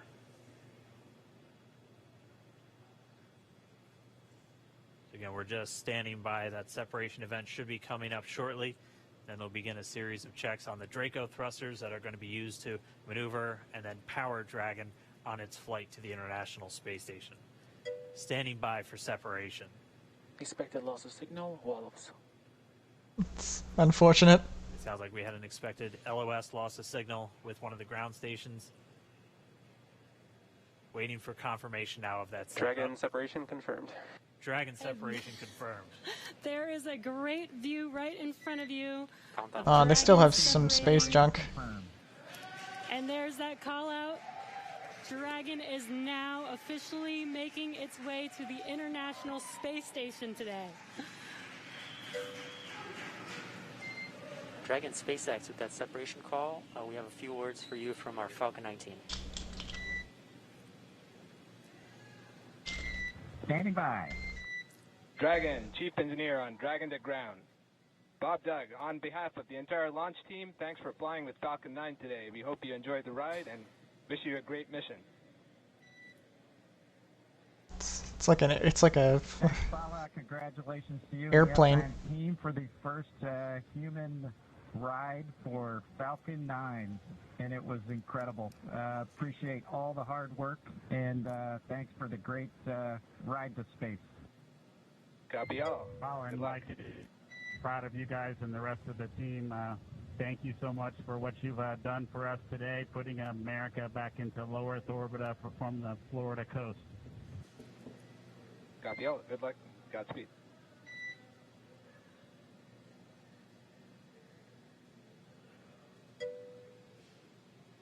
All right, so Bob and Doug are in space. How it floats around. Nominal E-Class activation and service section Draco checkouts. Nose cone deploys in progress.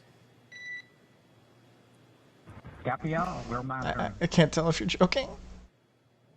The Corps here in Hawthorne giving the crew a heads up that we have confirmation the nose cone is deploying. So again, that nose cone is going to open up a little bit more than 90 degrees, goes up to about, I think, 105 degrees, and that's going to expose the actual docking ring and the hatch that they're going to be going through once they attach to the International Space Station. And also 4 of those Draco thrusters, we call them the forward bulkhead thrusters, they're going to be used for these major phase burns or firings of those thrusters to actually raise their orbit gradually over the coming hours. Also heard good activation of the ECLIS, that's the Environmental Control and Life Support System. That's everything controlling their atmosphere, just keeping Dragon a nice, safe, habitable environment where they're going to be living for the next 19 hours until they arrive at the space station. 19 hours? Exactly, and Falcon 9's job may be done for today, but the mission is not over. Crew They're in that thing for 19 hours? As you can see, Bob and Doug are still inside Crew Dragon, making their way. It will be a 19-hour trip to the International Space Station before they dock. They're going 27,000 kilometers an hour, and the trip is 19 hours. I love that we can get these live views here and see and watch what they're doing. How many times are they going to zip zoom around the Earth in that Incredible to just be looking over their shoulder to be along for the ride. time frame? Like, what? And we're going to be with them, and we're going to be with all of you the entire way. 27,000. Their journey to the space station. We're going to be 27 covering times. live throughout. Bob and Doug will obviously have a sleep period where they'll get about 8 hours of sleep a little bit later today before they wake up for all of their final approach. One of the major things we are looking forward to in the next couple of hours is going to be their first turn at the controls. So they're actually going to be using those touchscreen displays to take control and manually pilot Dragon. We'll walk you through what that's going to look like, and assuming we have some good ground station coverage, we'll be able to get views from right inside Dragon, looking over their shoulder as they manipulate the controls at the display. But I mean, we had a smooth ride uphill, both stages of the Falcon 9 doing their job, placing Bob and Doug in orbit. I mean, this is a day, this is a historical day. This is us kicking off that new era of space flight. Yeah, definitely, but talking about and longing for. this is surprising. Since the space shuttle program came to an end in 2011. Just the contrast between how fast they're going. The weather cooperated. Yes, second time's a charm. Right. Right. All right, so day for the history books. As you can see, we have lost some live signal there, but the mission still continues, and we're going to send it over to KSC to continue broadcasting live with you. Loss of signal, Newfoundland. Yeah, Jesse and Dan, we are just in awe over here. When I woke up this morning and looked at the weather forecast, I was like, man, we're going to be back here on Sunday, but we did it, and the room cleared out. Everybody was outside watching, and and inside the lights were shaking, the cameras were shaking. Lauren came back in with tears in her eyes. This is really amazing. I can't believe it. I saw it with my own eyes. This is, I'm a little bit speechless. Just so grateful that we got them up there, and there's a lot more to go. But I'm so happy they're safe right now. I'm just so happy. Yeah. Leland, you were talking about it. It's amazing what we can do when we work together. Yes, American astronauts on an American rocket from American soil, showing you what Americans can do when we come together as a team and blast Doug and Bob off to the cosmos. This is what it's all about, and their families and everyone is working together to take them up to space safely. So I don't know what to say. That rocket fuel is still in my veins, and I want to go get on the rocket. Well, it's too late now. Maybe the next one. I know. But we want to go over to Daryl at OSB2. He's there with the administrator, who hopefully has more words than we do, because we're still kind of speechless. Daryl. Pretty incredible here, Marie, at the Operations Support Building, where a chorus of applause. You mean the TV and the phone? And throughout the various stages, some very special guests were here to watch it. That includes President Donald Trump, Vice President Mike Pence, and NASA Administrator Jim Bridenstine, who joins me now. And you were with the President and the Vice President. Let's see, dance game. Do we have any dance game? Astronauts again. Yeah, we got some dance game. And tell me about the President watching launch and what happened there. So this has been a long time coming. It's been 9 years since we've launched American astronauts on American rock. Okay, that's enough of that.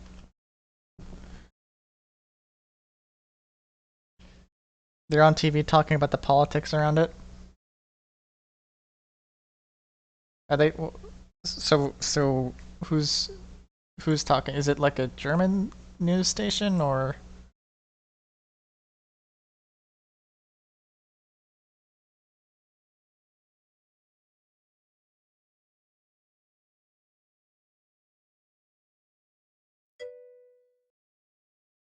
It makes sense. You wouldn't ever hear Americans talking about the political aspect of having privatized space.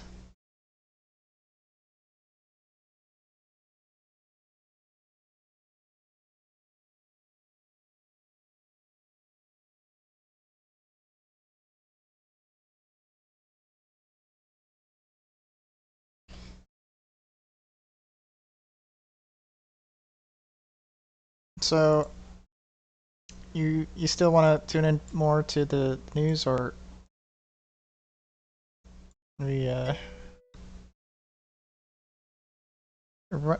America freed itself of Russia.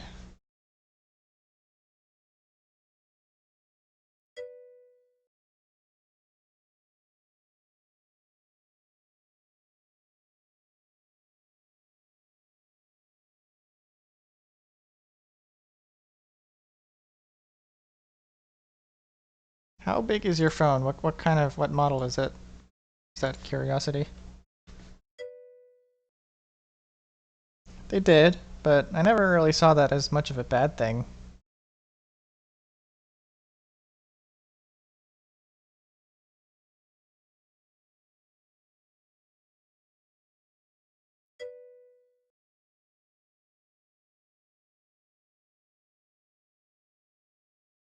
It's a little concerning that that's the main thing that Germany has to talk about.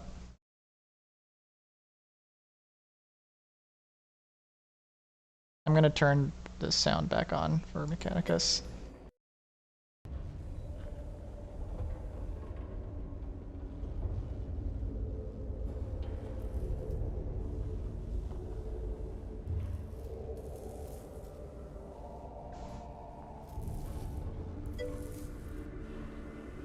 Samsung A40.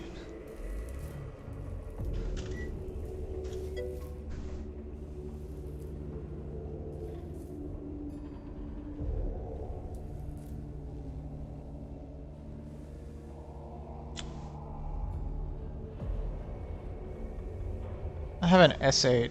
Let's see how big, because that's my frame of reference.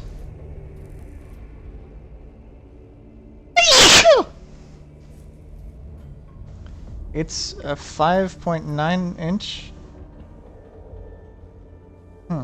It's kind of small.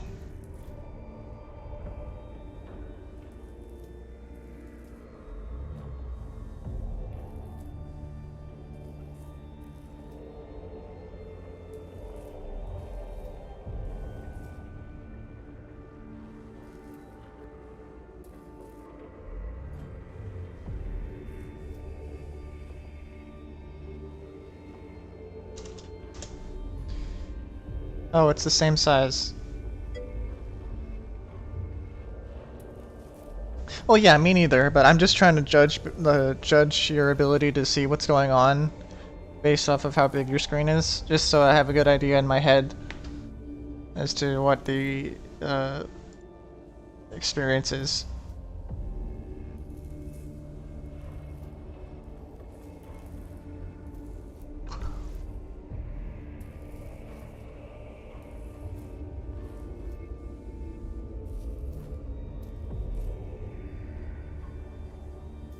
Our phones seem to be similar size, if not the exact same size.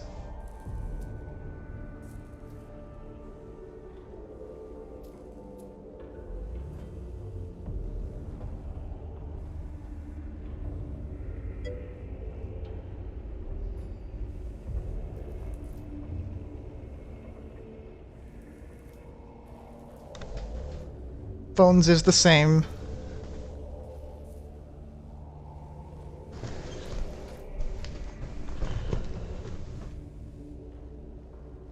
Are you ready for some more Mechanicus?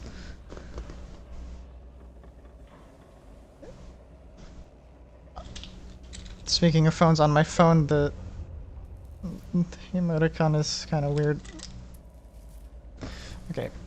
Do not relish this mission, Subdomica Kepri. Ascertain your pupil dilation and nervous system stress levels. Even in victory, the men and women on the ground suffer, but that is not something I imagine troubles a Magos.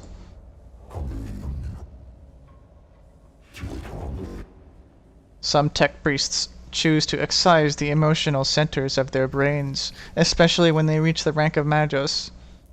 I did not.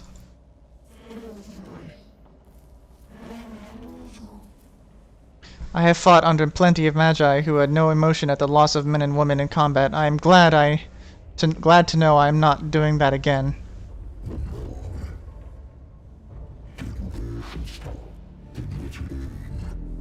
I am capable of quarantining commotions in my neurovolts and choosing to experience them if they are beneficial. I'm not ruled by them, but I'm not ignorant of them either. That is why the casualty rates on missions under my command are 11.7 below the average.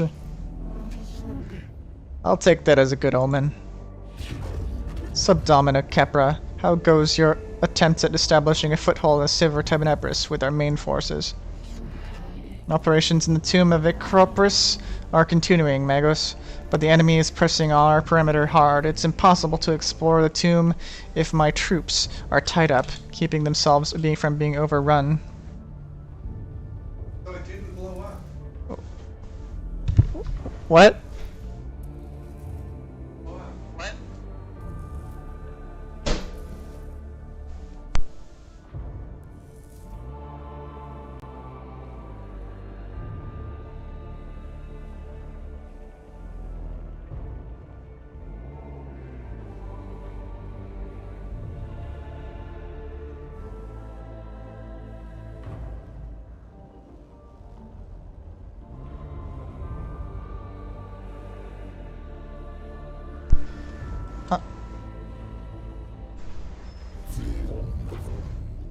The enemy is aware of our presence.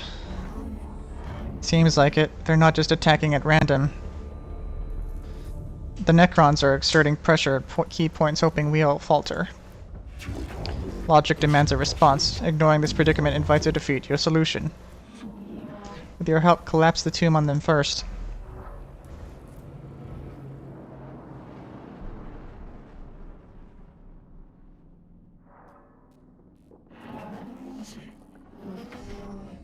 I have plotted 4 locations of the Tomb of Acropris. If these are made impassable with demolition charges, the Necrons won't have a chance to have the run of their own tomb anymore.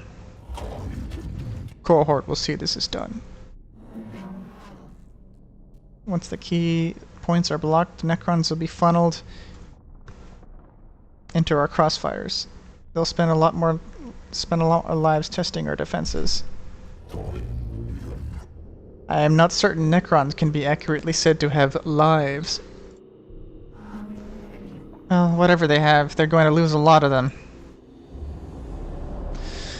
Consolidation, deployment number 4.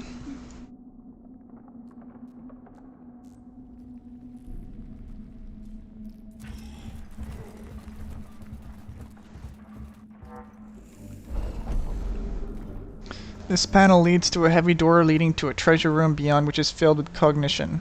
If we can work out the right commands, we can reap the rewards within. Necrons, yeah, Necrons are way older than humanity. They are incredibly ancient.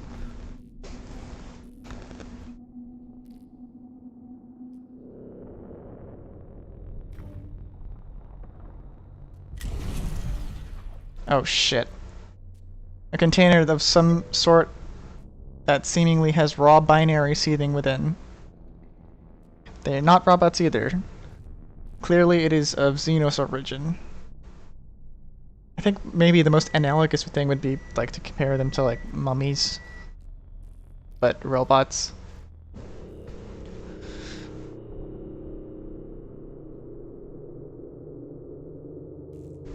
Or like robot mummies. Clear as Xenos origin, sparks of data leak through this aged sealant used to contain the treasure within. I guess maybe not robots either, because they're just like living metal.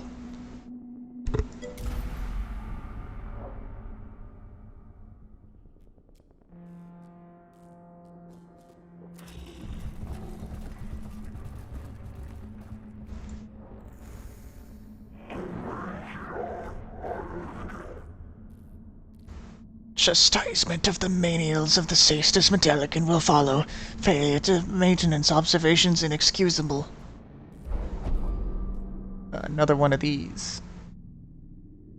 Detonator of this charge appears to be a dud. Some menial must have neglected to perform the required anti-corrosion rites.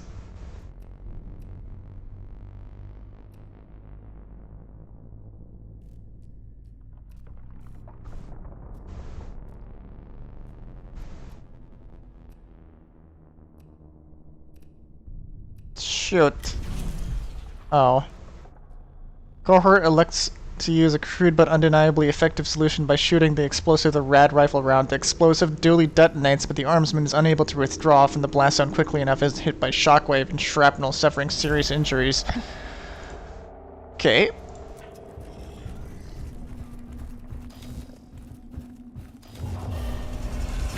Ah!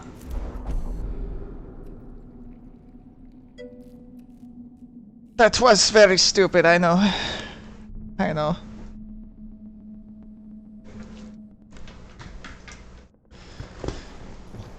The Scutari units holding the tomb of Acropus are suffering communications glitches. Scutari units holding the tomb of Acropus, and one unit has run a cable to their command post to stay in touch. This cable runs across a chamber ahead and is obvious it has become severed, potentially cutting the unit off from the rest of the Scutari force. Fix the cable and check the surrounding area of the tomb to find Scutari unit, see how it is faring. It's a Scutari thing. For once it's not alliteration.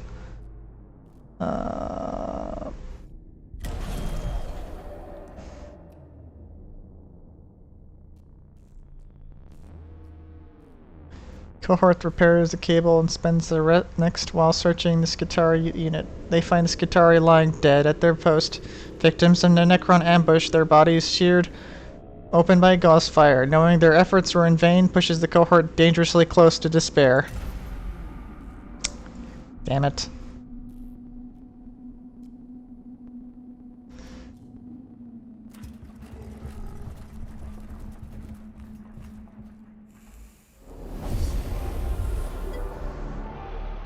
Those poor cohorts.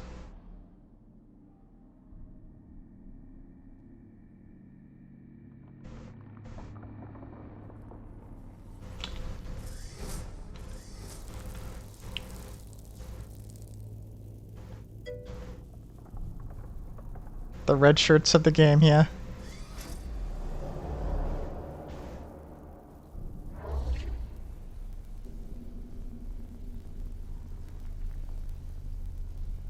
Trying to see if there's any use in the PS4 controllers.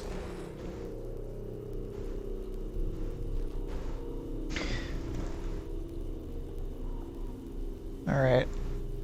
We seem to be surrounded.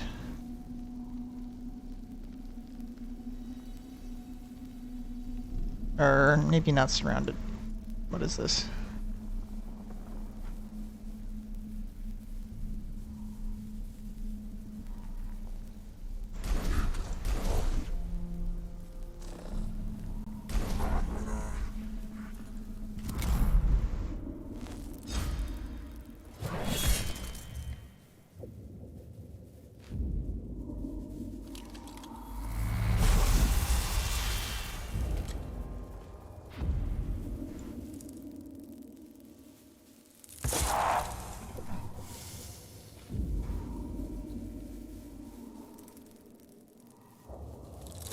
Acid.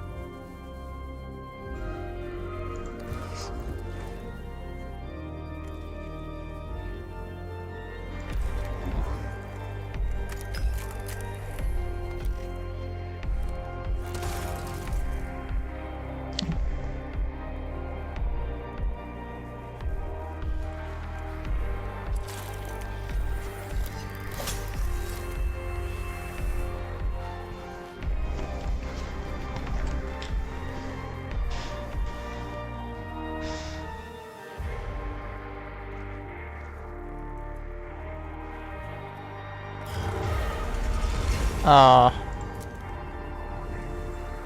Aww.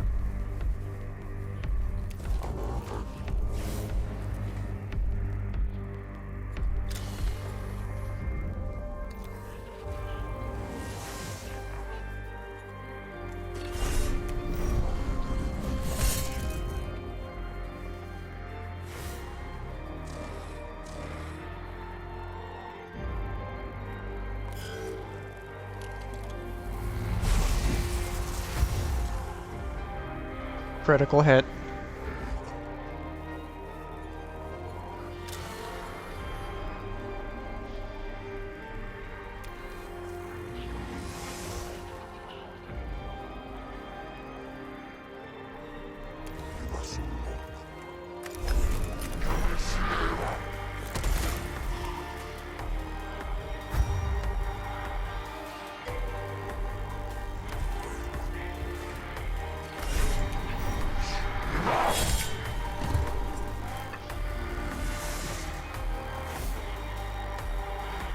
Yeah.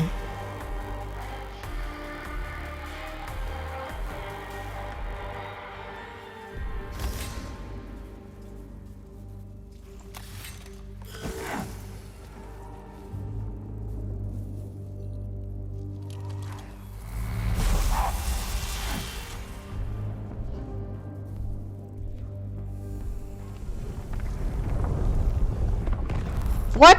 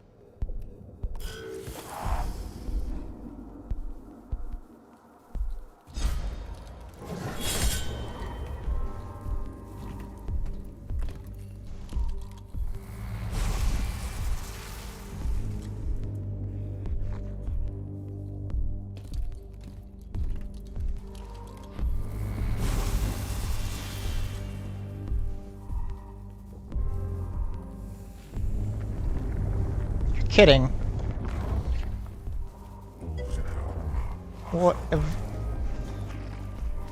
What is this vile mix of flesh and machine? Is this a form of Necron in its infant state? What has Scaevola got to say? Unsurety statement loaded. Unsure of life form progression path. Diagnosing possible outcomes, signs of degradation, deformed pigmentation, and physiological deformities. Possible solution, ++ infant, ++ disease, ++ parasitic life form that represents some sort of ripped flesh. Should I continue? That's enough, Scaevola. I believe we were not the ones to diagnose Necron health, but instead be their executioners. I am mostly concerned for my troops' morale. There have been reports of Skitarii disappearing in these tombs, and I believe I now know why. Skitarii lives, less than archaeotech / STC fragments / mission.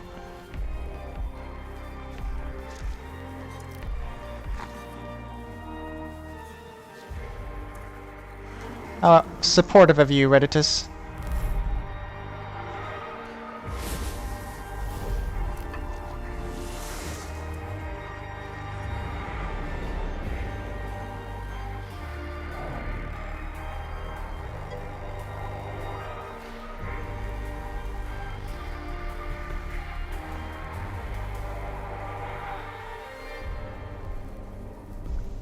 So these are like zombies or something?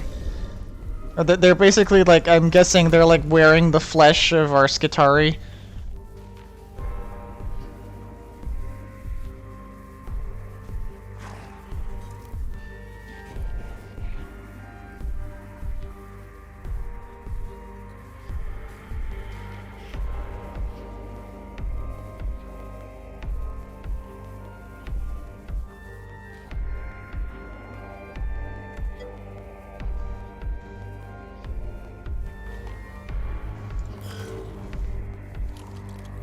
They sure do. I'm not sure what the situation is here.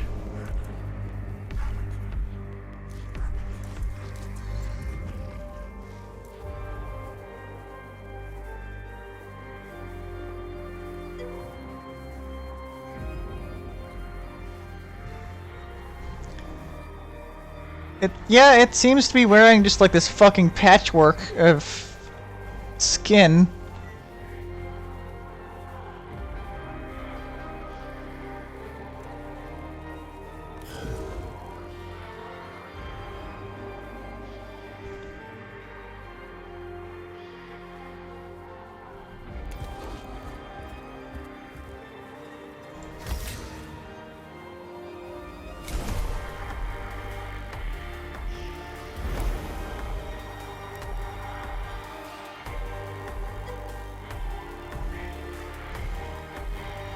Camouflage. Yeah.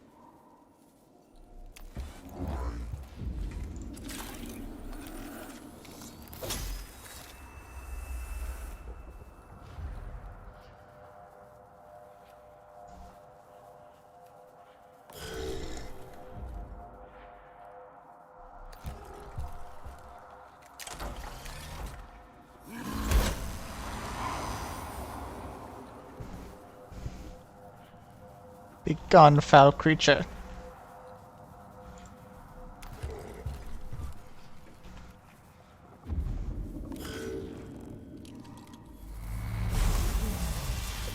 Rip.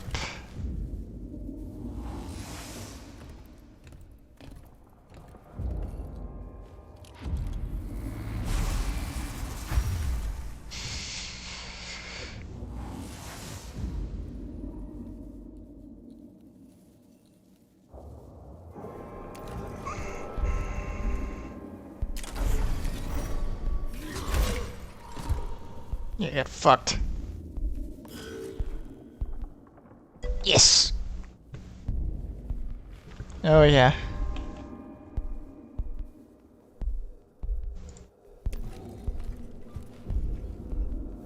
It's amazing even after all those upgrades, this is still hard as hell.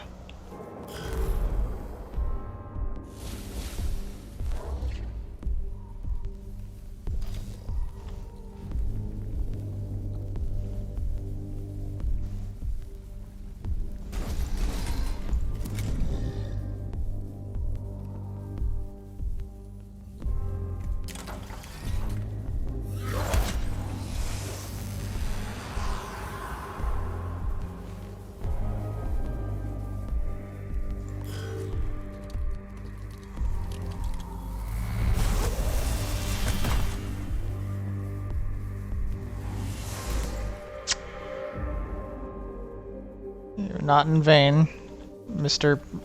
Lobotomized. Fucking. What are you? Mr. Franken, drill bit?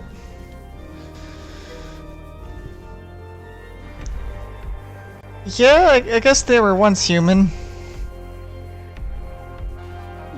The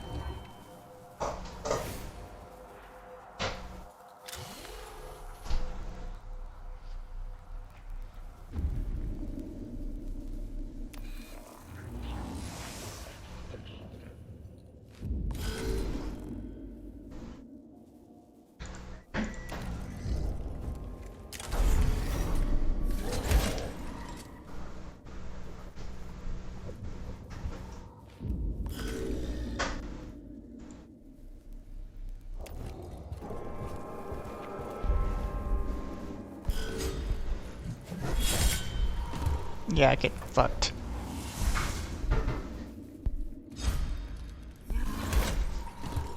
Yeah!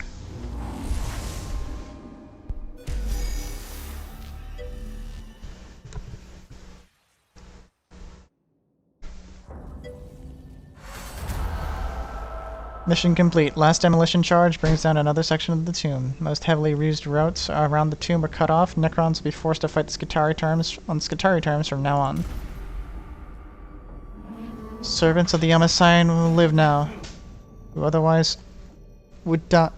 otherwise die, Magos. My thanks for sending your tech priests to the aid of my troops. We will profit nothing on this world if our troops on the ground cannot keep the tombs open until we can ascertain the threat they contain. It is simple logic, Subdomina.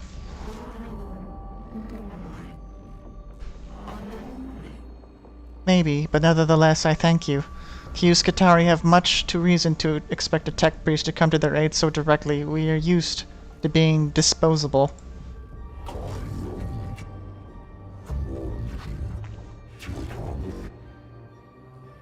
My emotional cores return dismay and anger whenever a Skitarii is described as disposable. No one is disposable as long as they do the Omnissiah's work. Thus it is written.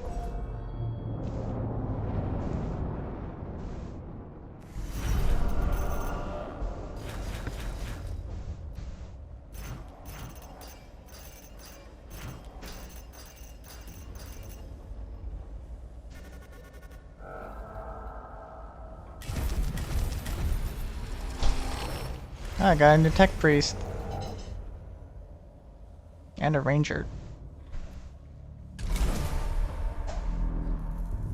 Taming the machine spirit. Max the machine spirit of all weapons, raising their voices in Binheric praise. Bin?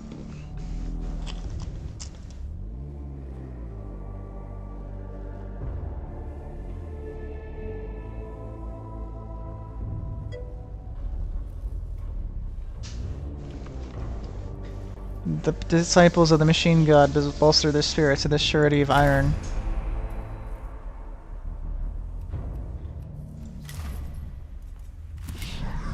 Leonardus. Yeah, I like this new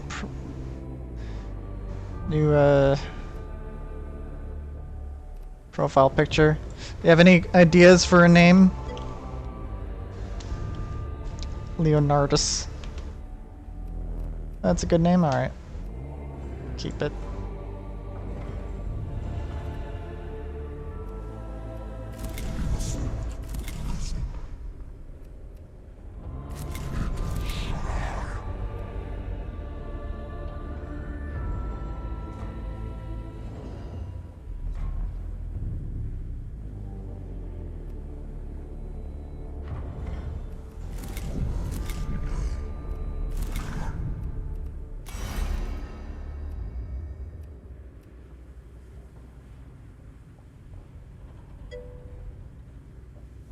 Why the long face? Hehe.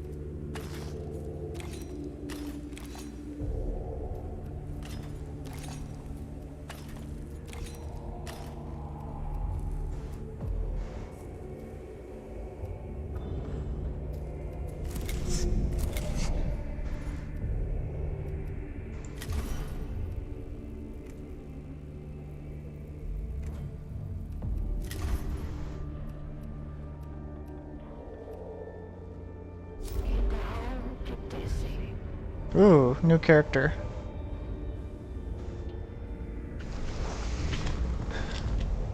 The Skitarii have located the sarcophagus of Lord Icropus in his tomb. Prime Hermeticon Captrix. Oh, this is a hard difficulty one. Yeah, I don't know if I can do that. No, sir. No, ma'am.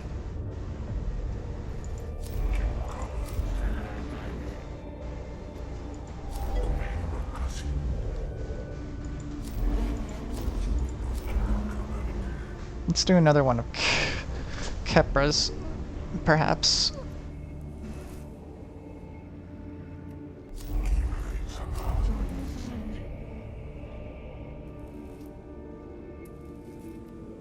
Oculus topographs.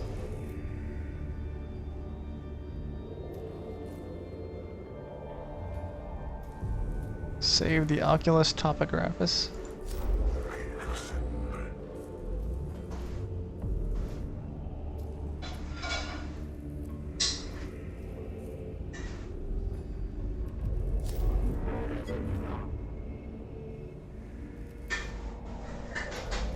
The Skitarii is, I guess those are like synonymous with the Mechanicus. They are the, from what I understand, the Skitarii are the troops. This is the Skitarii Ranger.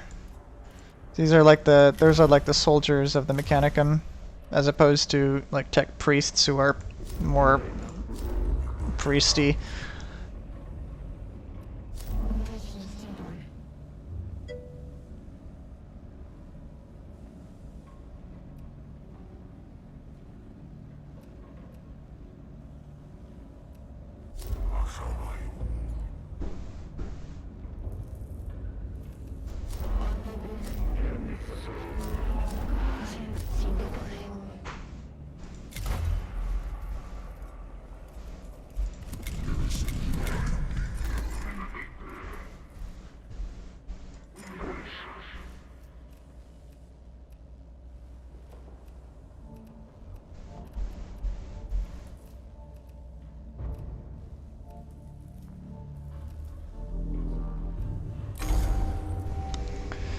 We have a problem, Magos. It is doubtful you would seize my attention with such alacrity if they were going to plan. It is doubtful you would seize my attention with such alacrity. Were they going to plan? Subdomina. One of my Skitarii units is escorting an Oculus topographus. So I'm guessing this is some sort of map to produce a fuller interior scans of the tomb or mappings machinery. Tomb of Agrolech. They will have become bogged down by Necron attacks and are cut off. They will surely perish if they do not get immediate support. And the Oculus? It'll be lost too. And yes, I'm aware it's a lot, and I'm aware it is worth a lot more than any of my soldiers' lives. I like Kepra.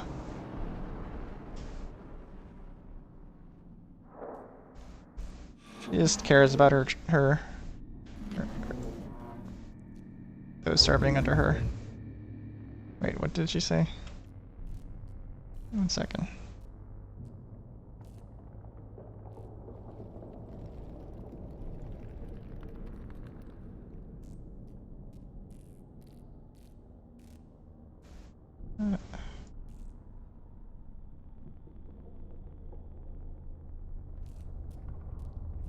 One second.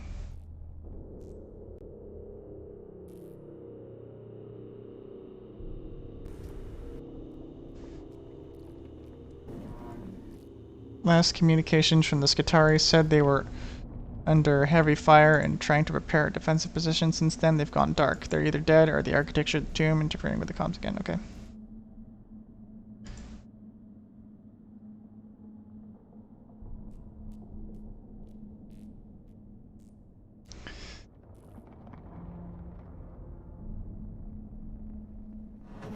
Which is why I need your tech priests on this Magos. We have moved with speed and a hell of a lot of firepower. That I can supply. We advance immediately. Thank you. Yes, Magos. Thank you, Magos.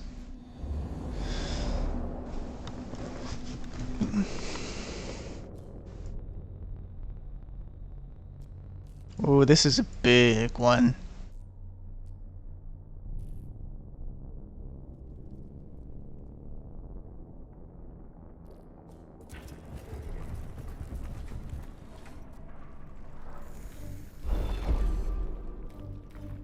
A single port designed for Necron Canoptech creature. Soothes from the device.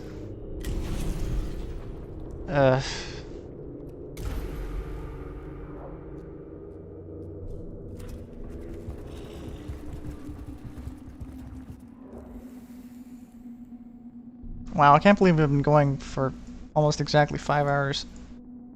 It hasn't felt like that long.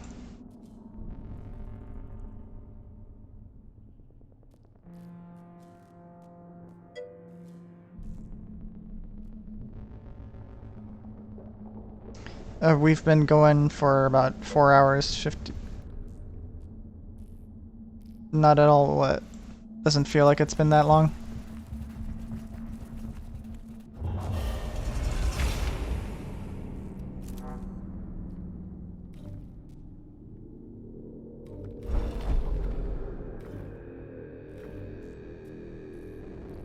This panel controls a heavy door leading to a trap room.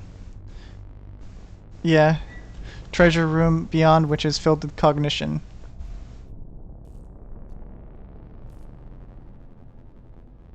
If we can work out the right commands, then we can reap the rewards within. I'm basically picking at random some sort of raw binary.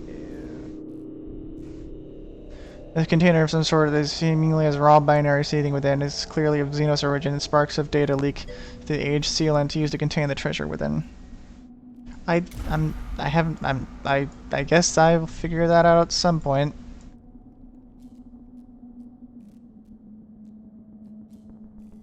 I don't really understand what this is.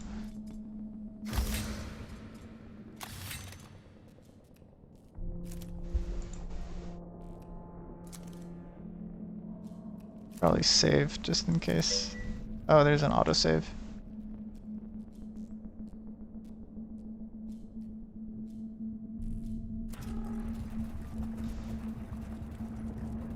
Yeah, I guess not. Chamber ahead is covered in dust and debris, which clearly shows the tracks of the Oculus Topographica. It is clear it went this way, and the trail it left could be followed by the cohort to reach its location as quickly as possible.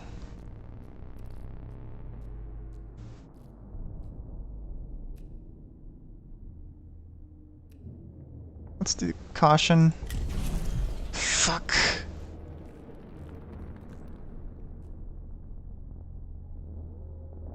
The cohort follows the trail warily. In doing so, they give the flanking Necron units time to catch up. Gauss fire streaks from the shadows, peppering cohort teleportive energy blasts before they can fall back from the trailer. I'm just trying to be careful. Extra Necrons in battle.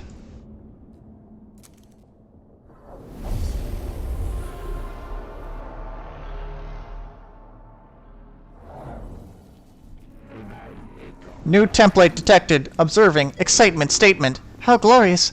The Xenos vary their weapons. Tesla weapon tech. They do not show signs of Prometheum Flamatech, which only shows their inferior steps in technological advancement. I recall that in Xenos Encount V0101001, the Xenos... Not now, Videx.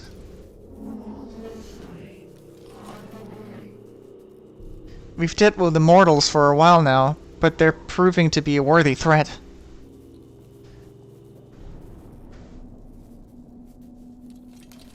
Now they've separated. Now they have a separate weapon pattern. This is most concerning for our troops, sire. Troops are of little concern. Mission is always priority over by all life forms.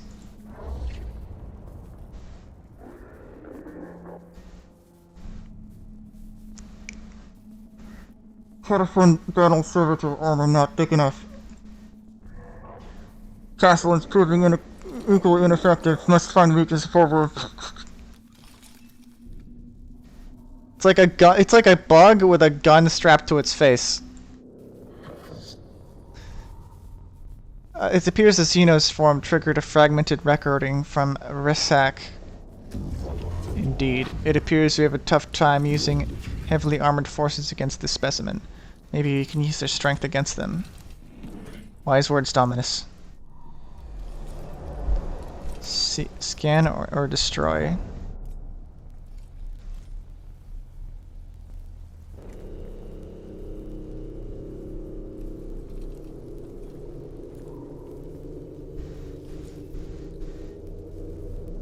B E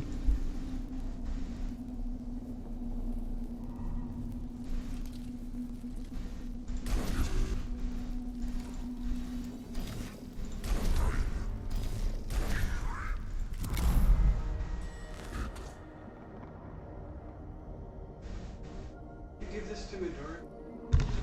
What? Give that to Adora. Give me a second.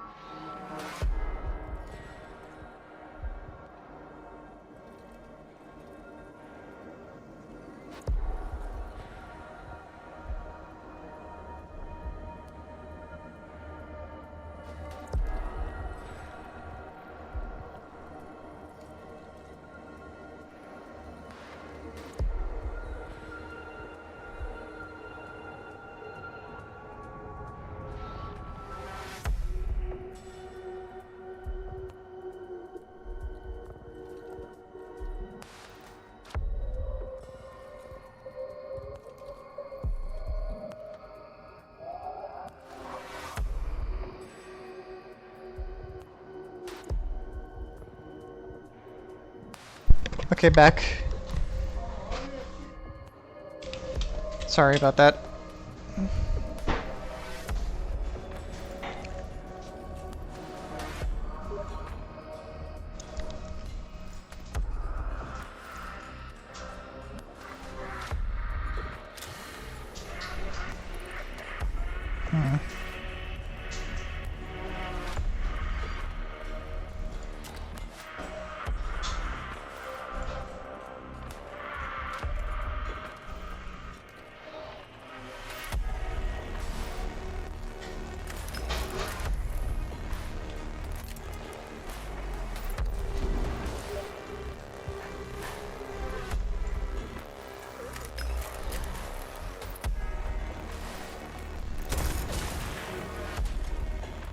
Oh my god. It did nothing.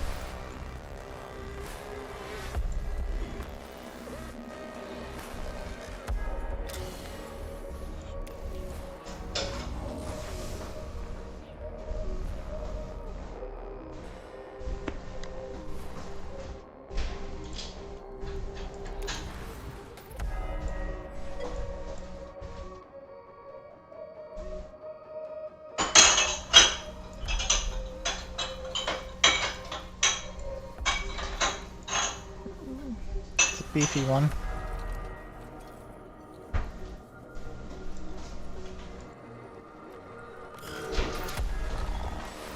This is gonna be very difficult. God, there's so many of them.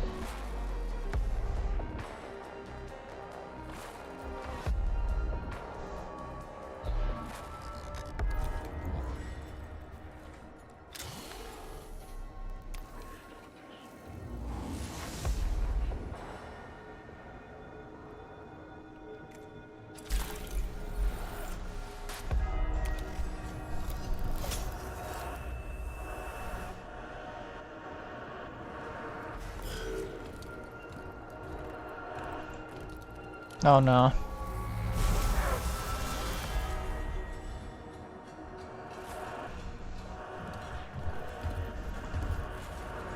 No. What the f-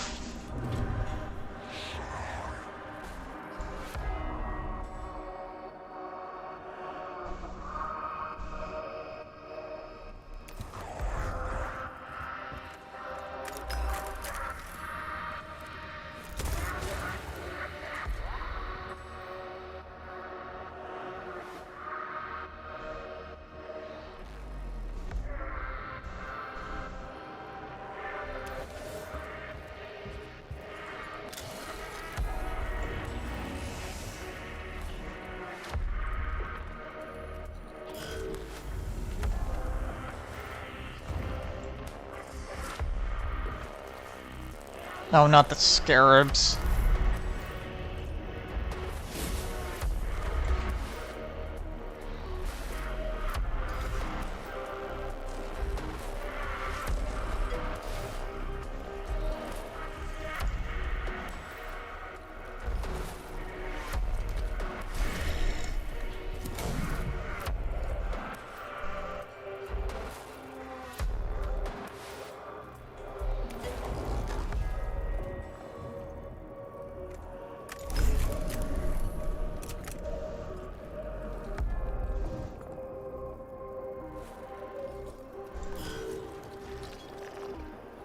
Wait, no, you can't.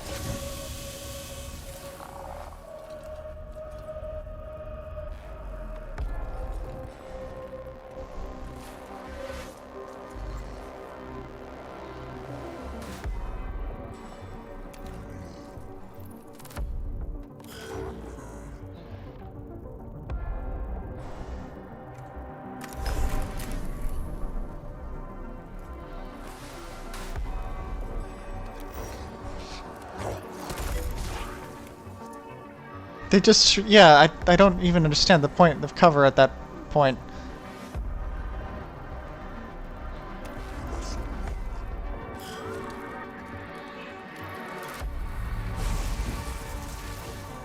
Well, that did nothing.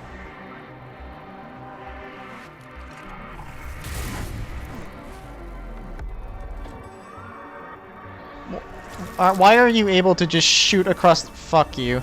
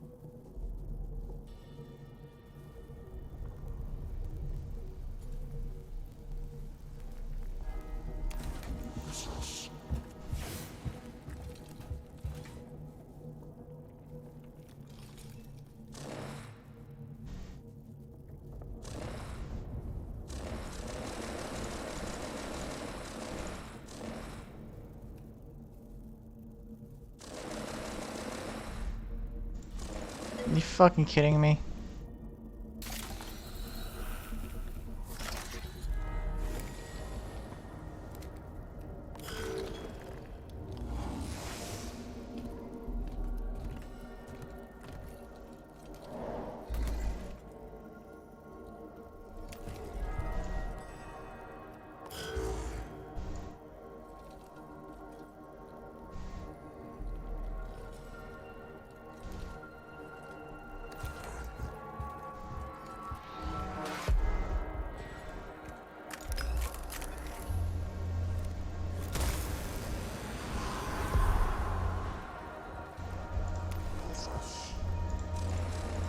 Ah!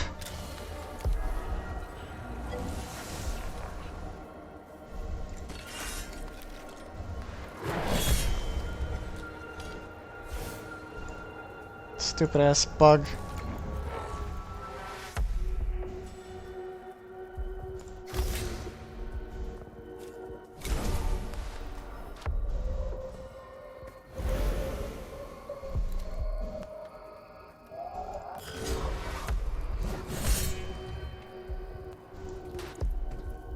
You better run. Oh no. Hmm. God damn it! Oh, okay. Eh.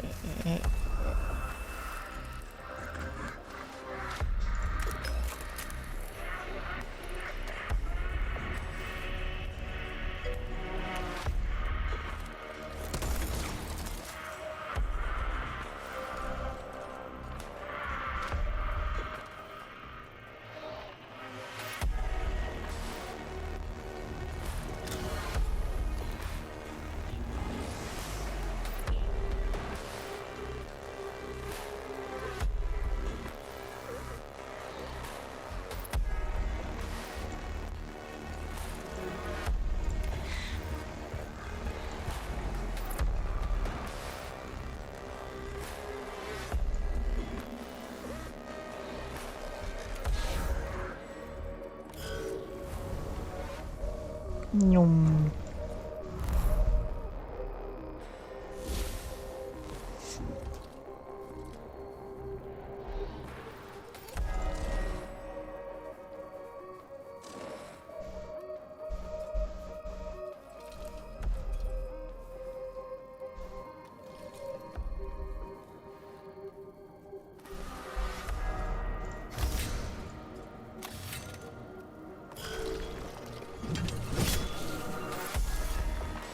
That's not good.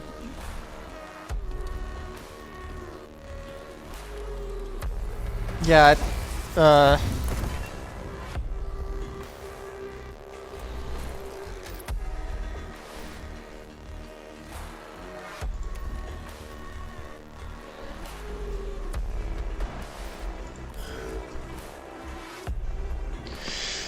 Jesus,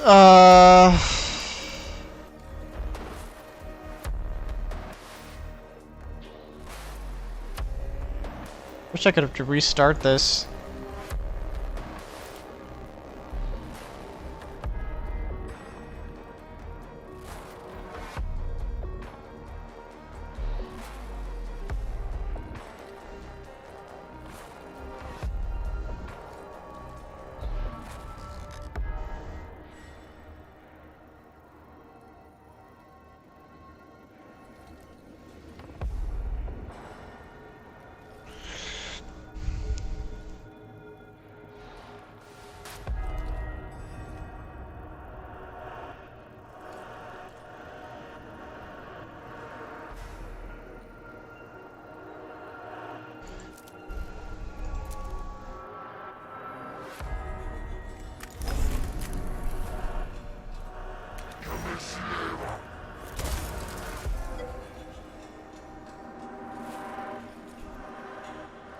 I just sort of changed my mind about restarting.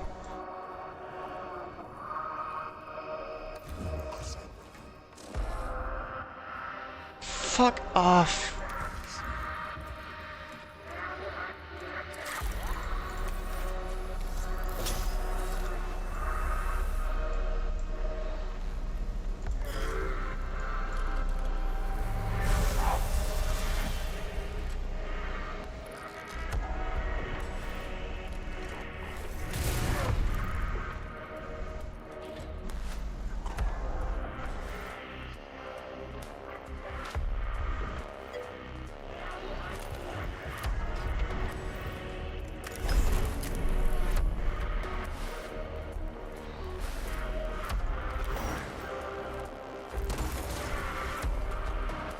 Oh, right, what am I doing? I'm not supposed- I don't even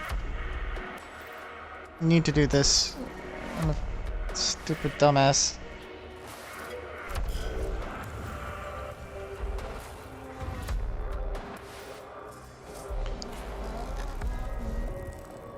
I need to learn how to read.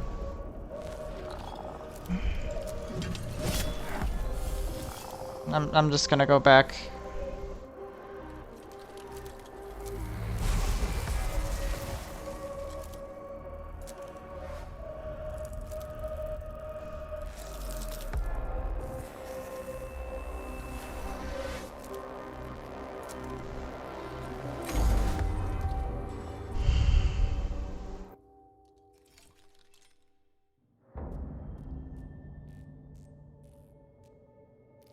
Actually, no.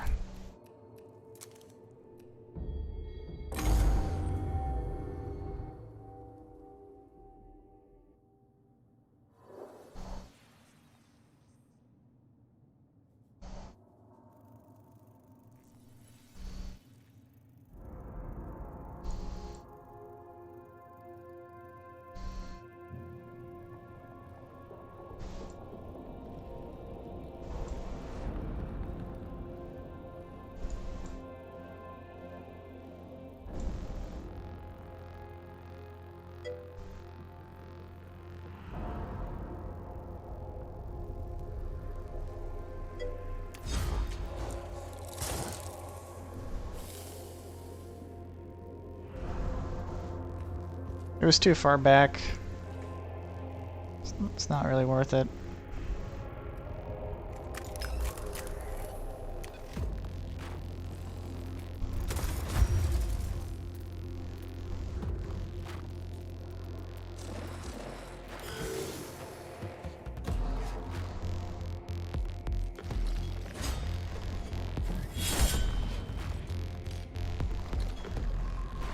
What?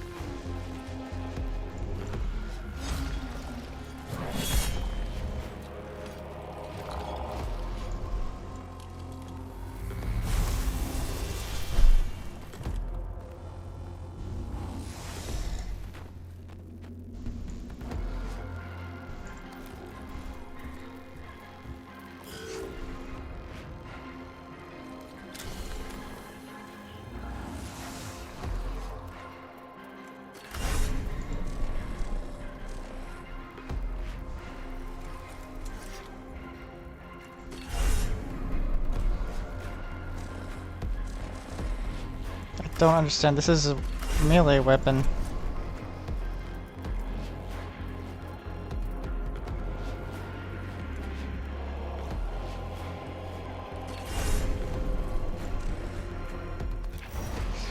Oh.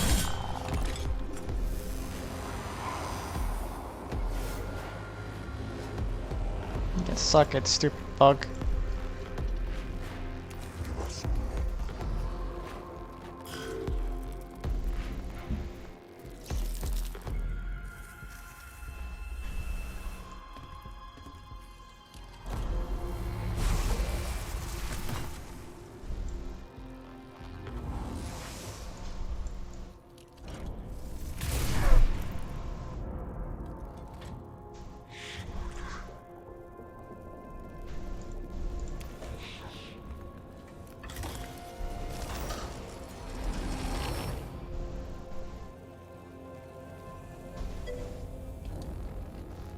Nope. Nah, it can't kill all enemies. That is physically impossible.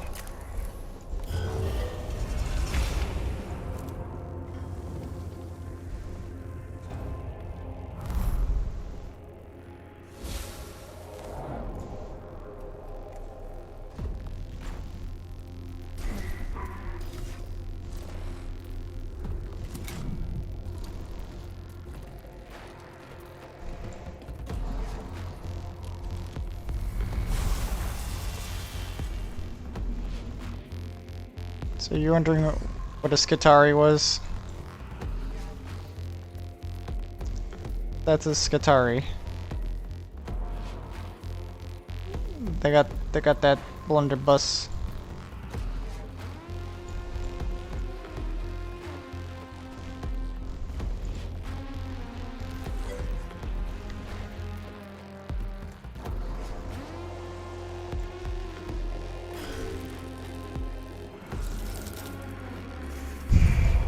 This is so futile.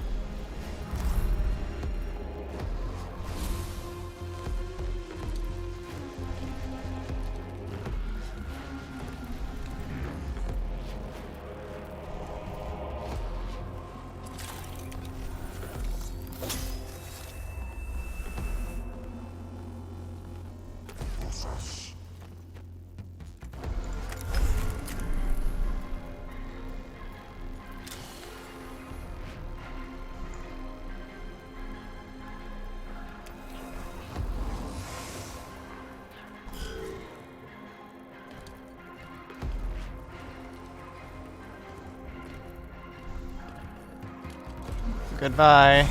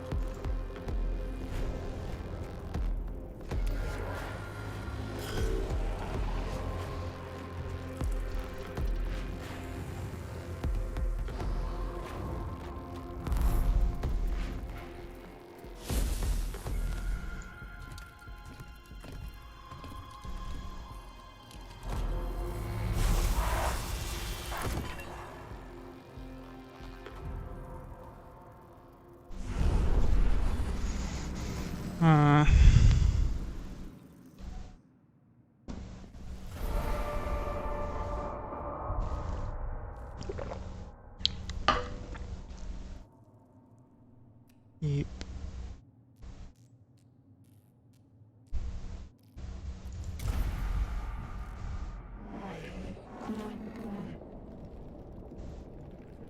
We lost them. You were behind on mapping the tombs as it was, and I never finished exploring the tomb of Agrelek. Setback indeed, some domina, but we will prevail. It is the Omnissiah's will. I can't keep losing men at this rate. We'll be bled dry before we have any idea how far the tomb complex extends. The dismay reported, my emotional course is being converted to determination. The bleeding dry of the Skitari shall not be allowed to happen, if it is within my power. And if it's not,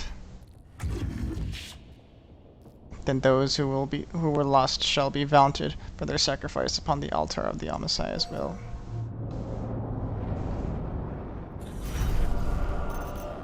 Ugh.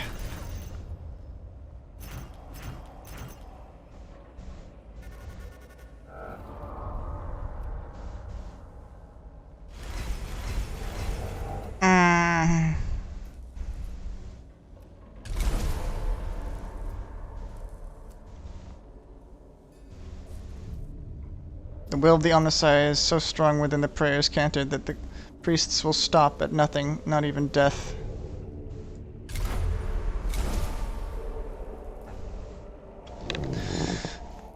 Benediction of Omniscience. Next energy attack will deal 3+ energy damage from the master of the machine who knows all. There will be no shelter. Litany Electromancer. Next 4 attacks will ignore all armor. Well, at least it wasn't all for naught. Blessing of the Omnissiah. Gain 6 cognition points. Shine those who are faithful. Prayer of Titanium. I gotta use that. Plus energy armor for 1 round.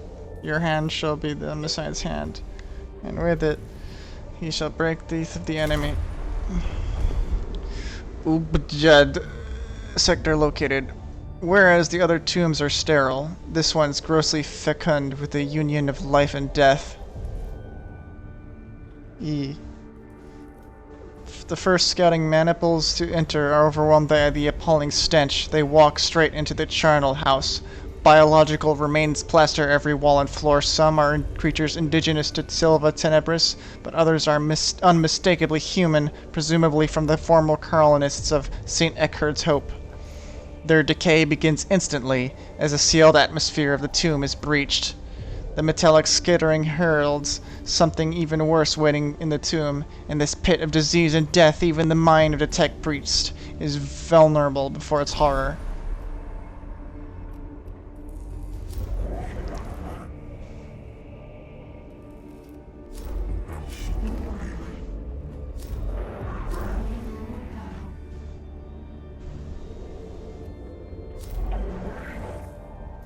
Acrylic.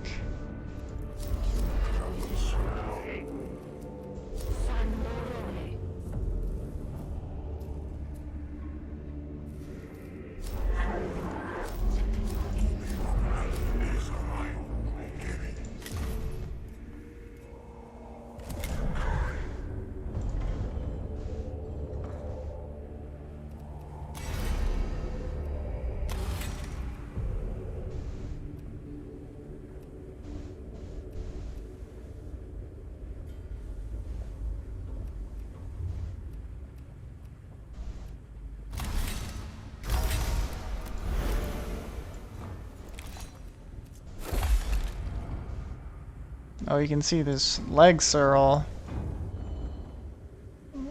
you know.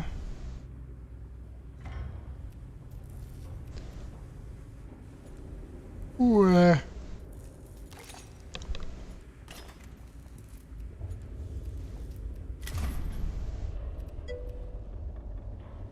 very, yes.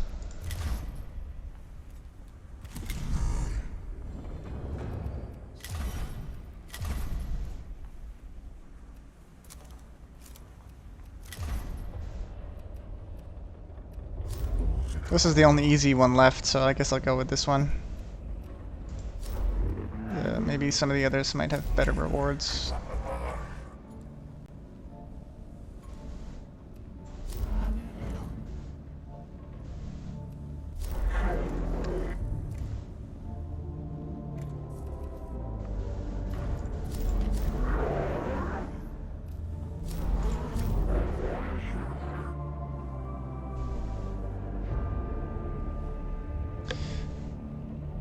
Damage sustained during warp transit forced Castis Medican to vent much of its fuel reserves. Quartermaster Rowe suggests requiring supply of isotropic material from the tomb of Agrelech for use as fuel in the Sistus Metallicum.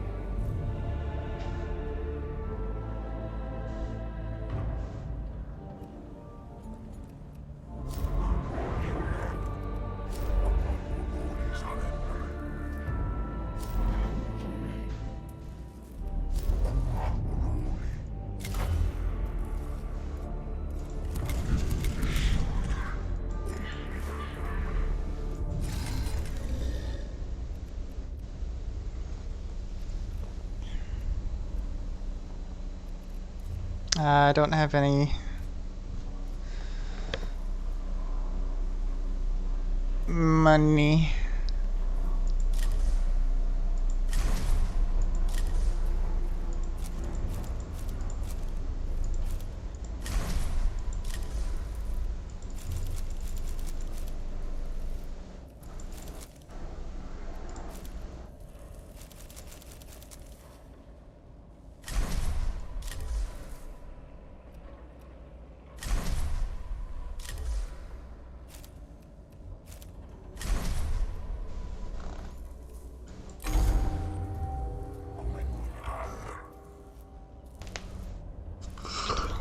Potential for corruption to Magrelec continues to vex me, Magus. Spreading of the ins. I think it blocks energy damage. The spreading of the incense was not enough.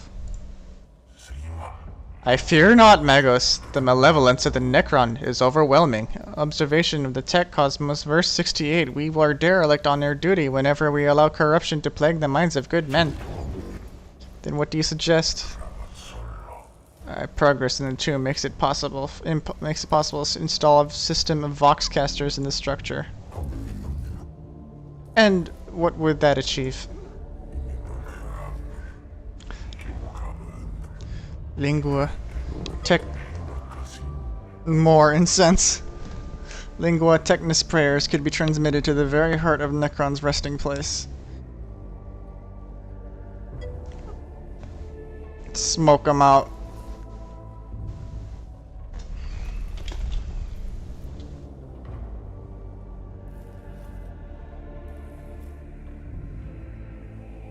Smoke them out.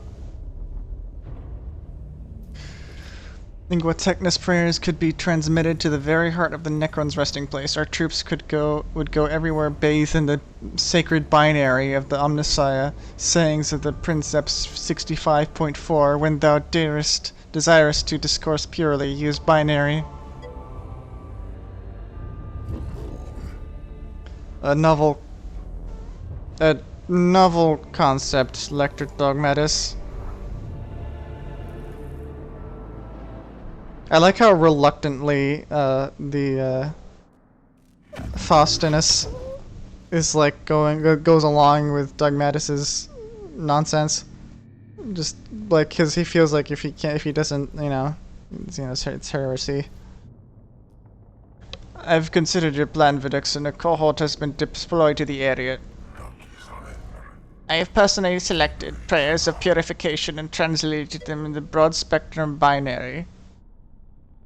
Once the voxcasters are active, the tomb will ring to the Omnissiah's word. I have the voxcaster locations plotted, Magos. I am still uncertain if this is worth the risk to our people.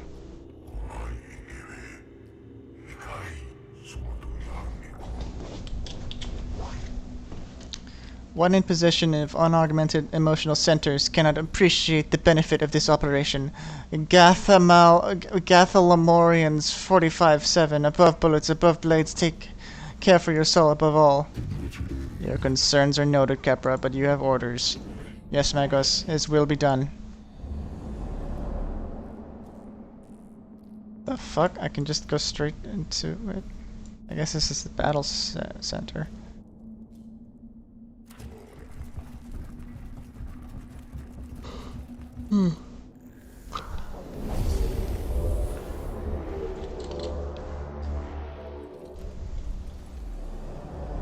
Survive 3 rounds.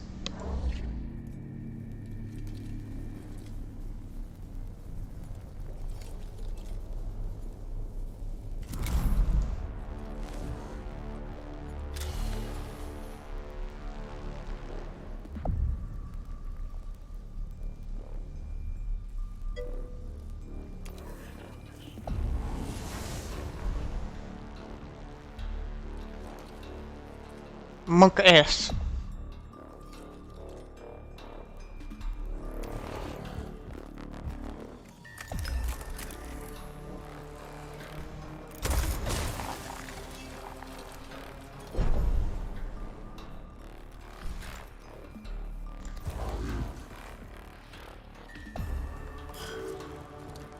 Oh no.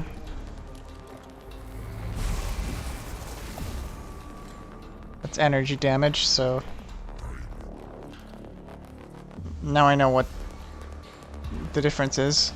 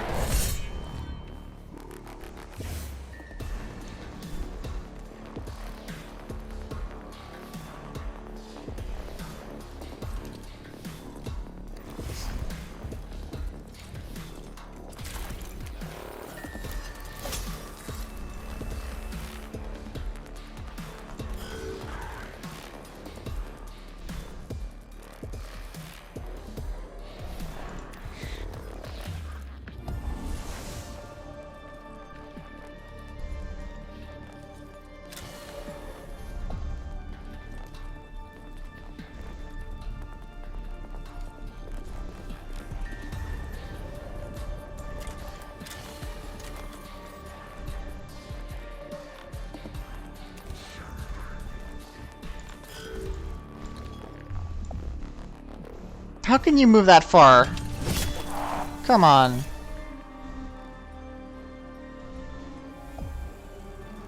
Oh, we got more.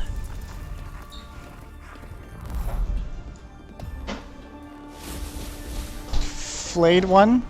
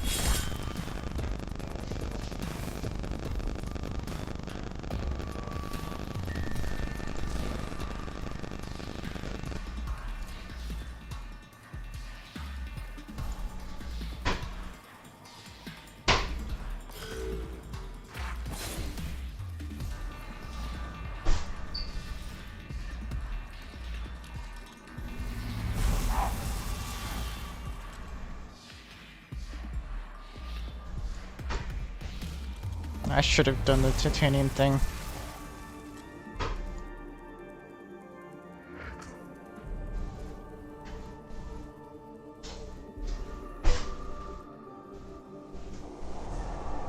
Oh, really?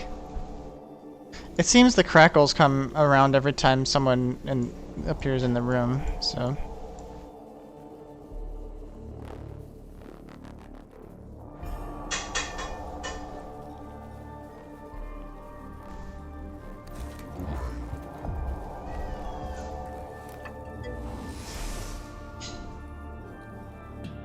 No, really?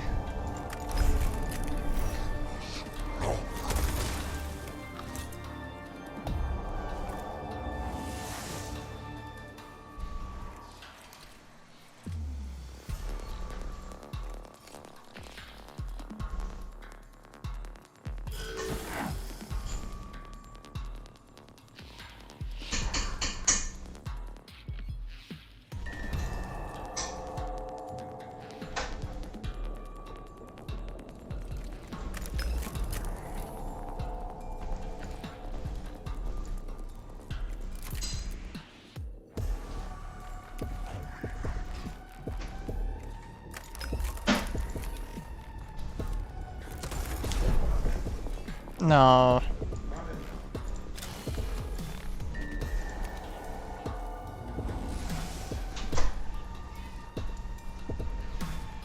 Robin? Hey, Robin.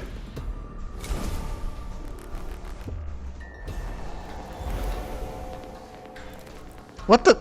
You throwing things at me? You don't listen to me. What? You're in another world. No, because I can't hear you. Well, I'm telling you to hear me and Yeah, tell me to hear you. Okay. Sorry.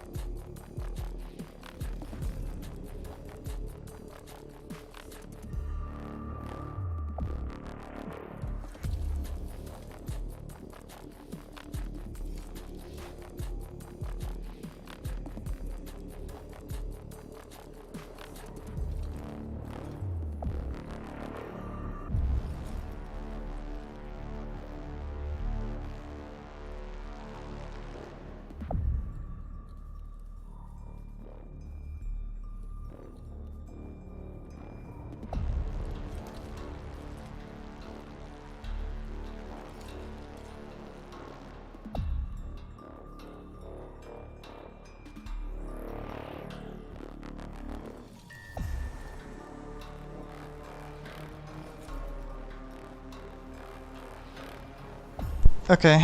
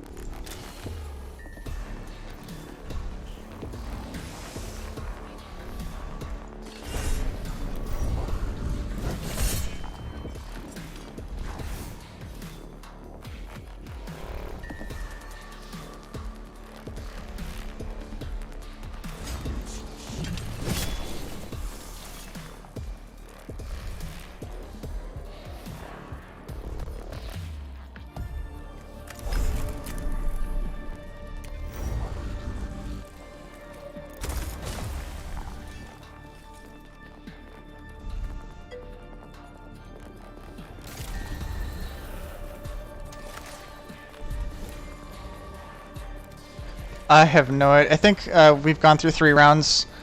And now the objective changed to kill all enemies.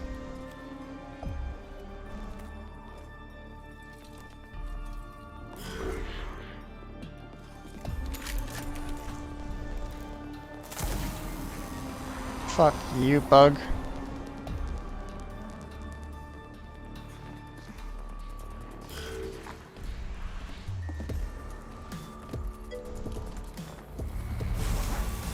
Yeah, I don't know.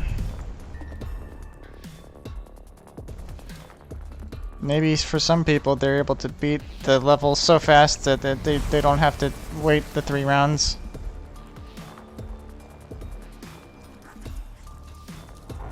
Oh, hi.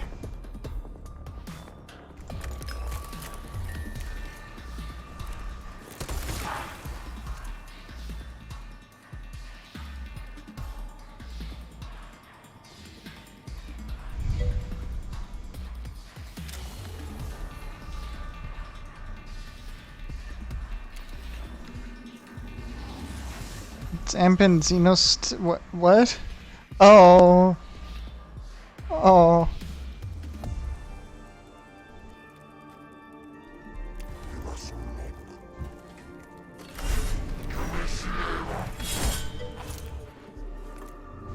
I know.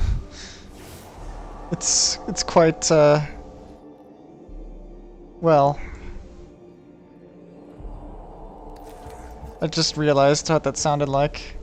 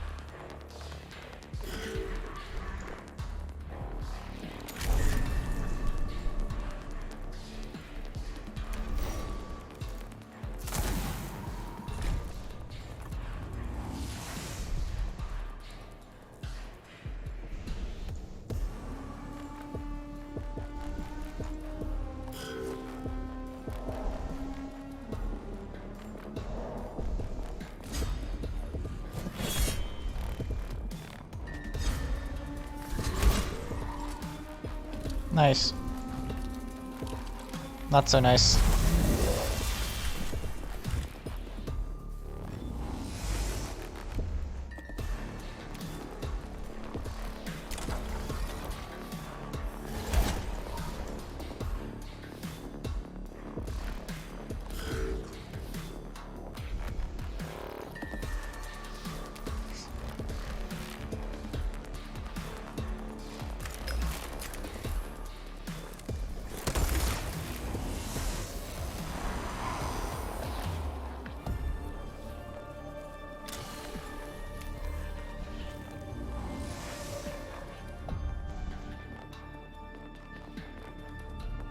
What does what word mean?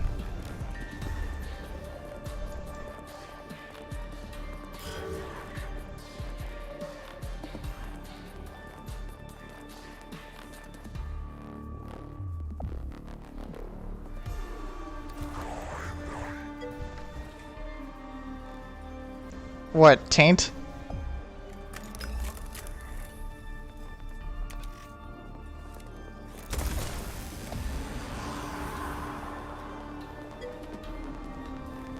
Then wait, what was the joke that you were making? Dampened Xeno's taint.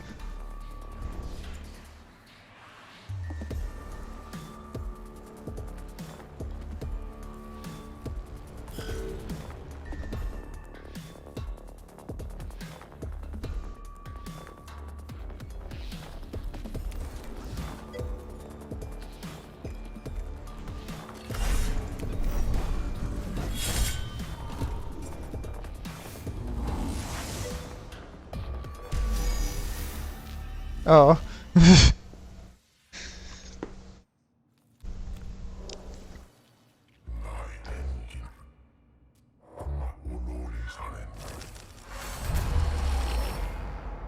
The first Voxcaster as unit is in place. It immediately begins transmitting the complex binary of Lingua Technis. Volume level Gamma. Volume level Omega. Volume level Alpha. Turn the volume to maximum.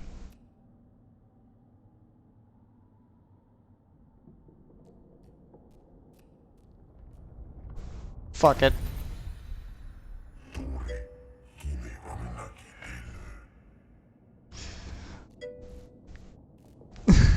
Principal Logical 22.4. Let his word be exalted to the 11th degree.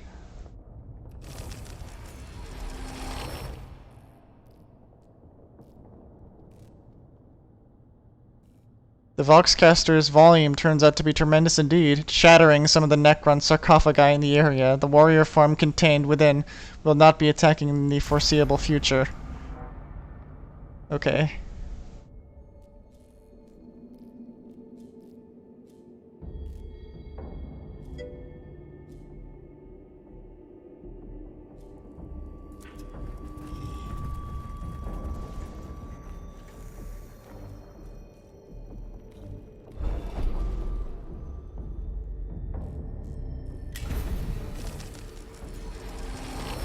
Okay.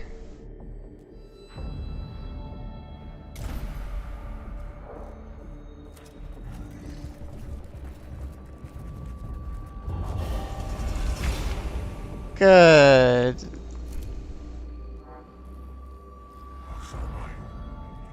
Oh foul, could this be a place of Xenos worship? We have no data on their religious practices. I retrieve Pharaoh dictates, not all data be acquired. Okay.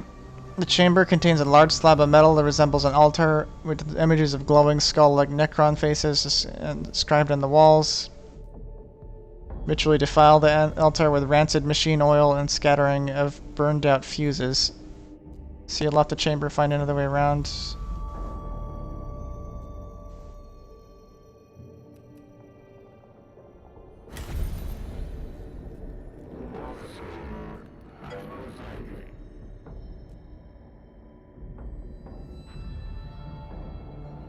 Piss on the grave. Situation analysis. Study opportunity greater than religious fervor. Conclusion. Disappointment. Logical choice, Magos. The creed of Mars should be the only faith on Silver Tenebrus. I got an STC fragment, bro. How ironic. Tech priests great take great pleasure in reciting the litany of defilement of the altar and anointing it with the fluids of desecration. During this process, a massive Xenos alloy shavings are discovered behind the slab. Perhaps this was not a place of worship at all, but a form of workshop. Okay,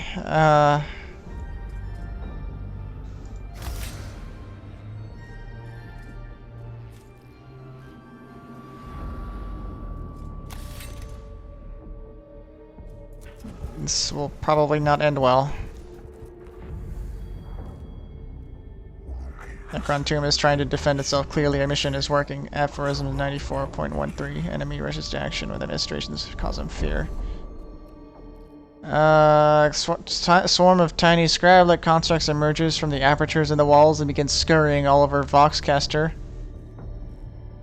shivering through its casings with steel mandibles.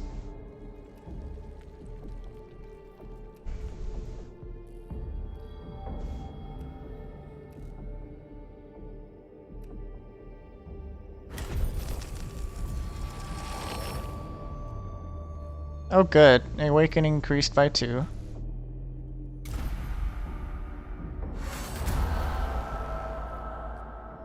Oh, we only had to do 1 battle. Voxcaster is installed. Binary prayers flew through the tomb, filling both real space and the so real space and new sphere. Final Voxcaster is installed. Binary new space with the words of workshop exalting Omniscient and Creative Mars. Okay. Unholy lair of the alien now rings the words of the Omnissiah epigrams. Saint 3.989 protect a shield in the mind, body to shield in inner body. The Necron can strike at our minds as well as our bodies, and we must protect both. In this, Lector Dogmatis, I agree with you. I hope you're in the same mind in other matters too, Magos. Our exploration of Silva Tenebris should be executed with a view to destruction of all traces of the alien. I have not yet decided if we should commit to such extremes, Videx. I feel multiple emotional prerogatives as well as illogical analyses all competing for the primacy in my new revolts. Our mission here may not be as simple as you think. Just be ready to make the right choice when the time comes, Magos. Recall the words of fabricator General Plutonus, his eyes of the Omnissiah ever upon us.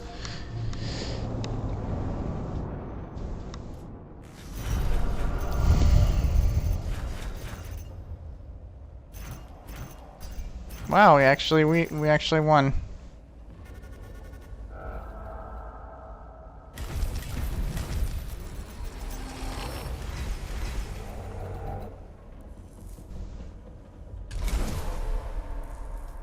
Chant of the Remorseless Fist.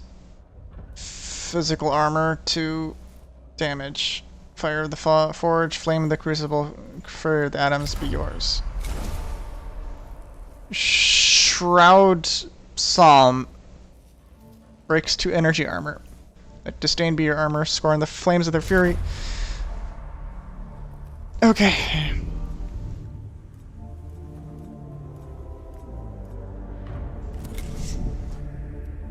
Soup.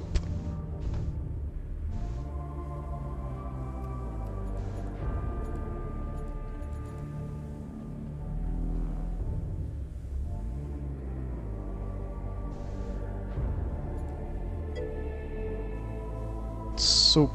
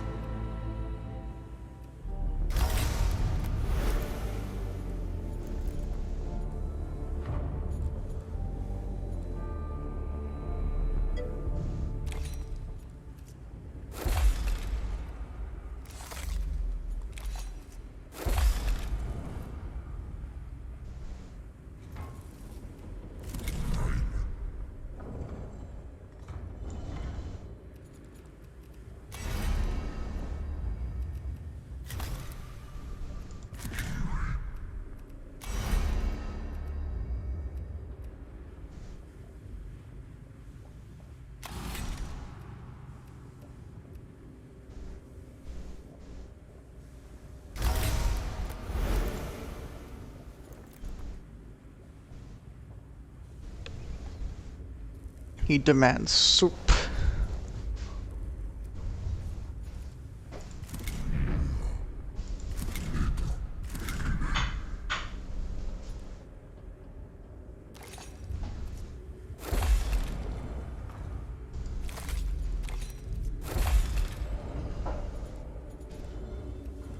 Who are you gonna call?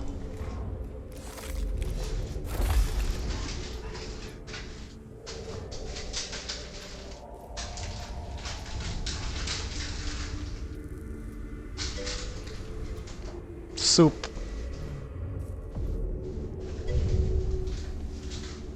Soup store.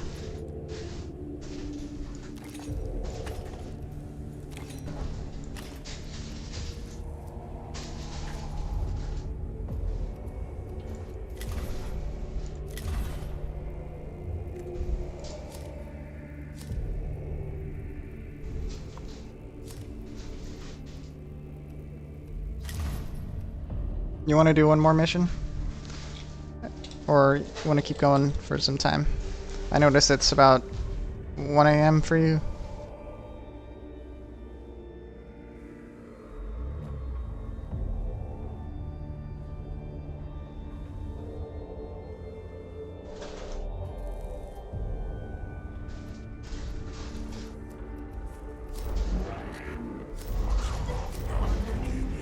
Oh, okay.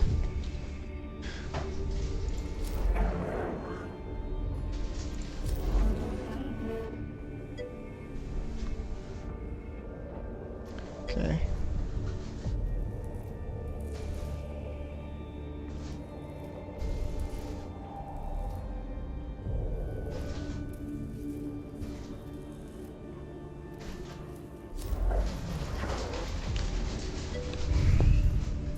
Okay.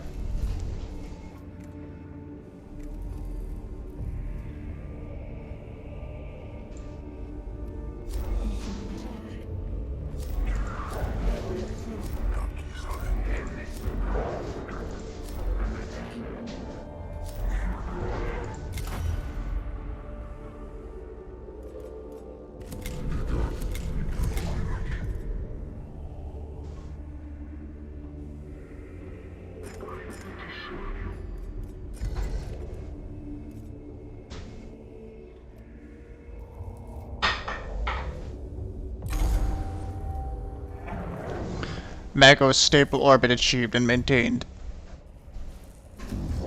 Thank you. My thanks, Quartermaster. I would remain in geosynchronous orbit for the duration of this mission. Fuel reserves calculated. Continuous orbit probably not certain. Additional fuel acquisition recommended. Attention required. Troublesome news, Magos. The tanks are nearly empty. Supplies are low. Far from sufficient. Problematic in the extreme. How can our supplies be low? We only just arrived here, Quartermaster. Warp transit less than satisfactory. New reports state cargo supplies vented into the void as a result of damage. Most unacceptable. Then what is our situation now, Quartermaster? Deploying armed forces on a hostile world is costly exercise, logistically complex. Running costs for Stasis Metallicon in orbit far from negligible. Crisis in isotropic fuel matter for core reactors. Disappointment and frustrations are flooding my new revolts and require quarantining. If I focus instead on a solution, can you present one?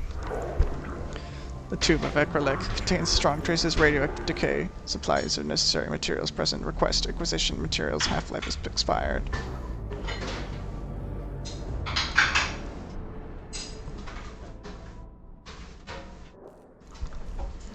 The tube of acrylic isn't particularly welcoming, Magus. What? Whoops.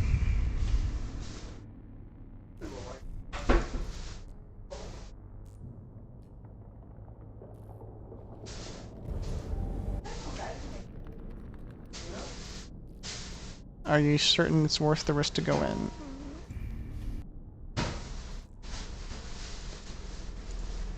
Our mission here cannot be fulfilled if the Stasis Metallicon has insufficient fuel to stay in a stable orbit.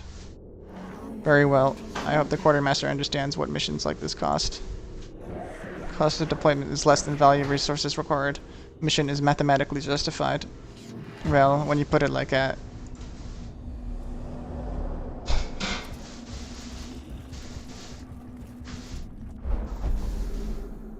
Sudden radiation spike has turned this part of Agroleth's tomb into a dangerous hot zone. Pair of Scutari lie in the zone, evidently been overcome by rad levels. It is sacrilegious to leave them there unrecovered, but the area may be too hazardous to do anything else.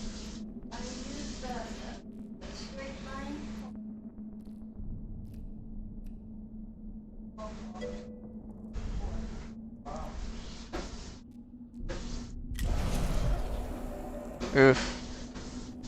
Awakening increased.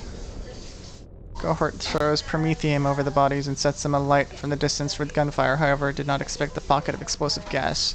It causes huge fire blast and destroys the whole chamber. The cohort is clear of the explosion, but nearby Necrons are immediately alerted to their location.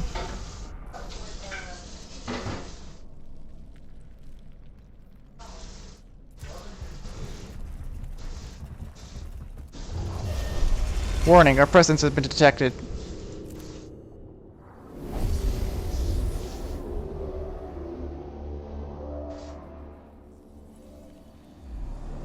Scan or destroy. Find isotropic materials for fuel.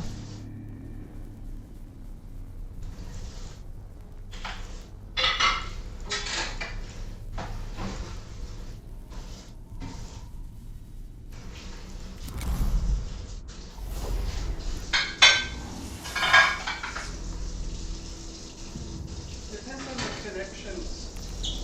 Is there an HDMI plug open?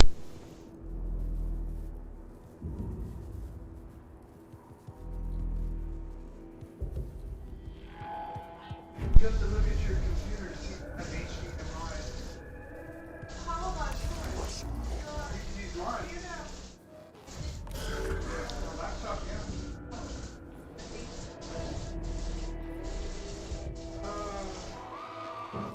I'm not sure it has an HDMI. I think that the MacBook Pro that I have has HDMI, so that is. I don't think so. I don't think the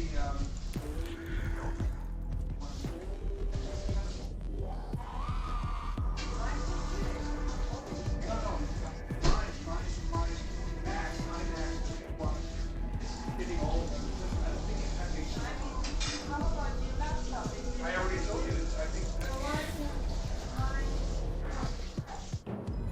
I'd have to look at yours. I'm not sure. I don't because it's a MacBook Air. It's not a Pro.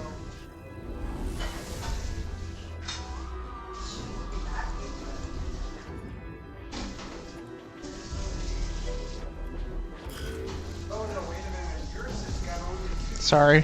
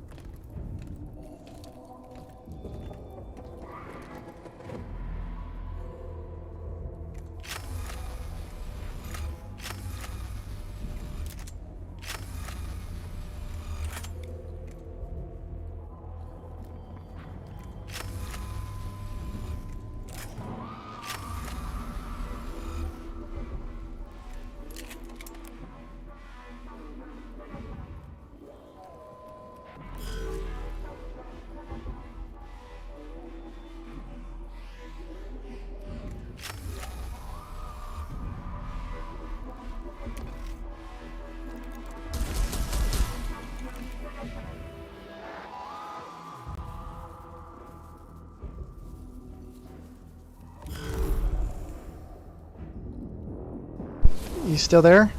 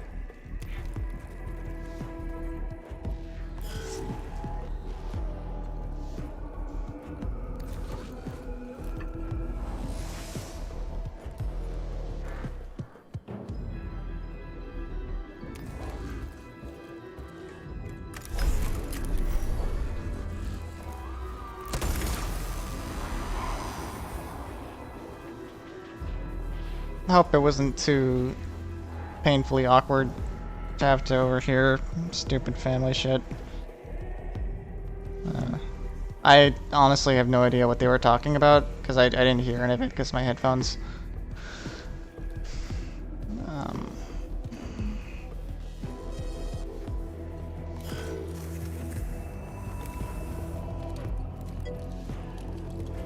Okay.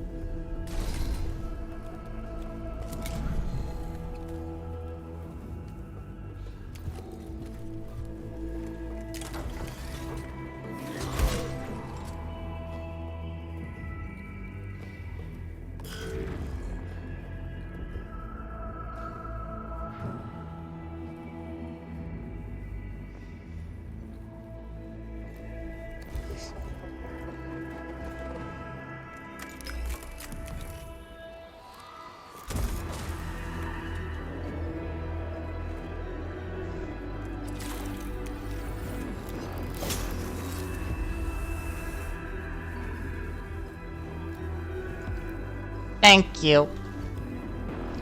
You're welcome.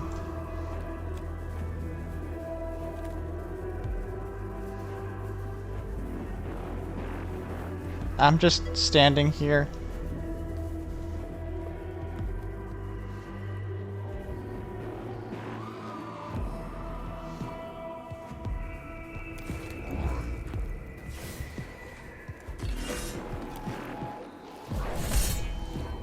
A kiss.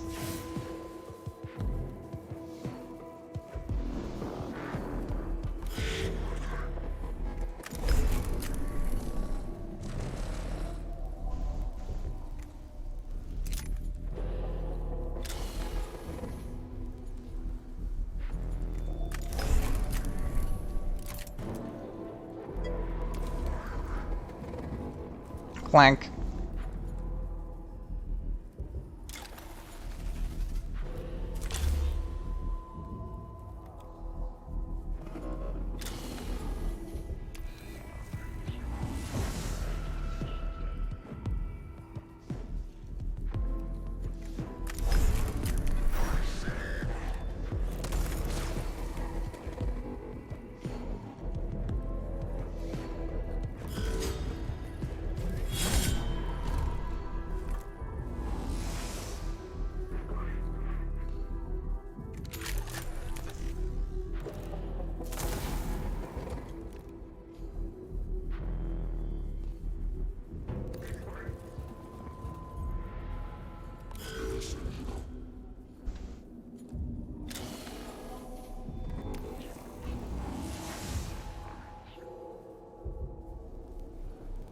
Whoops.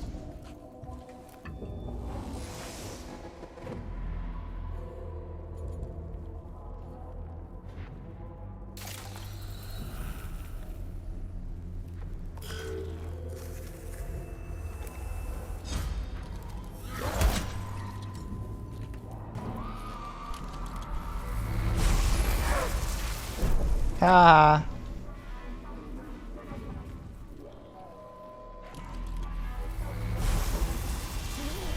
He...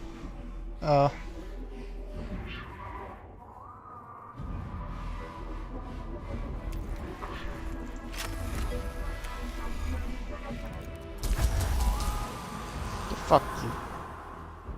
That's what you get.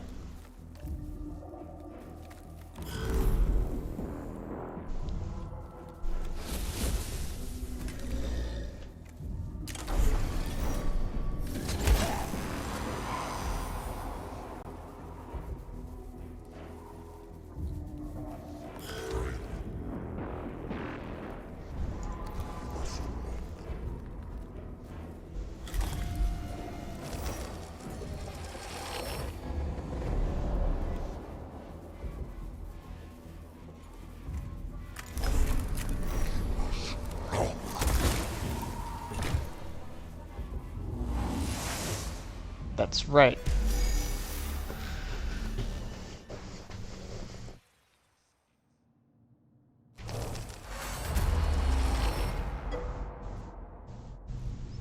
GG Nori. Cohort's rad sniffers are detecting potential traces of target isotopes. The trail leads through a half-collapsed series of chambers crumbling under the weight of shifted landscape overhead. It may be perilous to pursue, but it could bring the cohort to the objective more quickly. Survey collapsed chambers before taking the route. It will not be quite as fast. It should mitigate the risk. You take the dangerous trail. It is worth the risk. Take another way around. The mission will fail if the cohort is lost to the treacherous terrain. Courage? Okay. Well, took 2 damage to this thing. The cohort makes its way through the treacherous area, suffers injuries when their movements cause secondary collapse that rains debris down on them. However, the sacrifice may have been worth it as they emerge from the collapse having found a shortcut through towards their objective.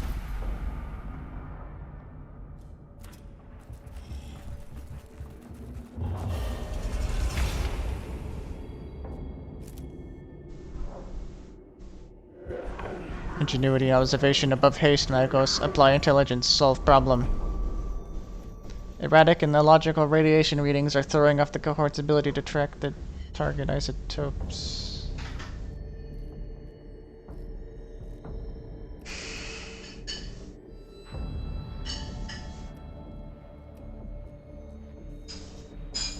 Speed.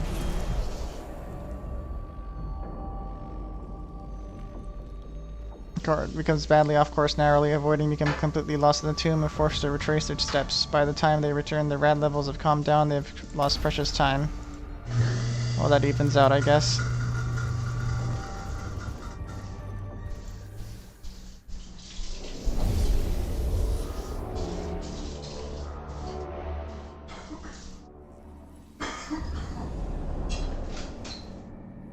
Scanner destroyed.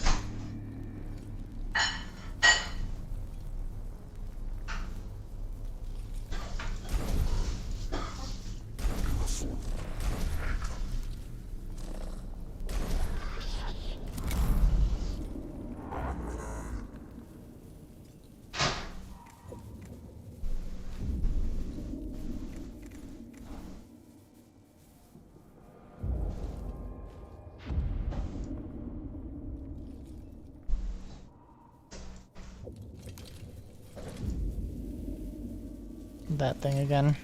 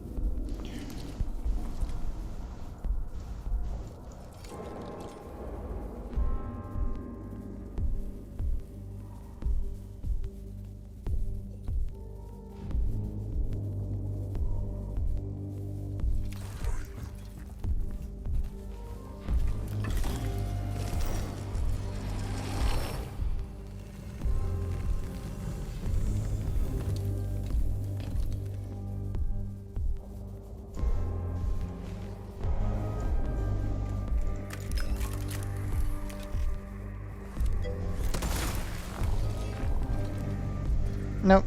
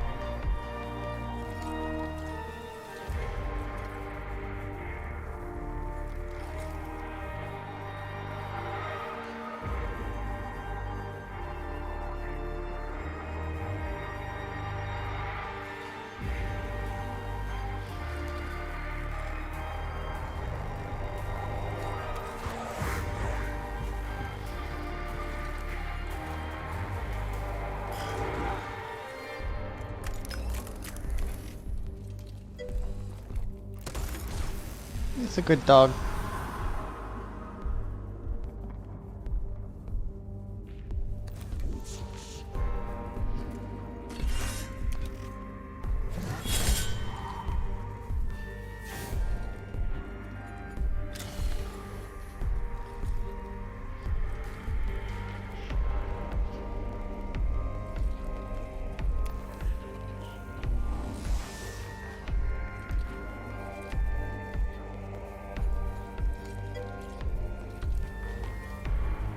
Room dot again.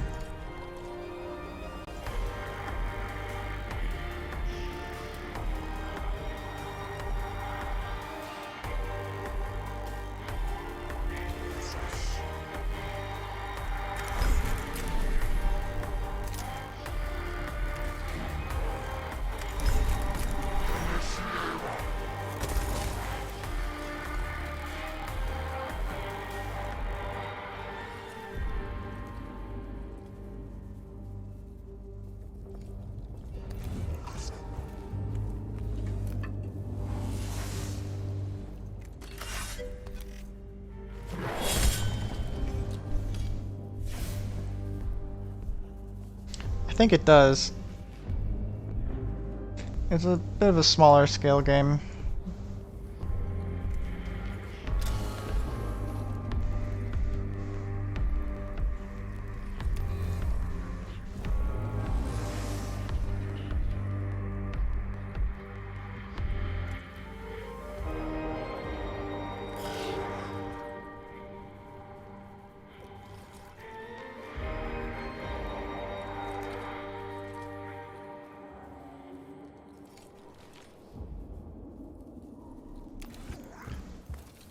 one of the few things that I have a problem with so far is, I guess, the environments are not too diverse, but, you know, it is what it is.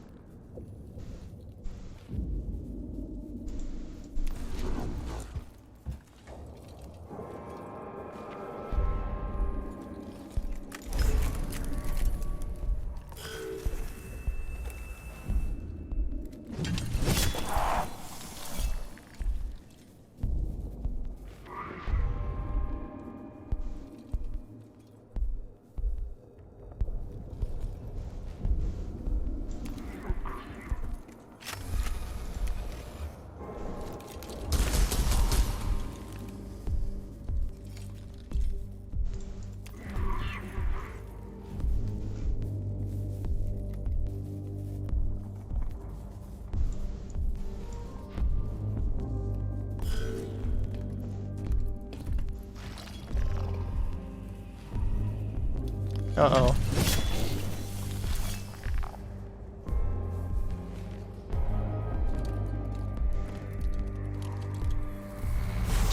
Oh no.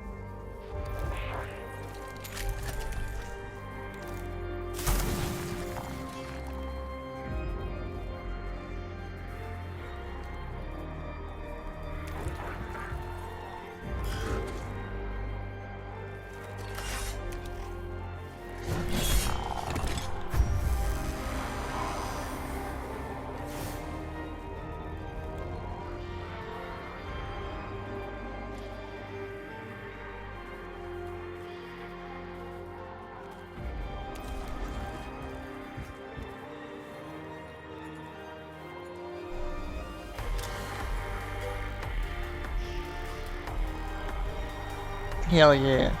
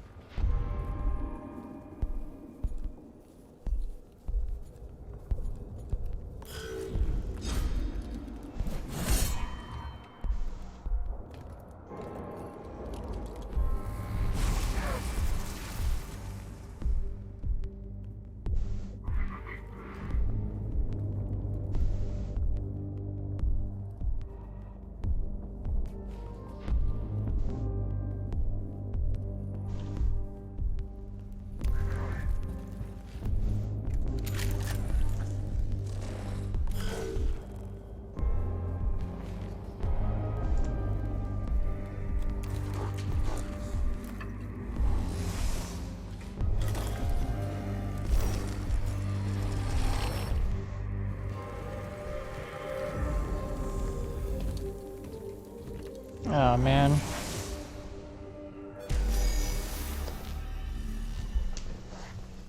Nice. The cohort locates a cache of ingots forged from the rare isotope known by some unknown Necron method. They are able to take this rare bounty back to the tomb entrance for processing into fuel for the Stasis and Telecon. You have your supplies. Has the fuel situation improved? The fuel is good. The rest, not so good. I anticipate further requests for action in maintaining mission optimal supply levels. Undoubtedly, no army survives without supplies. Supplies not in the habit of walking into our hold. Then I am sure I will hear from you again soon, Quartermaster. Okay.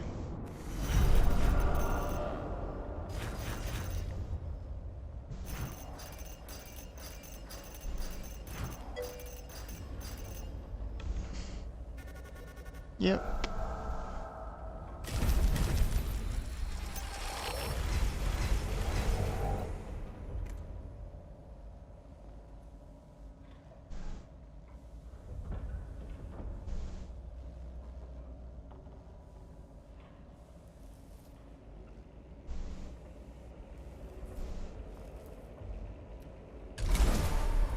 Oh my god, look how much blackstone we got from that.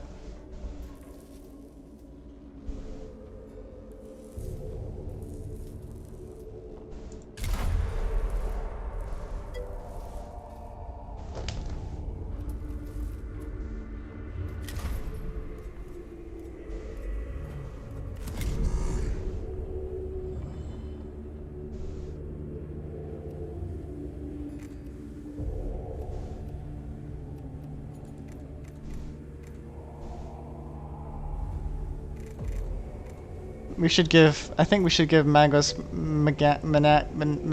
Maniganus.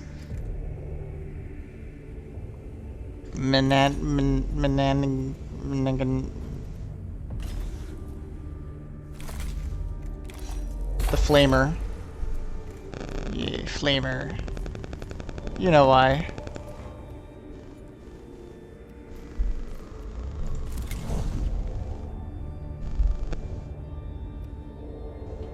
Maniganius.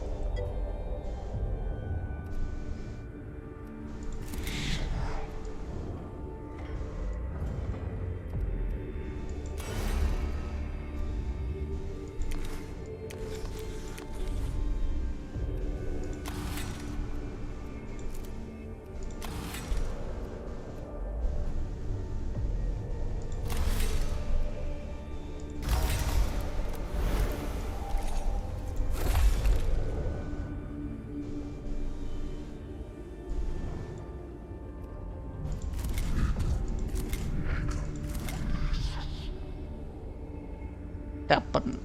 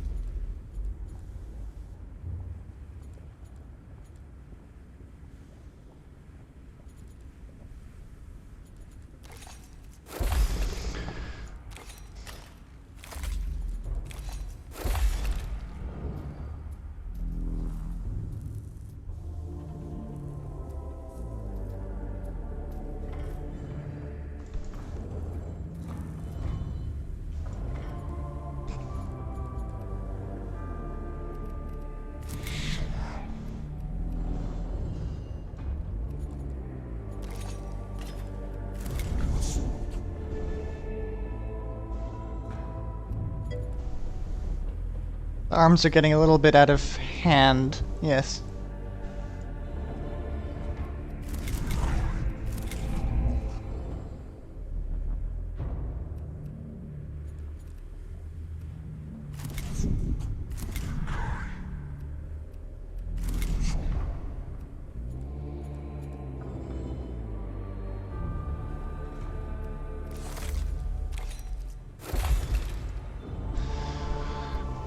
Hmm.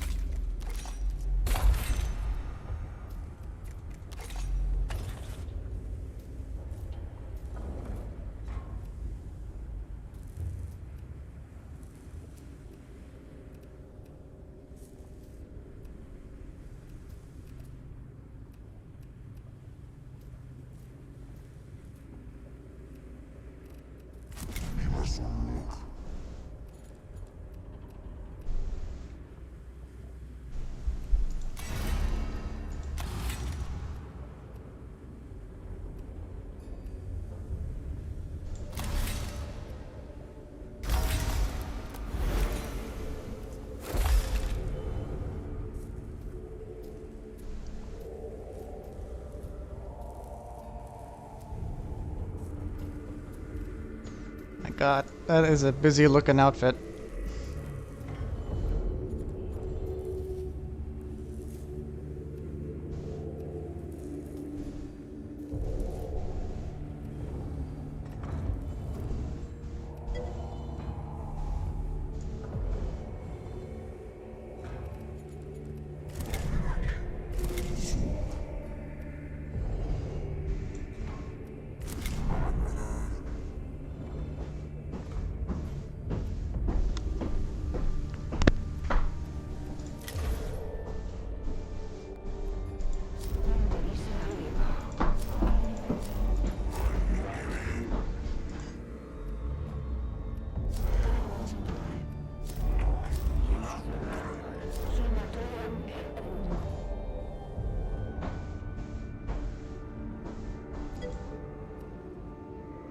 Okay, well, I guess I'll finish up for now.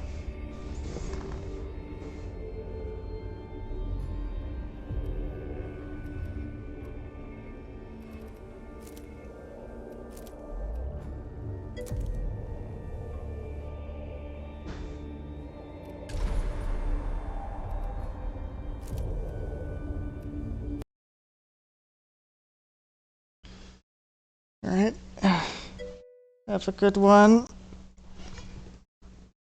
Thank you. Thanks for coming.